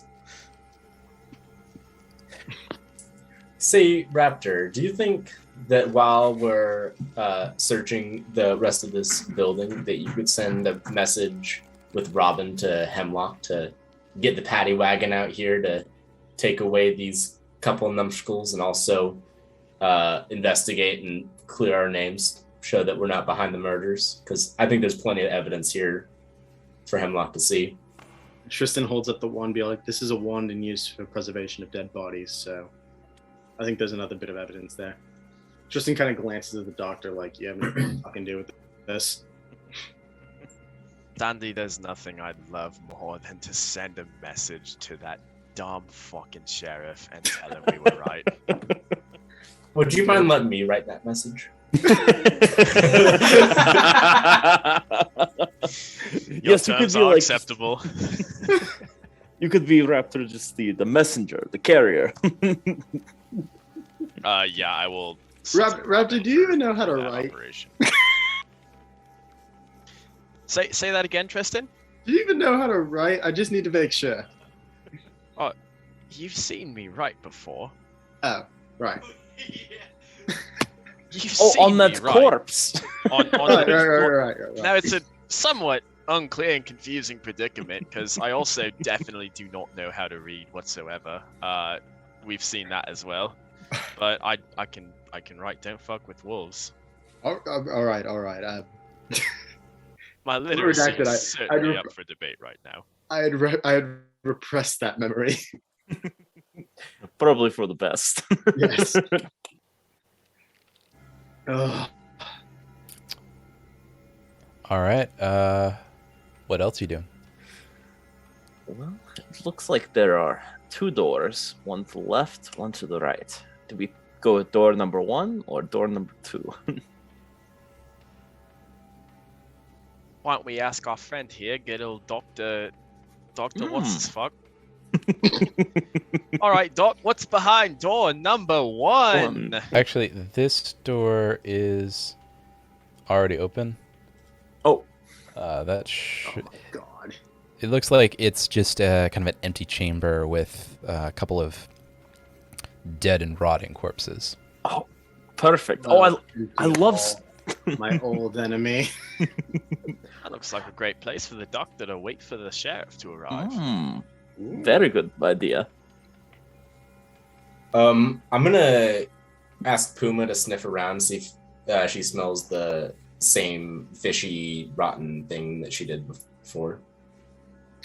Did we rummage through the pockets of zombies while we were at it? No. Let's do that. Loot. Who's doing that? Who's got the quickest fingers? Oh, definitely not me. No way. That would be me. Maybe Raptor. Kaj is busy.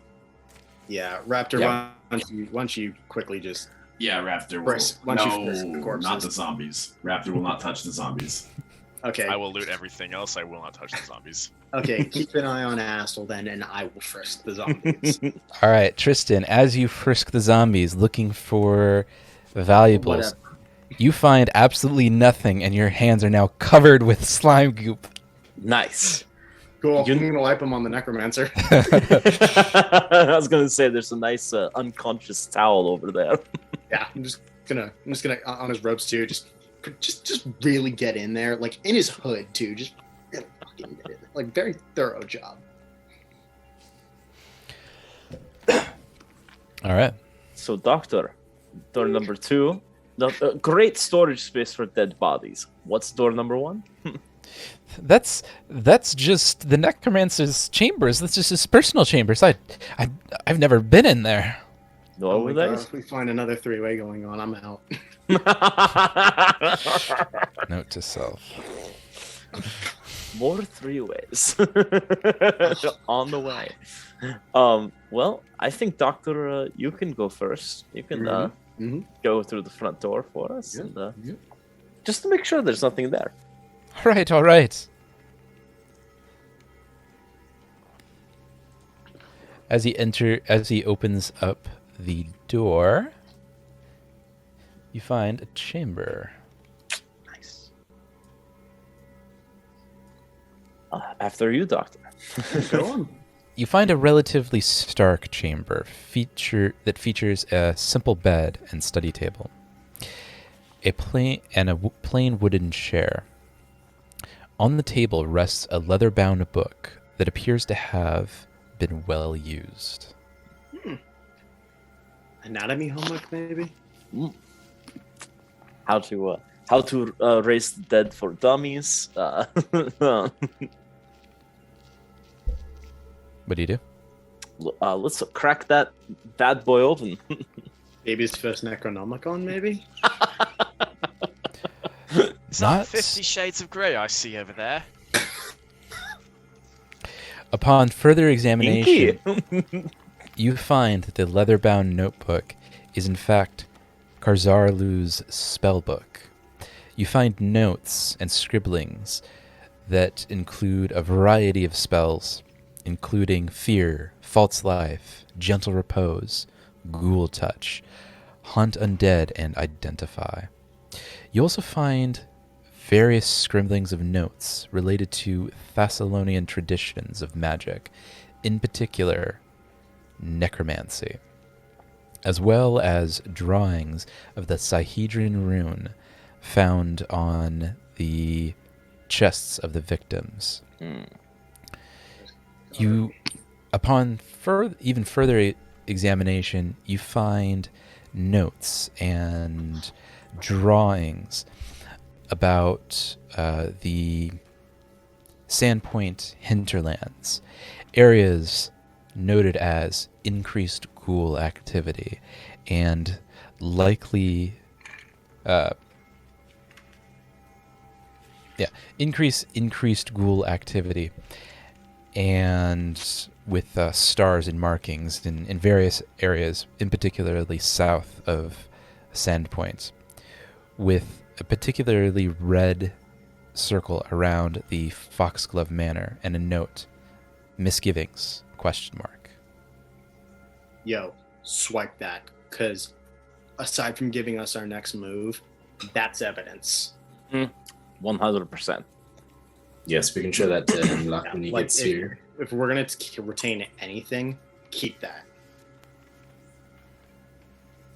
While this is going on, I'm gonna go ahead and climb on the passed out necromancer, and just for about 5 minutes straight, or however long the rest of this takes, I'm gonna be telepathically communicating to him while he is unconscious that Scarnetti hired me. Scarnetti made me do this. Scarnetti paid me. Scarnetti, give Raptor his drugs. Scarnetti did this. Raptor, that's... Yeah, you can try that. It's going to be pretty much has the same effect as if you're talking to someone as they're sleeping, or rather, in this case, knocked out. But you can give it a shot. Oh, that's perfect. That's all I need is a shot. Roll a will save. Or not a will save. Roll. Nah, it's fine. Okay, sounds good. What am I rolling for that? You don't need to roll anything for that. Okay. It was an 18, if that matters. Okay, it doesn't. Well, in that case, I should probably get a cup of water. And can anyone heat up a cup of water? We'll stick his fingers in it. Or I can get some whipped cream. We can do the old feather cream trick. After a few minutes, it looks like the necromancer's beginning to come to. He seems a bit lightheaded and not quite all there at first. After a couple of minutes, he seems to have regained his senses and hasn't said a word yet, but is eyeing the room. Oh, damn it. Wakey, how are you? Well, given the state of my fingers and Wait, isn't he gagged? wrists... Oh, wait, yeah, he is gagged.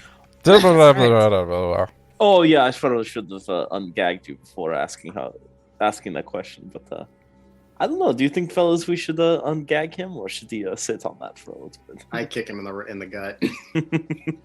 He grunts. That might answer that question. Am I still giving him subliminal messaging at this point? I don't know, are you? Yes. Okay. Am I seeing him just... You see him touch the necromancer's neck, but you don't hear it. But you know what that means. I'm just whispering in different tones. Scarnetti. Scarnetti. At this point, Tristan is just like, I don't know what the fuck he's doing. But I don't think I want to know. Raptor, when you're done, can I pick him up and put him in, and can we take him out? Or are we just sitting tight? You can go wherever. I can hold on to anything. Oh, are we just sitting tight for the fuzz to roll in?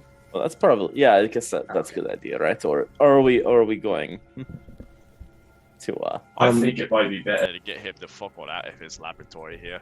Good point. I don't like what's going on down here. There was also some unsearched rooms in the mid-floor we could check out. Good point. So what are you doing? You want me to just pick him up and carry him along wherever we go? Yeah, let's do it. I'll pick All him right. up and just throw him over my shoulder like a sack of potatoes. All right, so where are you going? Back to the main floor? The main floor. All right. Oh, did Puma smell anything familiar downstairs? Puma, while downstairs, does not smell anything familiar. It doesn't. She has no note. She has notes of rotted flesh, but not rotted fish. Okay, I'm gonna send her upstairs to sniff that cell just from the outside. The one that we haven't searched yet with the were That's right. thing. The were rat. Yeah. Let's let's hold off on that. Let's have until everyone, unless you want her to go up on her own. She can go on her own. She's not going in. Okay. So she went upstairs, kind of up and up and up to upper level. All right. Meanwhile, everyone makes it back to the main room. And I'm just going to put... All right. So here... So everyone is back to the main floor. What's everyone doing? I think we should probably check this room, right? See what's behind these doors. Which one? I'm just holding the necromancer. I'll open the door right in front of. Sorry. Okay. If it'll open. At this point, you have the keys that will open it. That's right.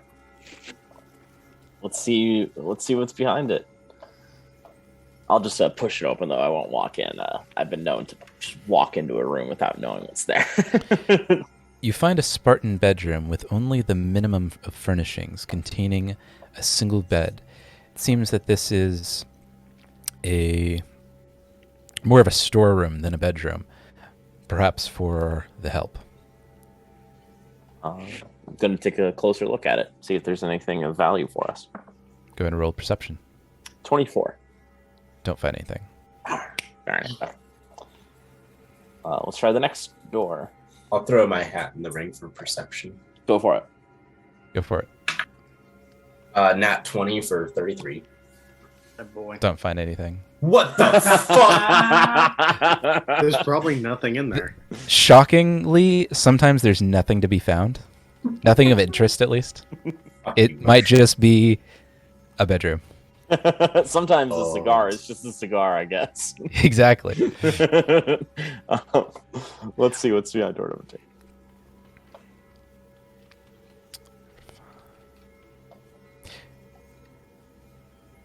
You find dusty tailoring supplies, including bolts of plain cloth and boxes of needles.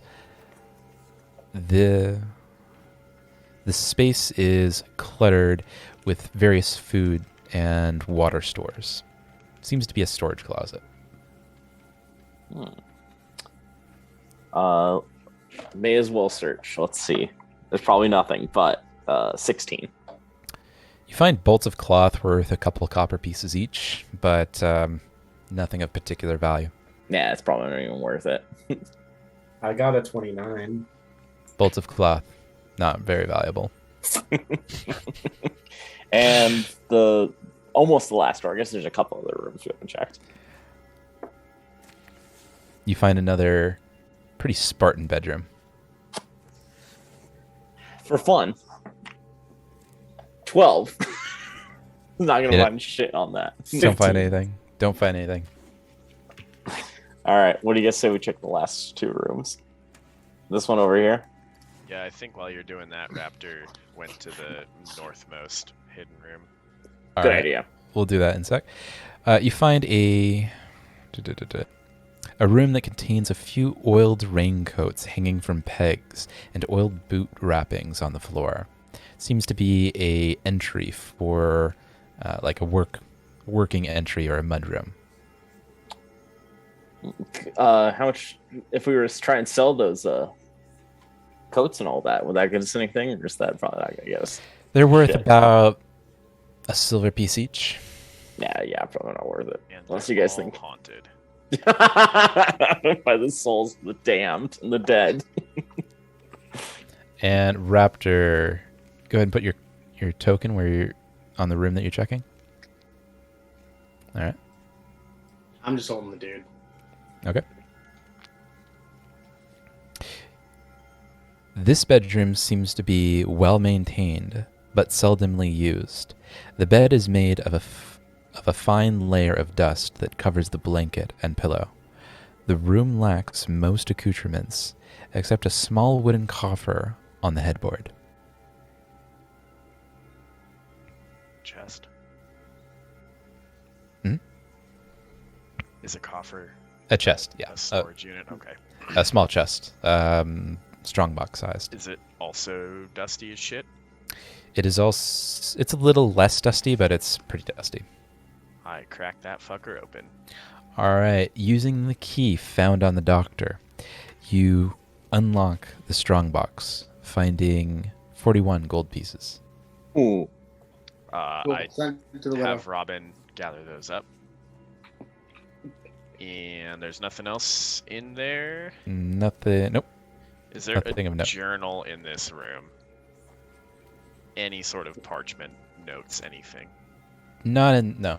Seems to be a pretty sparsely used bedroom. Okay. I'm really Look at curious about Raptor. That's some this- character growth. about what this fucking piece of shit doctor's fucking life work is, because there's no evidence of it anywhere. Why don't you ask him? I have several times, and he gives me bullshit every time. And Kaj won't let me bite his fucking finger off, so Do you I'm want, at a dead do end. you, do you want me to interrogate him? I've got. Tristan, if you can get something out of the man, do it. I'm going. I've to- already threatened his life in 17 different ways, and it hasn't worked, so best of luck. I'm going to put the necromancer on that table nearby, just because. I mean, if he rolls off and tries to get away, I'll hear him thud and be able to proficiently react. And then I'm just going to walk up to the doctor and just look at him and say, "We've already taken the necromancer. It would take us less effort to overtake you. I suggest if you want any form of clemency or leniency, you tell us exactly what you know and exactly where all your information is stored." I've told you everything. I've dedicated my life to the study of diseases and ailments. All my notes are upstairs if you wanna take a look. But I've honestly told you everything. If you're lying to me, I'm going to start with your toes.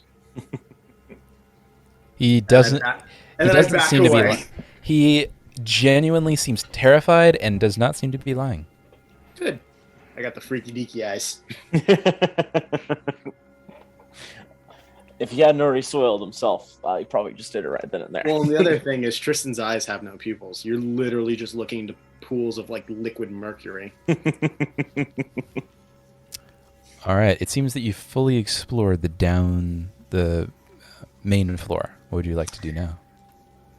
To the upstairs, Picks. Absolutely. Let's go take a look at that were-rat thing. Or his notes, if we can find them. I mean, if they're up there, they're up there. If not, I'm starting to take off some toes. Right? Then, oh, we're going to have to call the doctor because he's going to be missing a few toes. Yeah, we're gonna have to call another doctor. All right. So everyone is on the second floor now. Oops, hang on, I zoomed out a little too much. Oh, thank you. All right. As you continue up to the second floor, you find a corridor that leads seemingly to a third floor. Let's have the good doctor lead the way. Doctor. Doctor opens the door and moves forward. Who's behind him? We'll go behind them. I'll go behind you, Tremere. Carrying. Wait a second. Are we going into where the werecat is? I think so. Where, R.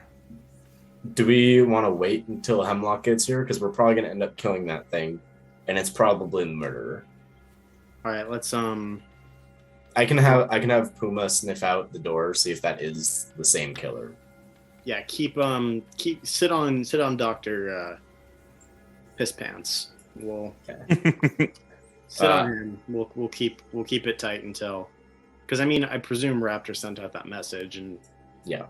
how All right. So you're just waiting. You're just waiting for the sheriff to come by. Sure. Yeah, because I mean I can't be carrying this guy all over the place and expect if we do encounter anything, I'm gonna have to spend that time to throw him off my shoulder or something like that. Right. All right. And we don't want to lose him because he's. We can also And- throw him in one of the cells in the meantime. Yeah. And we asked Hemlock to bring the paddy wagon, so hopefully he's not coming alone. Right. So after waiting for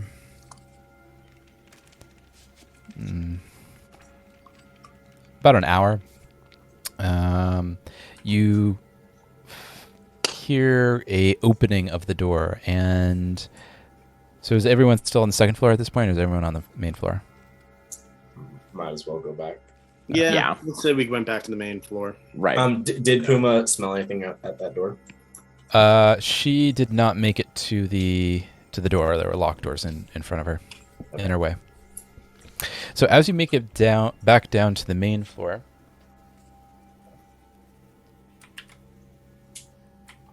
you find that Hemlock has come through with a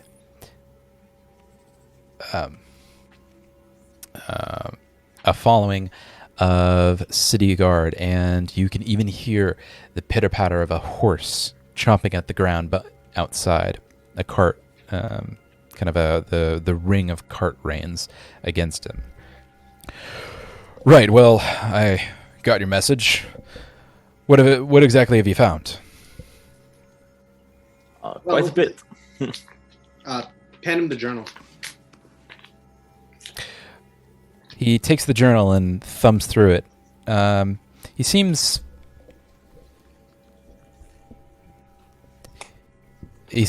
inquisitive, and he kind of thumbs through the pages until he sees the drawing of the 7-pointed star. Well, now this is interesting.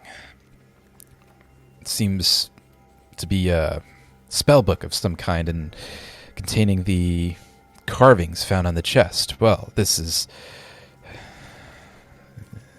interesting evidence. What else have you found? I literally just I grab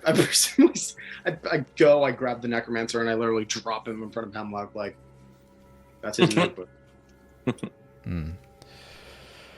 Well,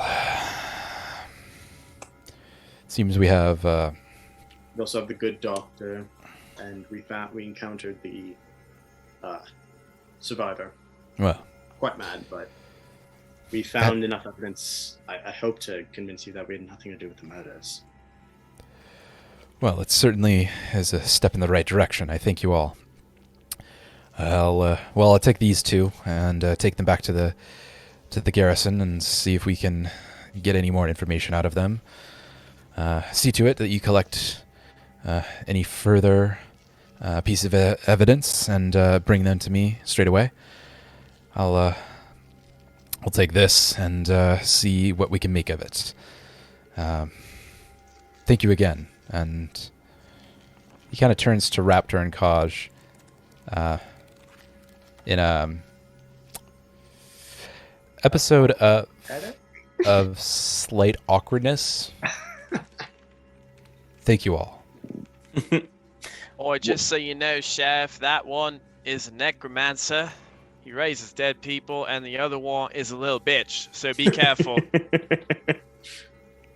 Well, This one's a doctor. He's the one who was taking a lot of the victims and studying them, not only for diseases but also to see the effect on their psyche. But as my associate has said, he is not exactly the bravest of individuals. and is it fair to say that you've pretty much tell the sheriff everything that you yeah. found so far? Well, there's also something upstairs that, according to the good doctor, fits the description of what we believe the killer to be. Would you like to join us in checking that out? Well, I'll This is your only opportunity. This could be your only opportunity to take this thing alive. Yep. If this thing fights us, more likely than not, it's going to fight to kill. yes, let's go take a look. And he brings his entourage along with him. Well, we'll shrink the numbers. Nice. All right.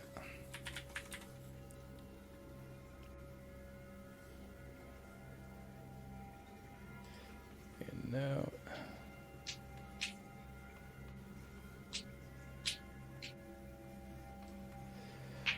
All right. So it looks like he brought three guards along with him. With 2 more outside, keeping an eye on the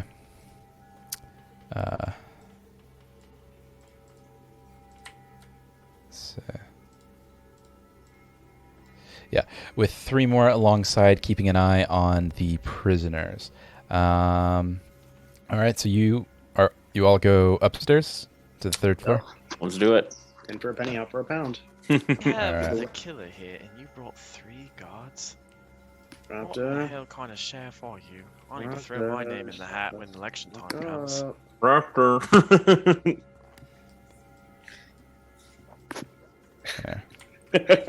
You're not Hey, gonna yes, make cautious it way, drop. cautious way. My bad. Gosh.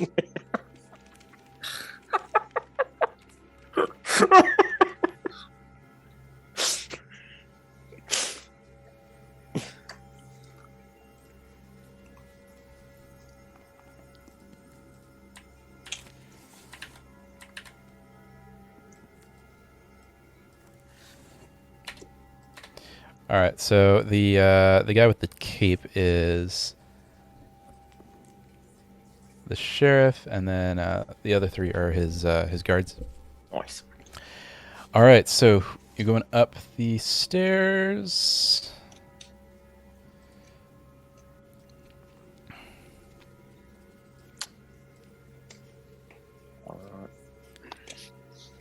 All right, as you walk through the stairs, you find kind of an open corridor. And where's everyone standing? Yeah, about right here.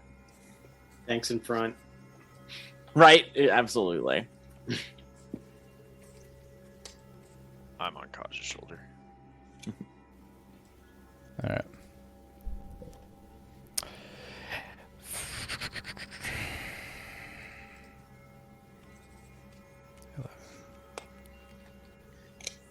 I assume all these doors we can't see through, right? They're probably like solid wood. Yeah, they're either solid iron or oak. The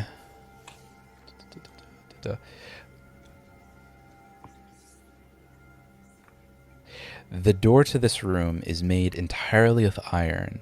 As you step towards it, you can hear the howls and sounds of a crazed animal or man. The creatures, the sound intensifies and brings with it scratches against the other side of the door. Oh my god. Real quick, I'm gonna go ahead and heal up Tristan with a bandage. Oh, thank Good you. idea. All right, roll medicine check. Oh yeah, that's a hit. That's a success. That's 18 plus 13, 31. And that's a lesser bandage of healing. All right, 13. 31. Oh, okay, that definitely does the trick. Let's see.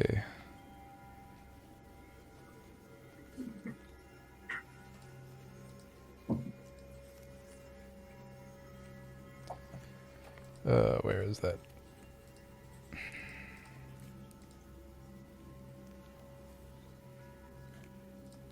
Can't freaking find it. What? It's like I can look at Yeah, it. what- It's like 3d6. Yeah. It's almost definitely gonna heal I got to max. Was it lesser or moderate? lesser? Lesser. I think it's 3d6 plus like 8 or something like that. It's 3d8 plus 5. And that is 3 plus 6 is 9 plus got it. 1 is 10 plus 5 15. All right, 15? 15. Yeah. Yeah. I'm up to 67, which, yeah, I can operate off of that. All right. So once you make it up, the sheriff instructs one of his guards to slowly open the door, and it seems that the sheriff is kind of rearing back and ready for whatever kind of comes forward. You can actually take your sword out this time. Right. The sheriff seems to be taking point on this one. All right. As he opens up the door,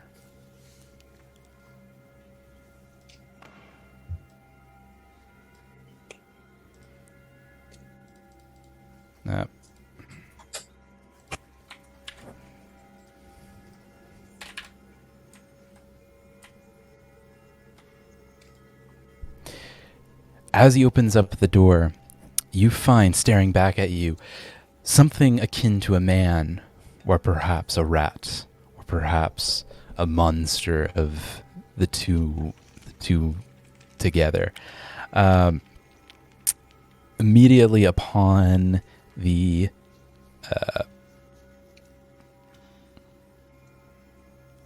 actually, everyone roll perception, or roll initiative. 13.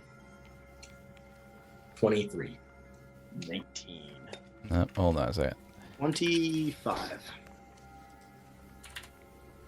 Kaj? 23. Raptor? 19. 19. Did you grab me beer? Did you grab beer? Yeah, I grabbed you. Well, you're fucking right next time. Well, the audience needs to know that we're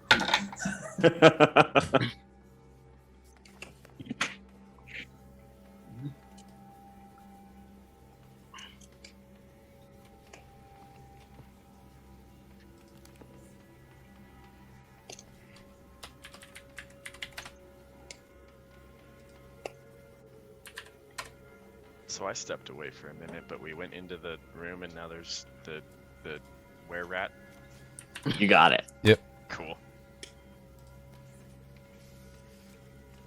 All right. It looks like the guards are going to go first. Cool. And They can die first. Right. you know what? Let's do this. Make your township proud, men.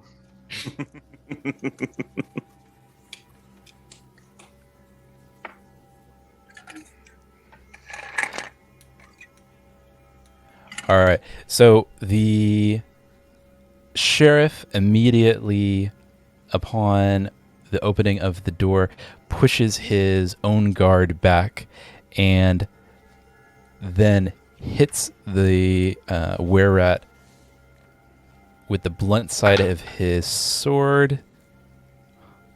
Oh, shit, yeah. Hold on a second. Nat 20. Let's go. I like this guy. Pretty He pushes damn, his lackey out of harm's way. All right. pretty, Right. Does pretty damn close. All right. That's going to do freaking A.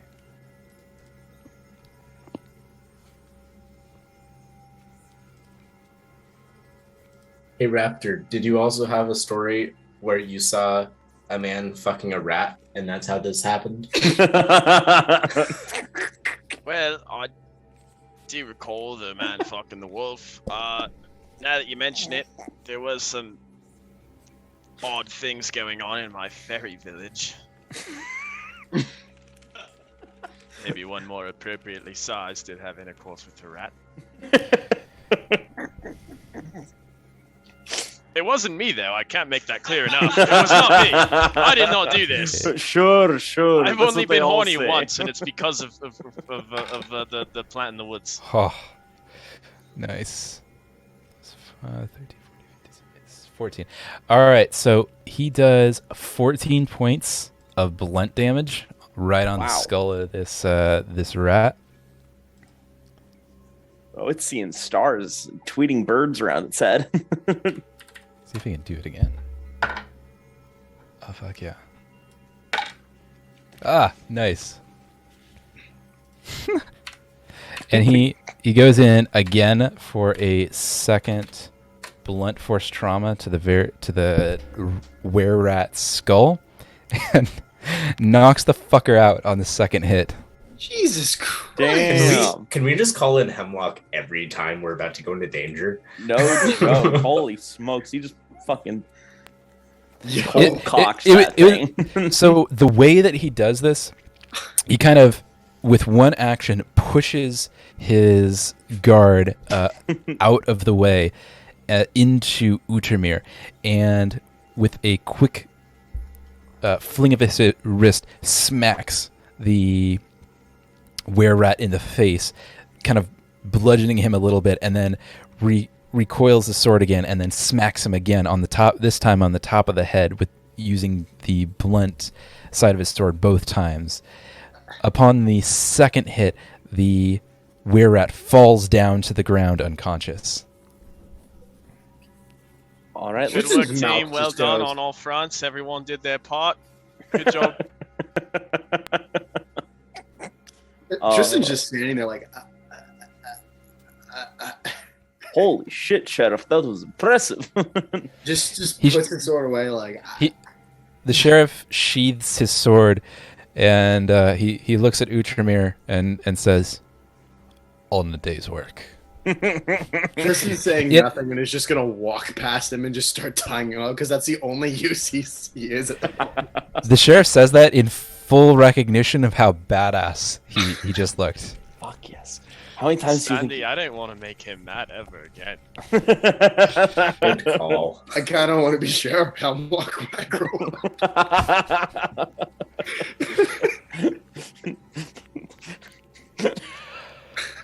All right. Well, with the were-rat now unconscious, the sheriff orders his guards to tie him up, and then proceeds to walk him back to the armored cart for presumably taken back to Sandpoint for further examination or inspection.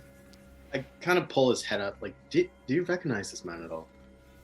Thing, whatever it is.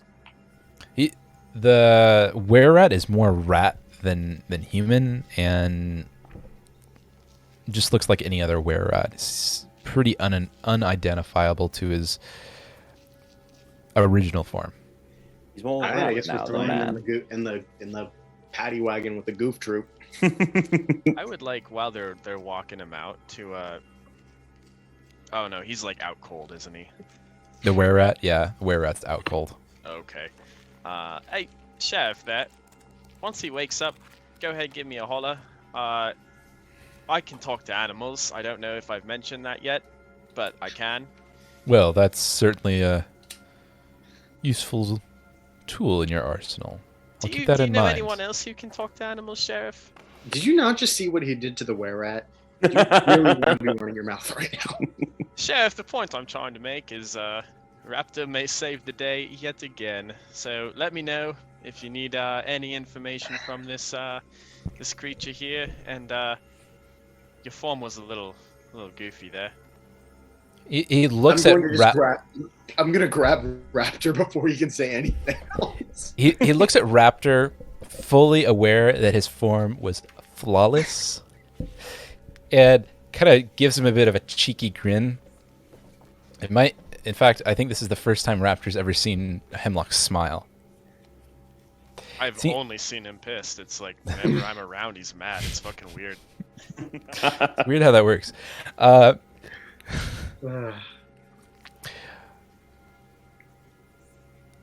All right, so before I'll give you guys an opportunity, if you guys want to do anything with the were-rat before Sheriff takes him away. Is there anything you want to do? Do you want to rummage through his pocket, see if we can't find anything else? Sure. All right, let's frisk the were-rat. You find that his pockets are pretty well worn out, having seen months, if not years, of use and being made into more rags than clothing. You don't find anything on the were-rat's person to lead you in any direction. I touch the were-rat and say, Scarnetti, Scarnetti. We're gonna get to him, okay? Even if he's not responsible for this, he's still a bastard. We're gonna take him down, but you don't need to plant evidence in everybody's No. You have no idea I've done any of this. You've just seen me touch all of the individuals. That's true. Oh no, I'm not. This isn't Tristan saying it. This is. Raptor really wants to be right about Scarnetti, and if he has to play dirty to get there, he'll do it. I'm there for it. I'm there for the we just gotta keep dumping the idea of Scarnetti. I'm there for it. Investigate the were-rat, see if I can't, like, I know he's more in rat form than he is in human form, but if I can tell anything about him, I want to know. Roll a nature check. All right, that's a 19 plus. I'm pretty sure I don't have anything. Rat now, the man. Plus 2, so 21.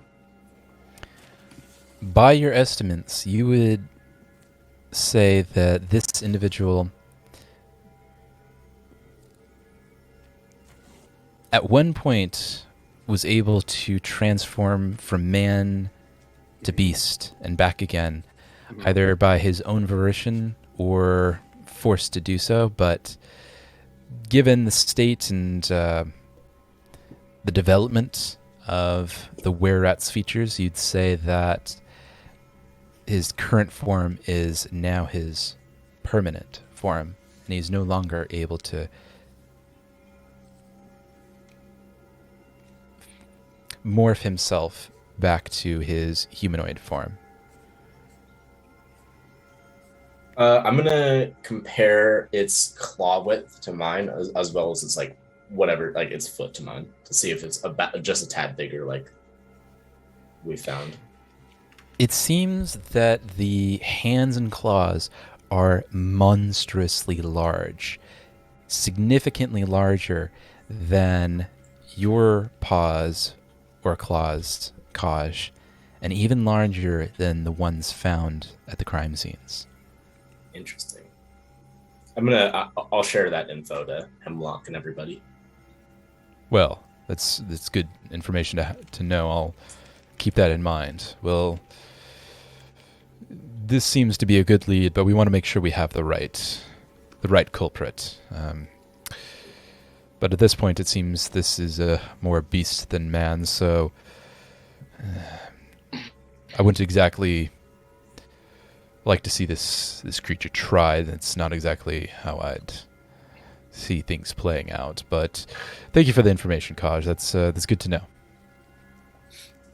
And pretty sure it's not, but does Puma smell anything familiar? Nope.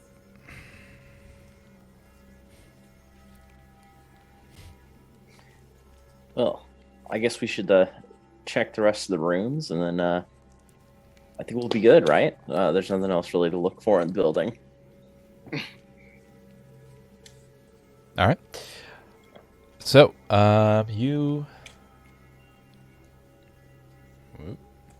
which room are you checking out now? Why don't we try the one that Tristan, you're in front of? I will step out of the way then. I'll give it a spin.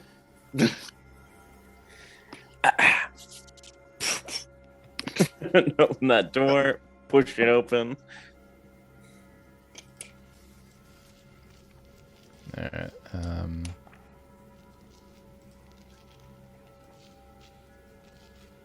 In front of Uchimir? That's the one you're checking? Yeah. Okay. You find the center feature of this room is a pair of large operating tables. A cabinet along the north wall is exceptionally well stocked with all manner of obscure and frightening-looking surgical tools. Everyone roll a medicine check. 7.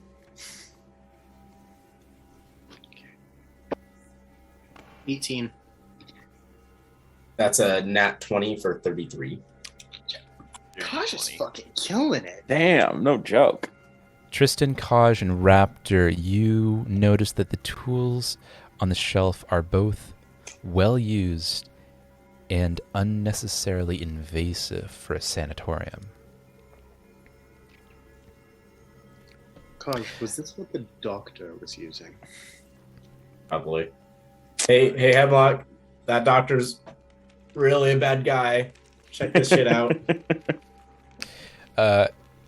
He, as he's kind of ordering his men down to take care of the subdued were-rat, he comes into the room to examine it further, and he continues to kind of examine the room along with you.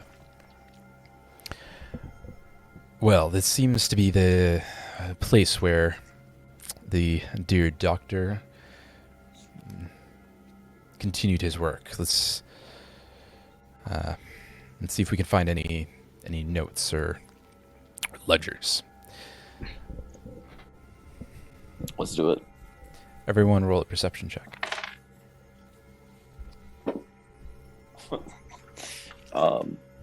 12. T2. 31. 28. Get fucked. All right. You find a secret door in the corner of the room.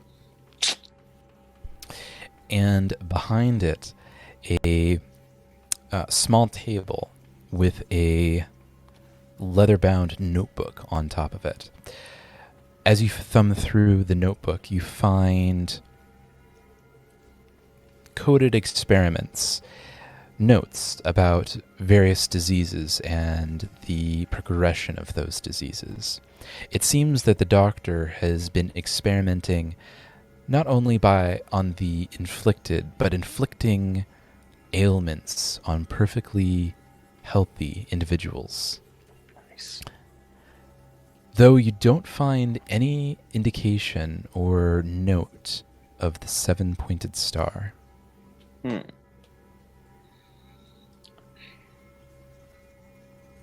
You also find in the pages towards the back, the most recent pages added to the ledger, a significant amount of notes and scribbles that annotate the various stages of ghoul fever, including its infection, how it's infected, how it's transmitted, the stages of decay, what to expect, and... Oh, please say there's not a cure. God. And theoretical cures. Oh, okay, good. Because if we could have not killed that guy earlier. It seemed in the sections that are noted as cures, there's a question mark behind every sentence. Okay. I was thinking, man, if we killed that guy for no reason, we could have potentially saved him. There's also a sketching of the Sandpoint hinterlands with marks and red notes in the southern area of the region. Notes that mark increased ghoul activity and probable area for new specimens and patients, with patients being in quotation marks, as well as a circle around the Foxglove Manor and a question mark. Source? Question mark. Ooh. Oh boy. I think we found our next lead. Absolutely. It's time to go Resident Evil on this. Beyond that, it seems to be pretty mindless scribbles and more theoretical brainstorming.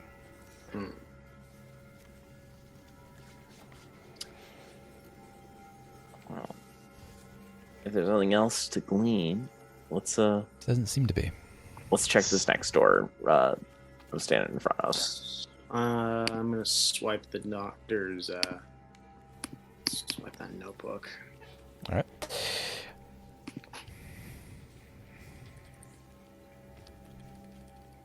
You find a high security cell that is completely empty. Yeah, let's try that last door over here.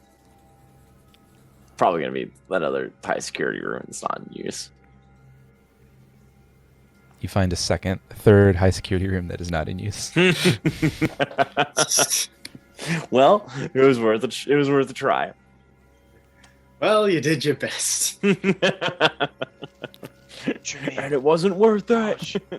Uchimir Kosh, should we tell the sheriff that the murders are definitely connected now, or should we wait?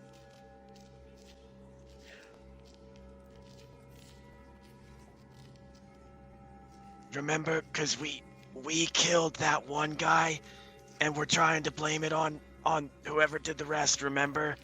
I'm getting a lot of silence here, so I don't think y'all remember the plan. Where exactly are you saying this? On Uchimir's shoulder, whispering into his ear. Oh, to me. Oh, I'm so sorry. I thought you were talking to Kaj. My bad. Okay. I'll say that right now the good sheriff is kind of, it looks like there's nothing here, and the sheriff has gone downstairs to talk to his men. We should. But I am giving you so many, so many chances. so many chances to fuck. One of these times, it's You- not gonna slide. You should I'm not gonna let it slide every time, but I'm gonna let it slide this time. Perfect. You should probably ask, "Where's the sheriff?" before you Start the talking guy- about the how guy we that- definitely killed that man. the guy that like 2-hit a fucking were-rat and didn't break a sweat probably has a pretty good perception. Just saying. True. Yeah, this guy's a tank. What should we do, Uchimir? Tell him now we'll wait. I think we should wait. We should go to this Bandler, find out what we can there, and then we can potentially glean a little more information from that, and then let the sheriff know from there. Unless you think we should tell him. I think we should wait, though. I like your idea. I also can write "Don't fuck with wolves" on a piece of paper and stuff it into somebody's ear, like that one dude that we found.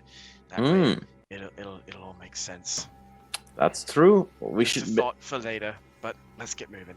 I like it. I like it a lot. I actually love that. Great idea. And you do it in your handwriting. So, Yeah. As much as I It'll be a hate match. that, it's not a bad idea. Excellent. Yeah, absolutely. Let's do that. I hear Tristan say that's not a bad idea, and I look over at him with Oh, that's me winning just saying it. smile. Tristan didn't actually say No, Luke, don't take this from me. I almost have Tristan's approval. You're gonna need to work a lot harder than that if you want Tristan's approval. Getting close though. Luke's approval is easy to get, Tristan. All right, so it seems that you have explored in full the sanatorium. What would you like to do now? Well, Plant the wolves and boogie. Oh, can we make sure Hemlock knows about the simpleton so he doesn't rot in a jail cell? oh, what are we gonna do about? Yeah, there's three people who are locked up. I'll assume that you told him about that, and he took proper procedures and shackled him, but then took him away as well. Same with But the he didn't know any blind. better. He should be free. If you want to make a case, you can. I'm making my case. I'm going up to Hemlock. Is he just a simpleton and like he's He seems like to be. Hodor? Yeah, exactly. Like, he Hodor, had no yeah. idea what he was really doing. He was just being Yeah, just- told to do it. Yeah, just make his crime like community service. Set him up with a miller or something like that, where he has to Ooh. put I like it. Hey Tristan, do you want to make the case? You understand law better than I do. I'm a fucking cat. I'm pretty sure I'm like the one person Hemlock isn't rip shit pissed at. So We're on a short list, you and I, right now. You smiled at me earlier.